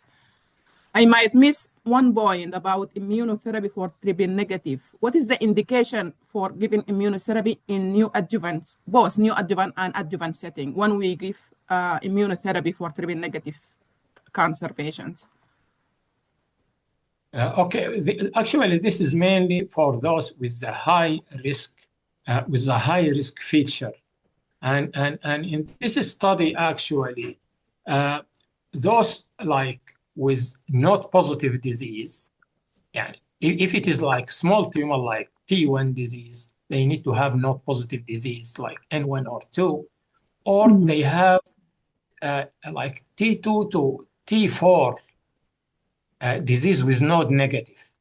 So those are with high risk feature, not all patients. So if it is a smaller tumor, we need not positive disease. With the larger tumors, we need like T2 to T4, N0 will be okay. So this is for high risk features. And then the treatment will be giving the immunotherapy concurrent with the chemo. And then after surgery, the patient will continue to complete up to 1 year of pembrolizumab. Is this apply for adjuvant setting as well? The same criteria to give them for adjuvant setting as well? No, for the adjuvant setting, if I give the pembro in the neoadjuvant, I will give it in the adjuvant. If I did not give it, if it is a low risk, I will not give immunotherapy here in the neoadjuvant. So definitely in the adjuvant, I will not give. So the criteria from the beginning, I need to decide about it. No, because if, for example, we found lymph node positive post-operative that we didn't detect pre-operative, so they put them in the high-risk group. So this is indication. I mean, what is the indication for adjuvant setting for immunotherapy? This is my question in better way. The indication here, those patients, they receive it in the neoadjuvant setting, I will give if they receive it. But if they did not, this study actually, your point is very valid, but this study did not address this issue. If after the neoadjuvant therapy and I upgrade the stage by not positive, so I will give immunotherapy. No, the decision will be from the beginning. If I decide it is immuno, I will give. If I did not decide, I will not give immunotherapy post surgery, even if it is a high risk, unless we have study to address this. So this means they are under-treated, this group of patients, that we missed something before operation. Maybe, but most of the time, clear. You are right. Sometimes you have you are doing sentinel lymph node. It is node negative, and then you will find it is a positive. So in this case, in this case, we will go to other adjuvant regimens, and we have the capecitabine, which is Eloda. We can give it to those with residual disease. So it is indicated in this case specifically. Your case, when you mention you upgrade the staging by node positive. And also we have the PARP inhibitors, which is for those with BRCA. For those with BRCA mutation, definitely not for all, for 1 year. Okay, so I think we need another trial for this group of patients. Yes, definitely. Maybe there is trial going. I'm not aware about this. Maybe there is something addressing this issue also. Yeah, thank you. Welcome. And I think there is a question, Hussein raised it early when he has presented new adjuvant endocrine treatment, because the question about giving letrozole instead of another non-steroidal anastrozole or exemestane. Is there any trials, because he asked this question, is there any trial confirms that letrozole is better aromatase inhibitor than the others or no? What do you mean others? Than anastrozole? Anastrozole and exemestane. Anastrozole is like letrozole. There is no study show that letrozole is better than anastrozole. There is no study. This is for the aromatase inhibitors.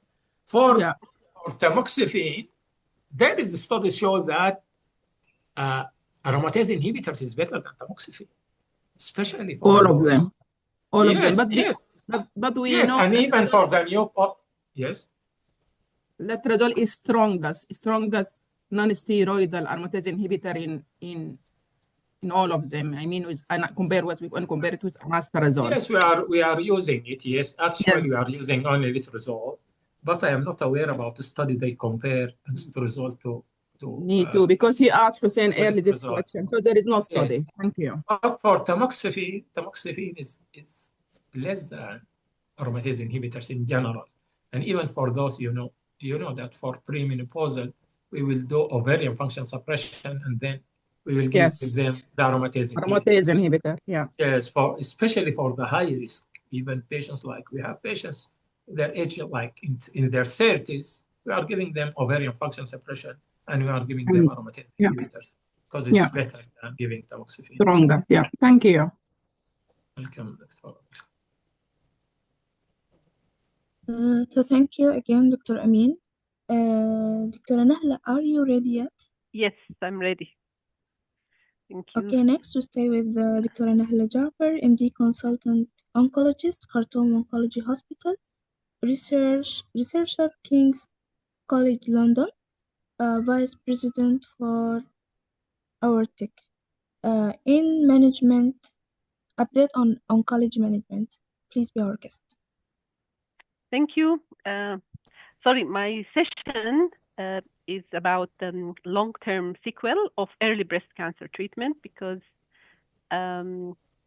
the topic, the main theme is early breast management. So I'm going just to go ahead with what Dr. Amin mentioned and what are the long-term sequel for early breast cancer management and how we can mitigate these side effects and complications. Good. So it's very important, and as Dr. Amin also said, we need to avoid overtreatment and to and allow it at lower for low risk patients. Avoid overtreatment for low risk patients. This is very, very important, and we need to understand that the side effects that patients have are, we can divide them into two. We have the acute, the early ones, and we have the late sequel. And most patients who have late sequel are unfortunately lost, forgotten. Patient comes with early breast cancer, she received surgery, she received some adjuvant treatment, and then after 10, 15 years, she develops cardiac disease. And nobody is linking the reason or the issue.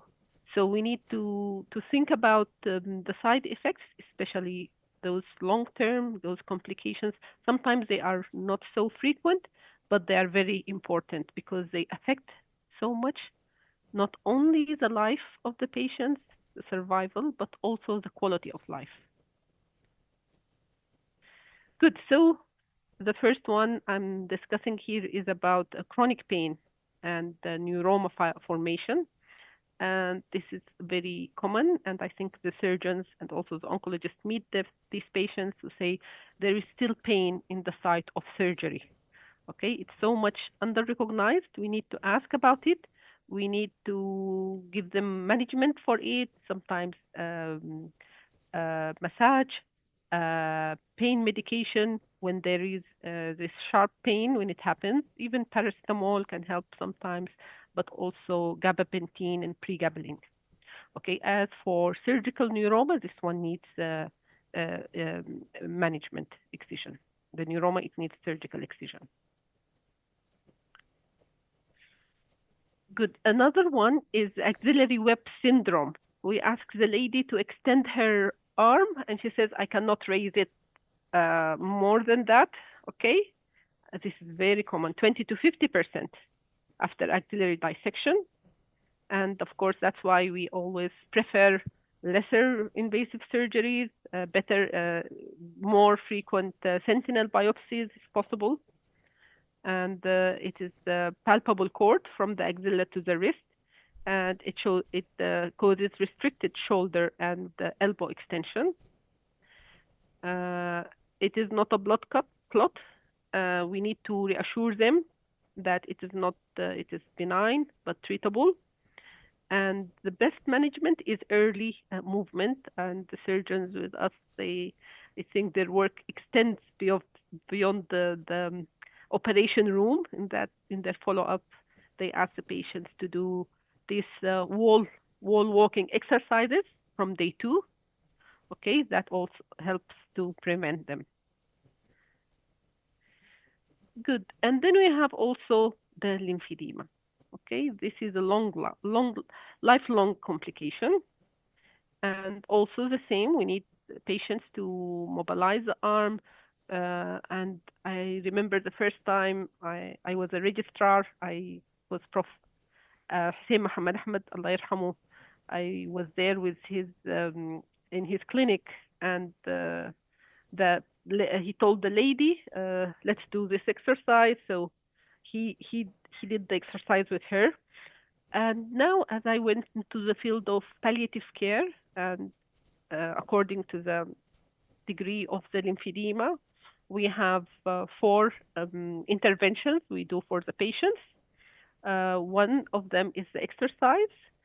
So if it is already there, like there is lymphedema, the patient has to exercise twice a day, in the morning, in the evening, and it's going to be like 10 times, raising the hand 10 times.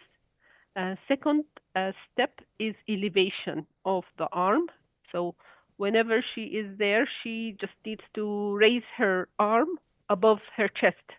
Okay, so we will just want the lymph to flow back.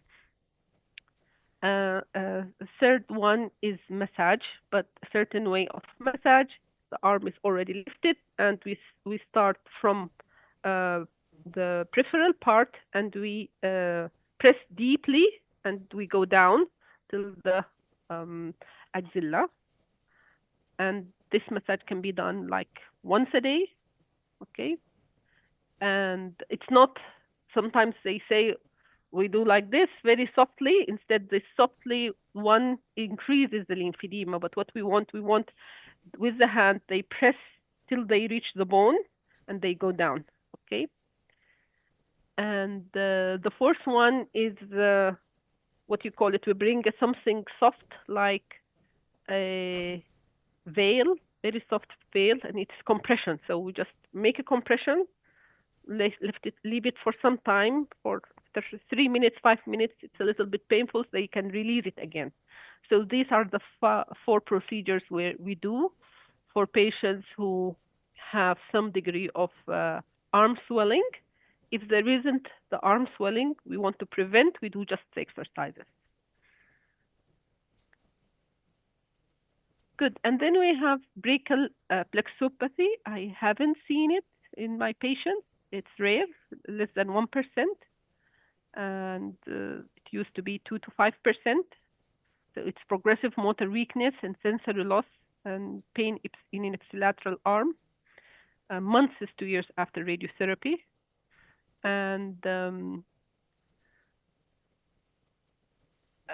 we can do some investigations like MRI to make sure that there isn't recurrence, and treatment is supportive. Best way is to prevent it, conformal radiotherapy. Okay, make sure the brachial plexus dose is less than 60 gray. Another late side effect for radiotherapy is cardiac toxicity, and especially on the left side. Okay, it increased the coronary events 1.5 to 2 times after 10 years, and pericarditis 1 to 2%. So we can have pericardial constriction, myocardial fibrosis, valve disease. Of the ways to mitigate it is the deep inspiration breath hold, DIPH, proton therapy, and make sure the mean heart dose less than 4 gray. Management, of course, for us, we just send them to the cardiologist. So we need to do the surveillance, echo every 3 to 5 years. And if there we have change, we send the patient to the cardiologist. Make sure also that they do good control of their blood pressure and lipids. Good. And then we have, it is rare, but it is still there, the secondary lung cancer, okay, from the radiotherapy. So the frequency is 0.5 to 1% at 10 to 20 years, and it's going to be higher in people who are smoking, so we expect we don't have a lot of our Sudanese ladies who smoke. And there is radiation-induced lung fibrosis. Okay. The mitigation is reducing the dose to the lung. Okay. The volume 20 less than 20% for whole lung, and smoking cessation. And follow-up with CT scans. What you call it, screening, annual low-dose CT scan after the age of 55. We come now to endocrine therapy, osteoporosis, and atypical fractures. Okay. Aromatase inhibitors lead to bone loss, 5 to 8% over 2 years, and fracture risk about 1.5 and 1.6. Complication, atypical femoral fractures. This is rare, 0.1%, especially if we are giving patients biphosphonates. Mitigation, we do baseline DEXA, calcium and vitamin D, and biphosphonates if T-score is less than 2.0. And management, switch from aromatase inhibitors to tamoxifen if we have bone loss, which is progressive, and we can stop the denosumab after 3 to 5 years. Endocrine therapy, another one, endometrial cancer.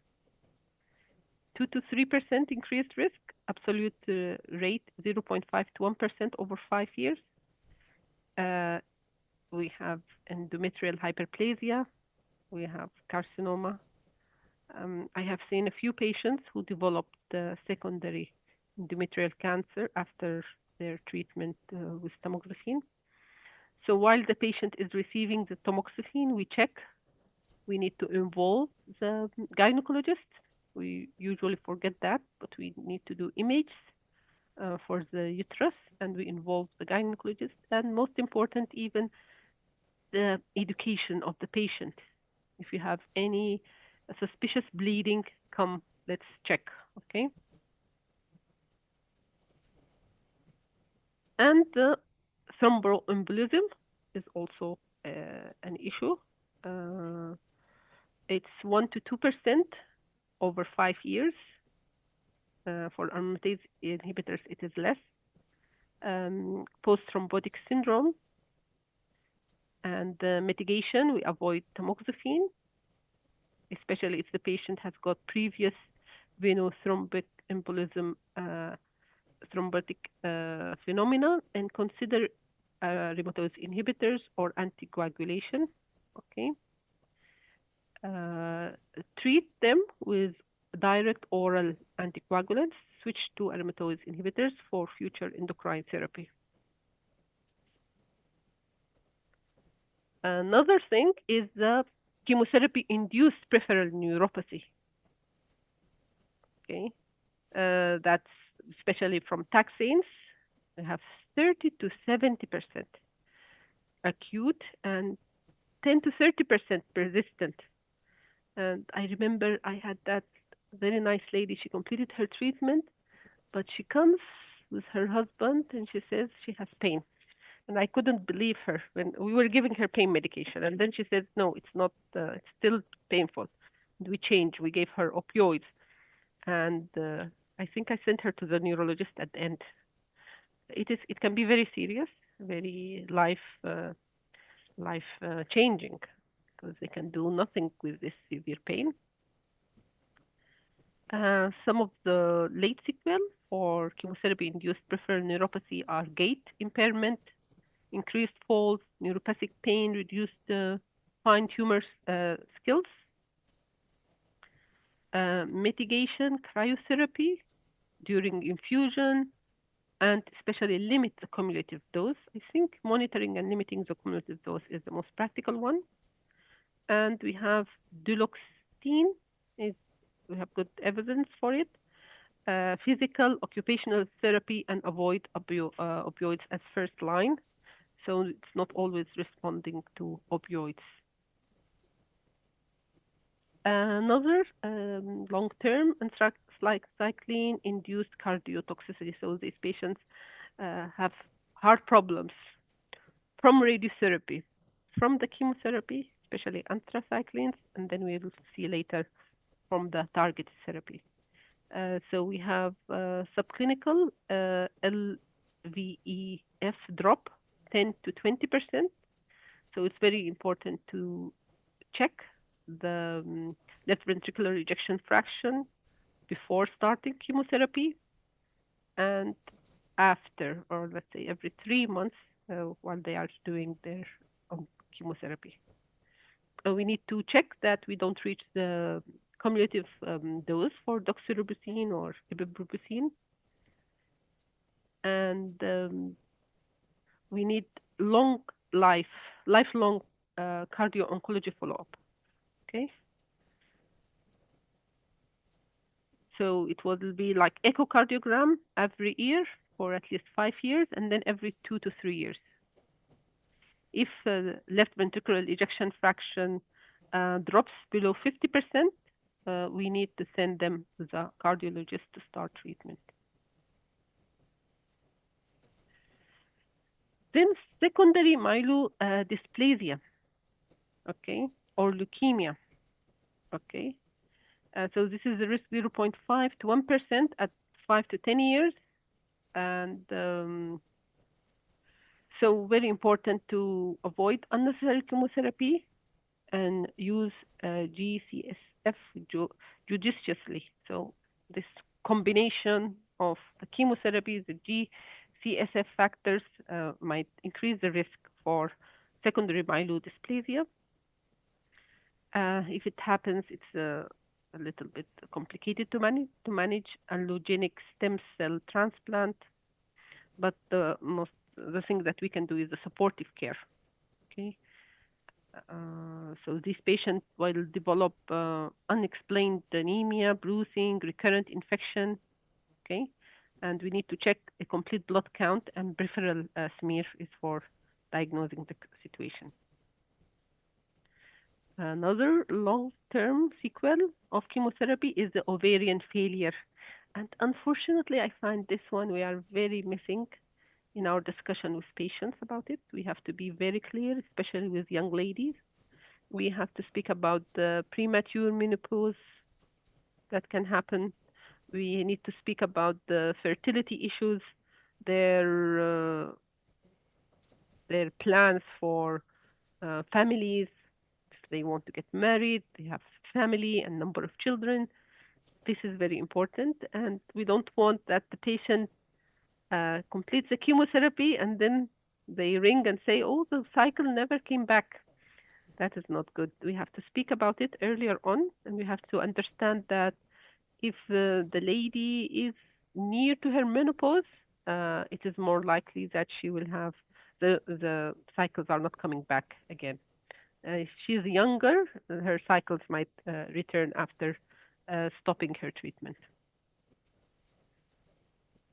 And then might be you have heard about it, chemo brain. Sometimes we think it is psychological, but it has a scientific basis. It has a frequency of 20 to 50%, especially during or after the chemotherapy, and it is persistent in 10 to 20% of cases beyond 5 years. So there is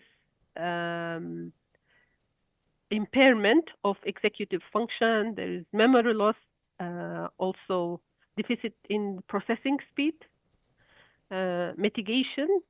So we need to assess before the chemotherapy, the cognitive assessment, the physical exercise during treatment, but also we need to do cognitive rehabilitation, like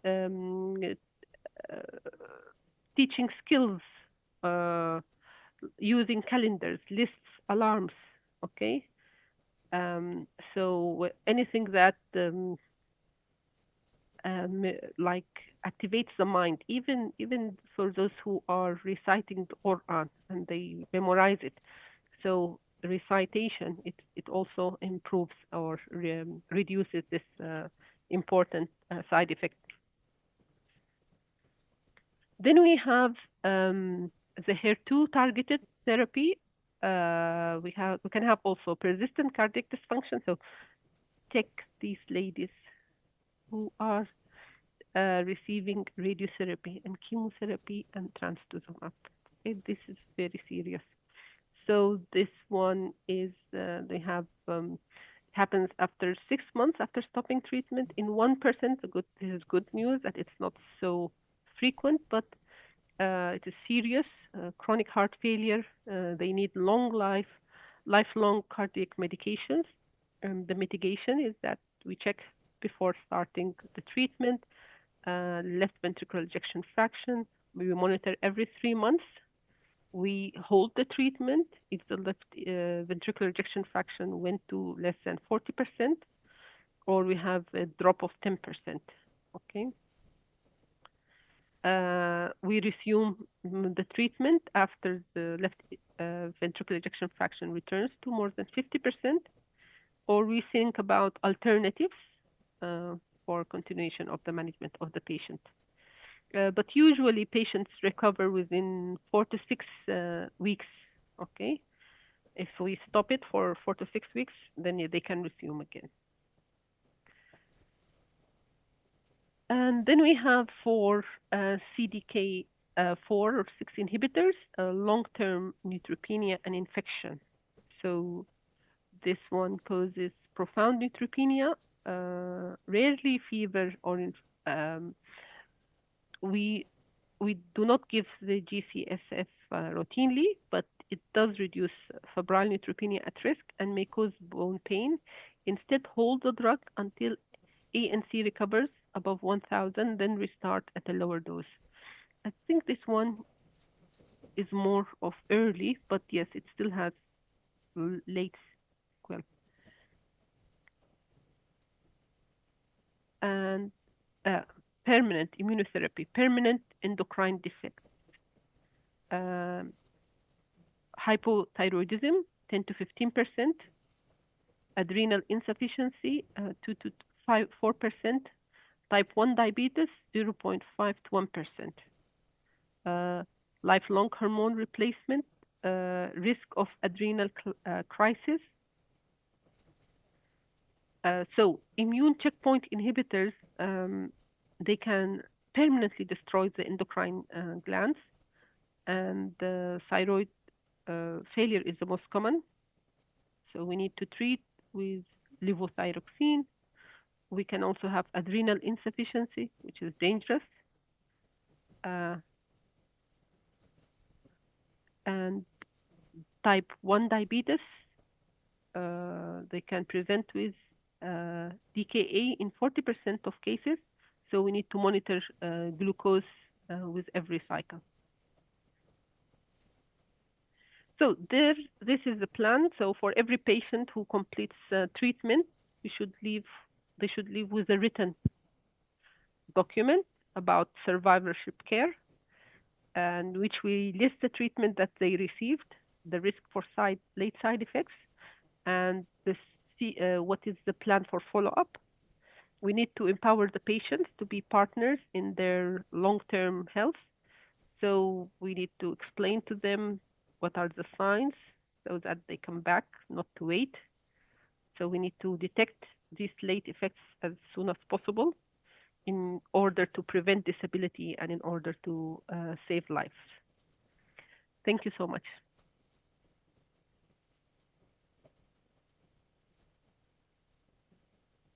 Thank you, Nahla. Thank you so much. This is a great presentation, very informative, and really quite practical points as well. Thank you so much.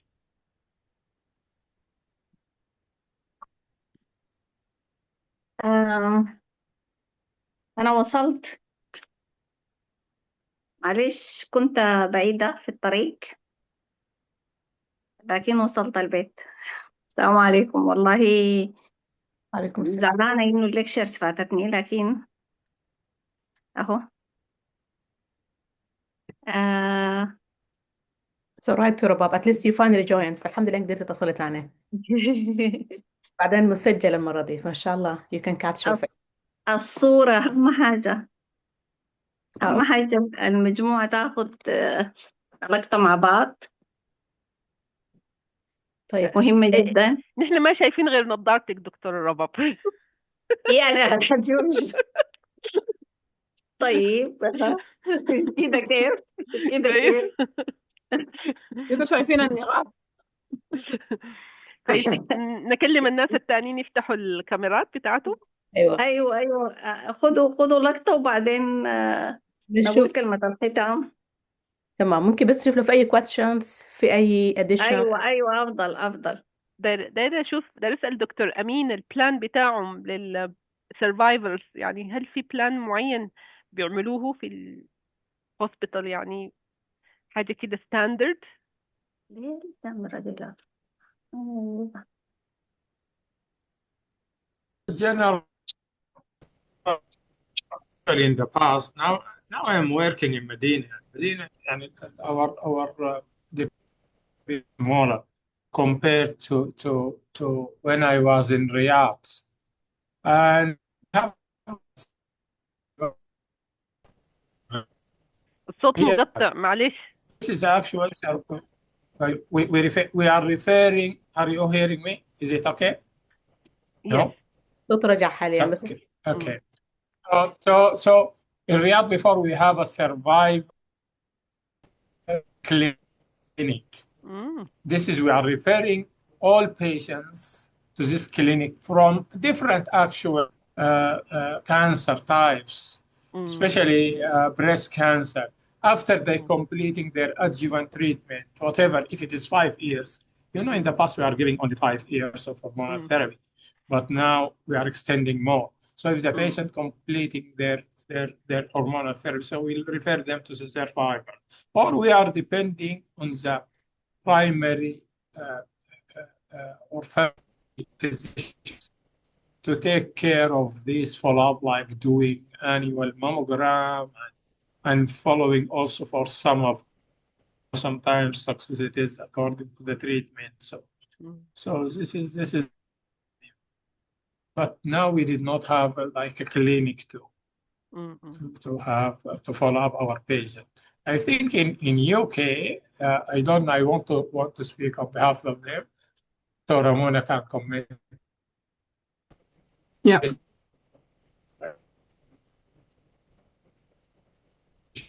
Lion, we're cutting off, Dr.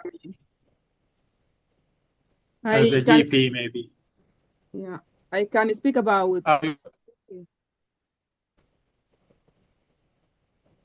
Nahla, can you hear me? Yes. Dr. Amin, we cannot hear you. I think, yeah, it's great presentation. I am hearing you. I am hearing you. Yeah, you can talk now because you lost you a few minutes okay. ago.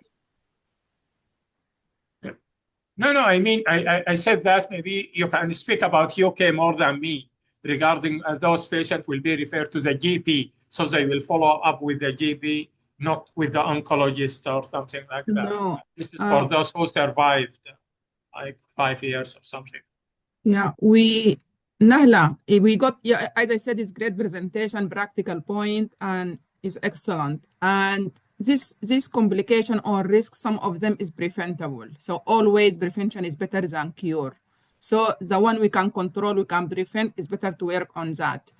In UK, what we will do routinely, pre-operatively, neoadjuvant systemic treatment, pre-adjuvant systemic treatment, there is a specific nurses, which is the breast care nurse, or what we call Macmillan nurses, which is a cancer nurses.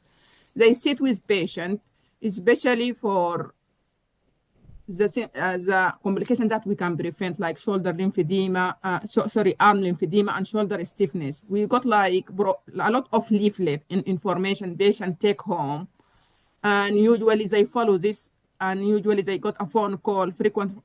So this is the importance of multidisciplinary approach in treating the breast cancer patient, because you can't do everything yourself. You have to rely on other disciplines.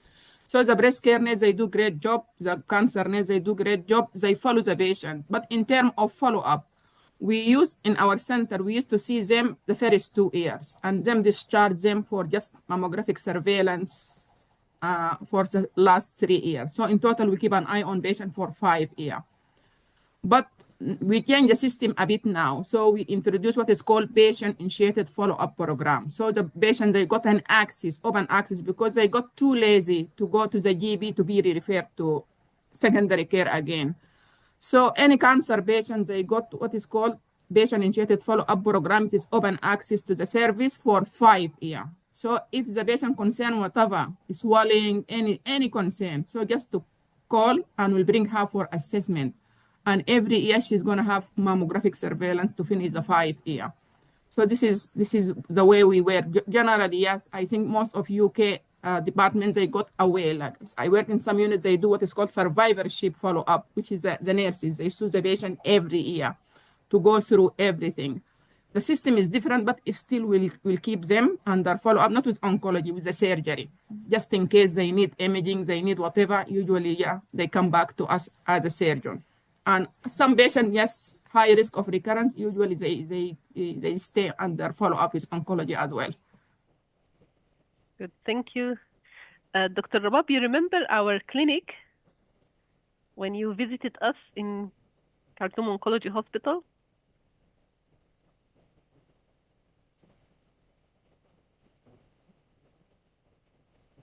I'm not sure where she went. But in that hospital, I had several people. I was the head of the unit. It was a palliative care and oncology unit. So I had some staff. For example, I had the registrars. The registrars are the patients who see the patients and write the chemotherapy. I have a very competent medical officer. This is lady seeing the she's trained in palliative care, so she sees the end-of-life cases and like this. But all the staff were trained in palliative care and very efficient in improving quality of life for patients. So we had the nurse. The nurse was seeing the patients who are on hormonal treatment or who completed their treatment. We never stop seeing patients, but we see patients usually like every 6 months, I think, in the first year, and then once a year, then every 2 years, and then once every 5 years. And these we make use of these patients. Sometimes they come and they already have their own hair grown up and living a normal life. And then we have a lady who doesn't like to take chemotherapy, or she refuses surgery. So we make use of them to discuss with them and tell them. You remember Dr. Rabab, our clinic? الحين انت جيت راجعة هبطت شوية كيف الله يسلم. قلت لي شنو؟ تعبناكي معانا الليلة. لا العفو والله، بس أنا كنت ما موجودة، كنت شغالة. عرفتي يا داب جاية راجعة فاكزوستد ومهبطة شوية. فقلت لي شنو؟ تذكري محاسن النيرس بتاعتنا مدربة في البالياتيف كير، فهي اللي بتشوف البيشنتس اللي بياخدوا هرمونال تريتمنت. الام دي تي كلينكس. ايوه الام دي تي كلينيك. وزيادة عليها نحن في الوحدة بتاعتنا مقسمين كل الكاتيجوري، كل زول بيمسك حاجات معينة. فأنا بشوف مثلا النيو كيسز، لكن محاسن بتشوف البيشنتس اللي كملوا التريتمنت بتاعتهم وبتناقش معهم حاجات كثيرة منها سوشيال وسايكولوجيكال. بس examination تعمل لهم examination، تعمل لهم الانوال انفستيجيشنز، وبتتكلم معهم برضه لو حصل كده. يعني مثلا عندي patients بيكونوا بياخدوا long term biphosphonates، okay، وعندهم bone metastasis، و maybe we don't need to give them other treatment. فبنوريهم انه لو في severe pain في الباك، مثلا بيكون عندنا الهول بودي بون سكان، عندنا very clear انهم عندهم metastasis، لكن بنوريهم لو في severe bone pain اتصلوا طوالي، نديهم رقم تلفون ويورونا. اوكي، لو حصل weakness في اللور ليمبس برضه المانجمنت للسايد افكت. لا نتذكر يعني ما شاء الله عليك. كان عندك سيستم من ما في اساسا، ما في سيستم، لكن كنت عامله سيستم. ربنا يتقبل. ومره حصلت انه الدنيا كانت عيد، اتصلوا عليها على السيستر، قالوا لها المريضه عندها الم شديد في رجلينا وما قادره، يعني الم شديد في ظهرها وما قادرة، يعني الحركة ضعيفة، رجلينا بقت ضعيفة ما شايلينها. فتخيلوا إنه السيستر مباشرة طلبت منهم ياخدوا هاي دوز ديكساميثازون، واتصلت قالت لهم تعملوا الMRI، واتصلت على الدكتورة في المستشفى، كانت شغالة راديوثيرابي في اليوم داك. طبعا احنا كانت دكتورة رضية، فحجزت معاها، حنستها إنه لازم تدخل البيشنت دي وهي emergency وكده. وفعلا she saved the functions بتاعت lower limb والpatient alive well mobile.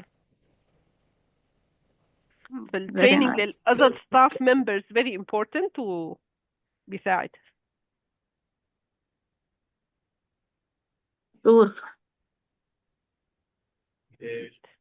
Thank you. تحية خاصة لأخونا عمر الفاروق. السلام عليكم يا عمر.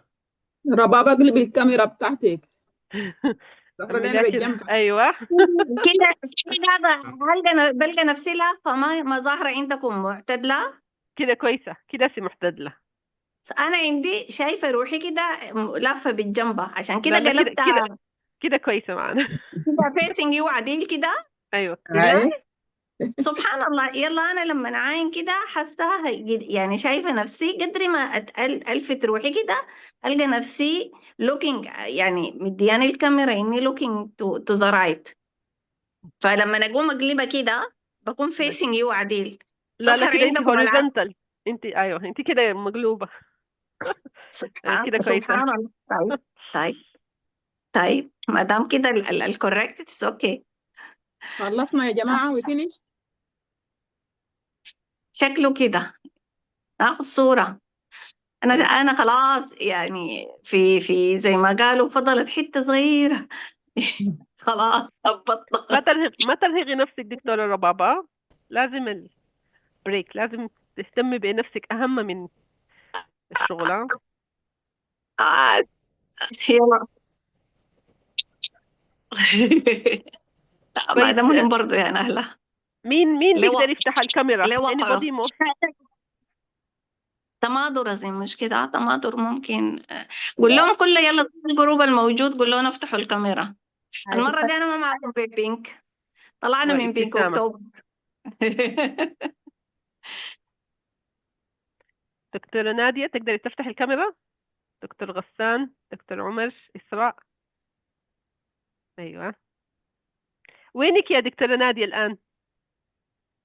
صوتك you're muted. ألمانيا. أوكي. لا، ألمانيا بعيدة، أنا جاي لك في مصر. في ألمانيا. كويس، ناخد الصورة. ابتسامة. مستر عمر ما شايفينه. محمود. إسراء. غسان برضو. إسراء. 1 2 3.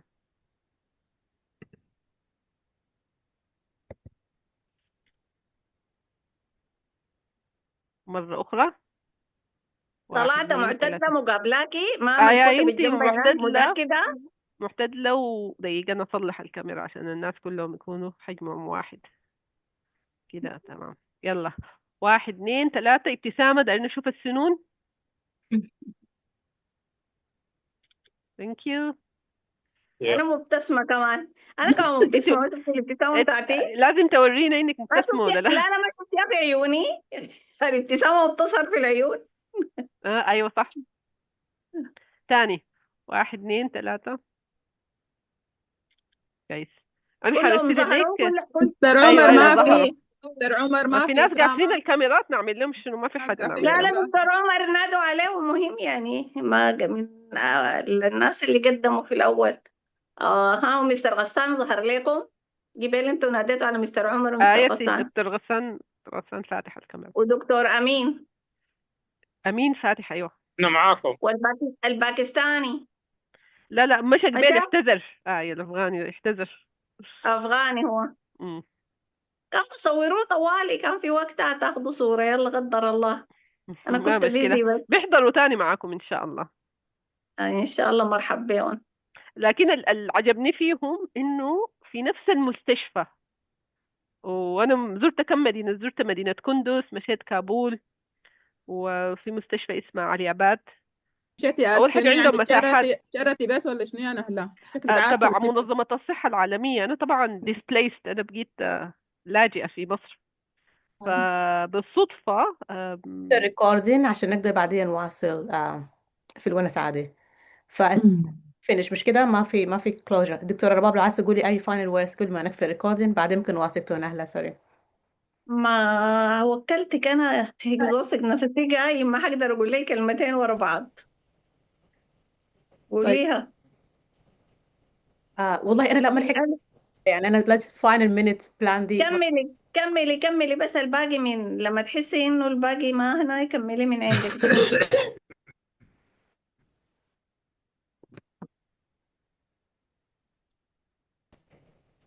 طيب تمام. أنا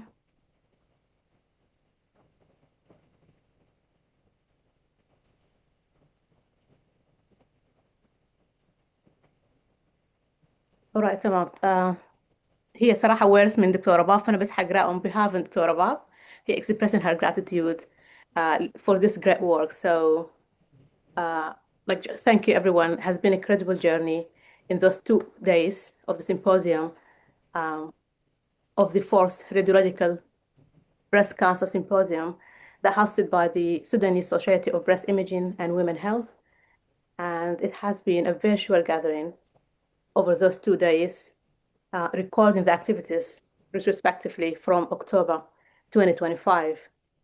And it's really a great gratitude and ممكن تختصريها عادي. like, okay, I'm just trying to write the words. Yeah. Like warm and sincere gratitude for all of you for attending, presenting, and dedicating this time, and also enriching the discussion has been really wonderful. And Dr. Abba for sure, Dr. Hiba, Dr. Isra, has been really incredible work and wonderful. So thank you all, and thank you on behalf of the Society of Sudanese Breast Imaging and Women Health, and hope we keep this work, and every time we add more and make it like something regular in the future. Thank you. Thank Thank you, you. Rabab. Thank you, Rabab, for organizing. Thank you for putting all of us together to do this work and to help our people in Sudan. يعني في ميزان حسناتك إن شاء الله يا رب العالمين. وحسناتكم جميعا، يعني انتوا كمان ما قصرتوا، استجابتكم طيبة. لا والله ما شاء الله excellent يعني excellent conference excellent meeting صراحة very enriched يعني a lot of presentations. الله يكرمك، الله يكرمك، الله يكرمك يا رب. This is the fourth one for the society. وإن شاء الله we'll continue. إن شاء الله ربنا يقدرنا، ربنا معكم على يقدرنا. طول إن شاء الله، معكم على طول إن ما شاء شاء الله، موفقين إن شاء الله دائما.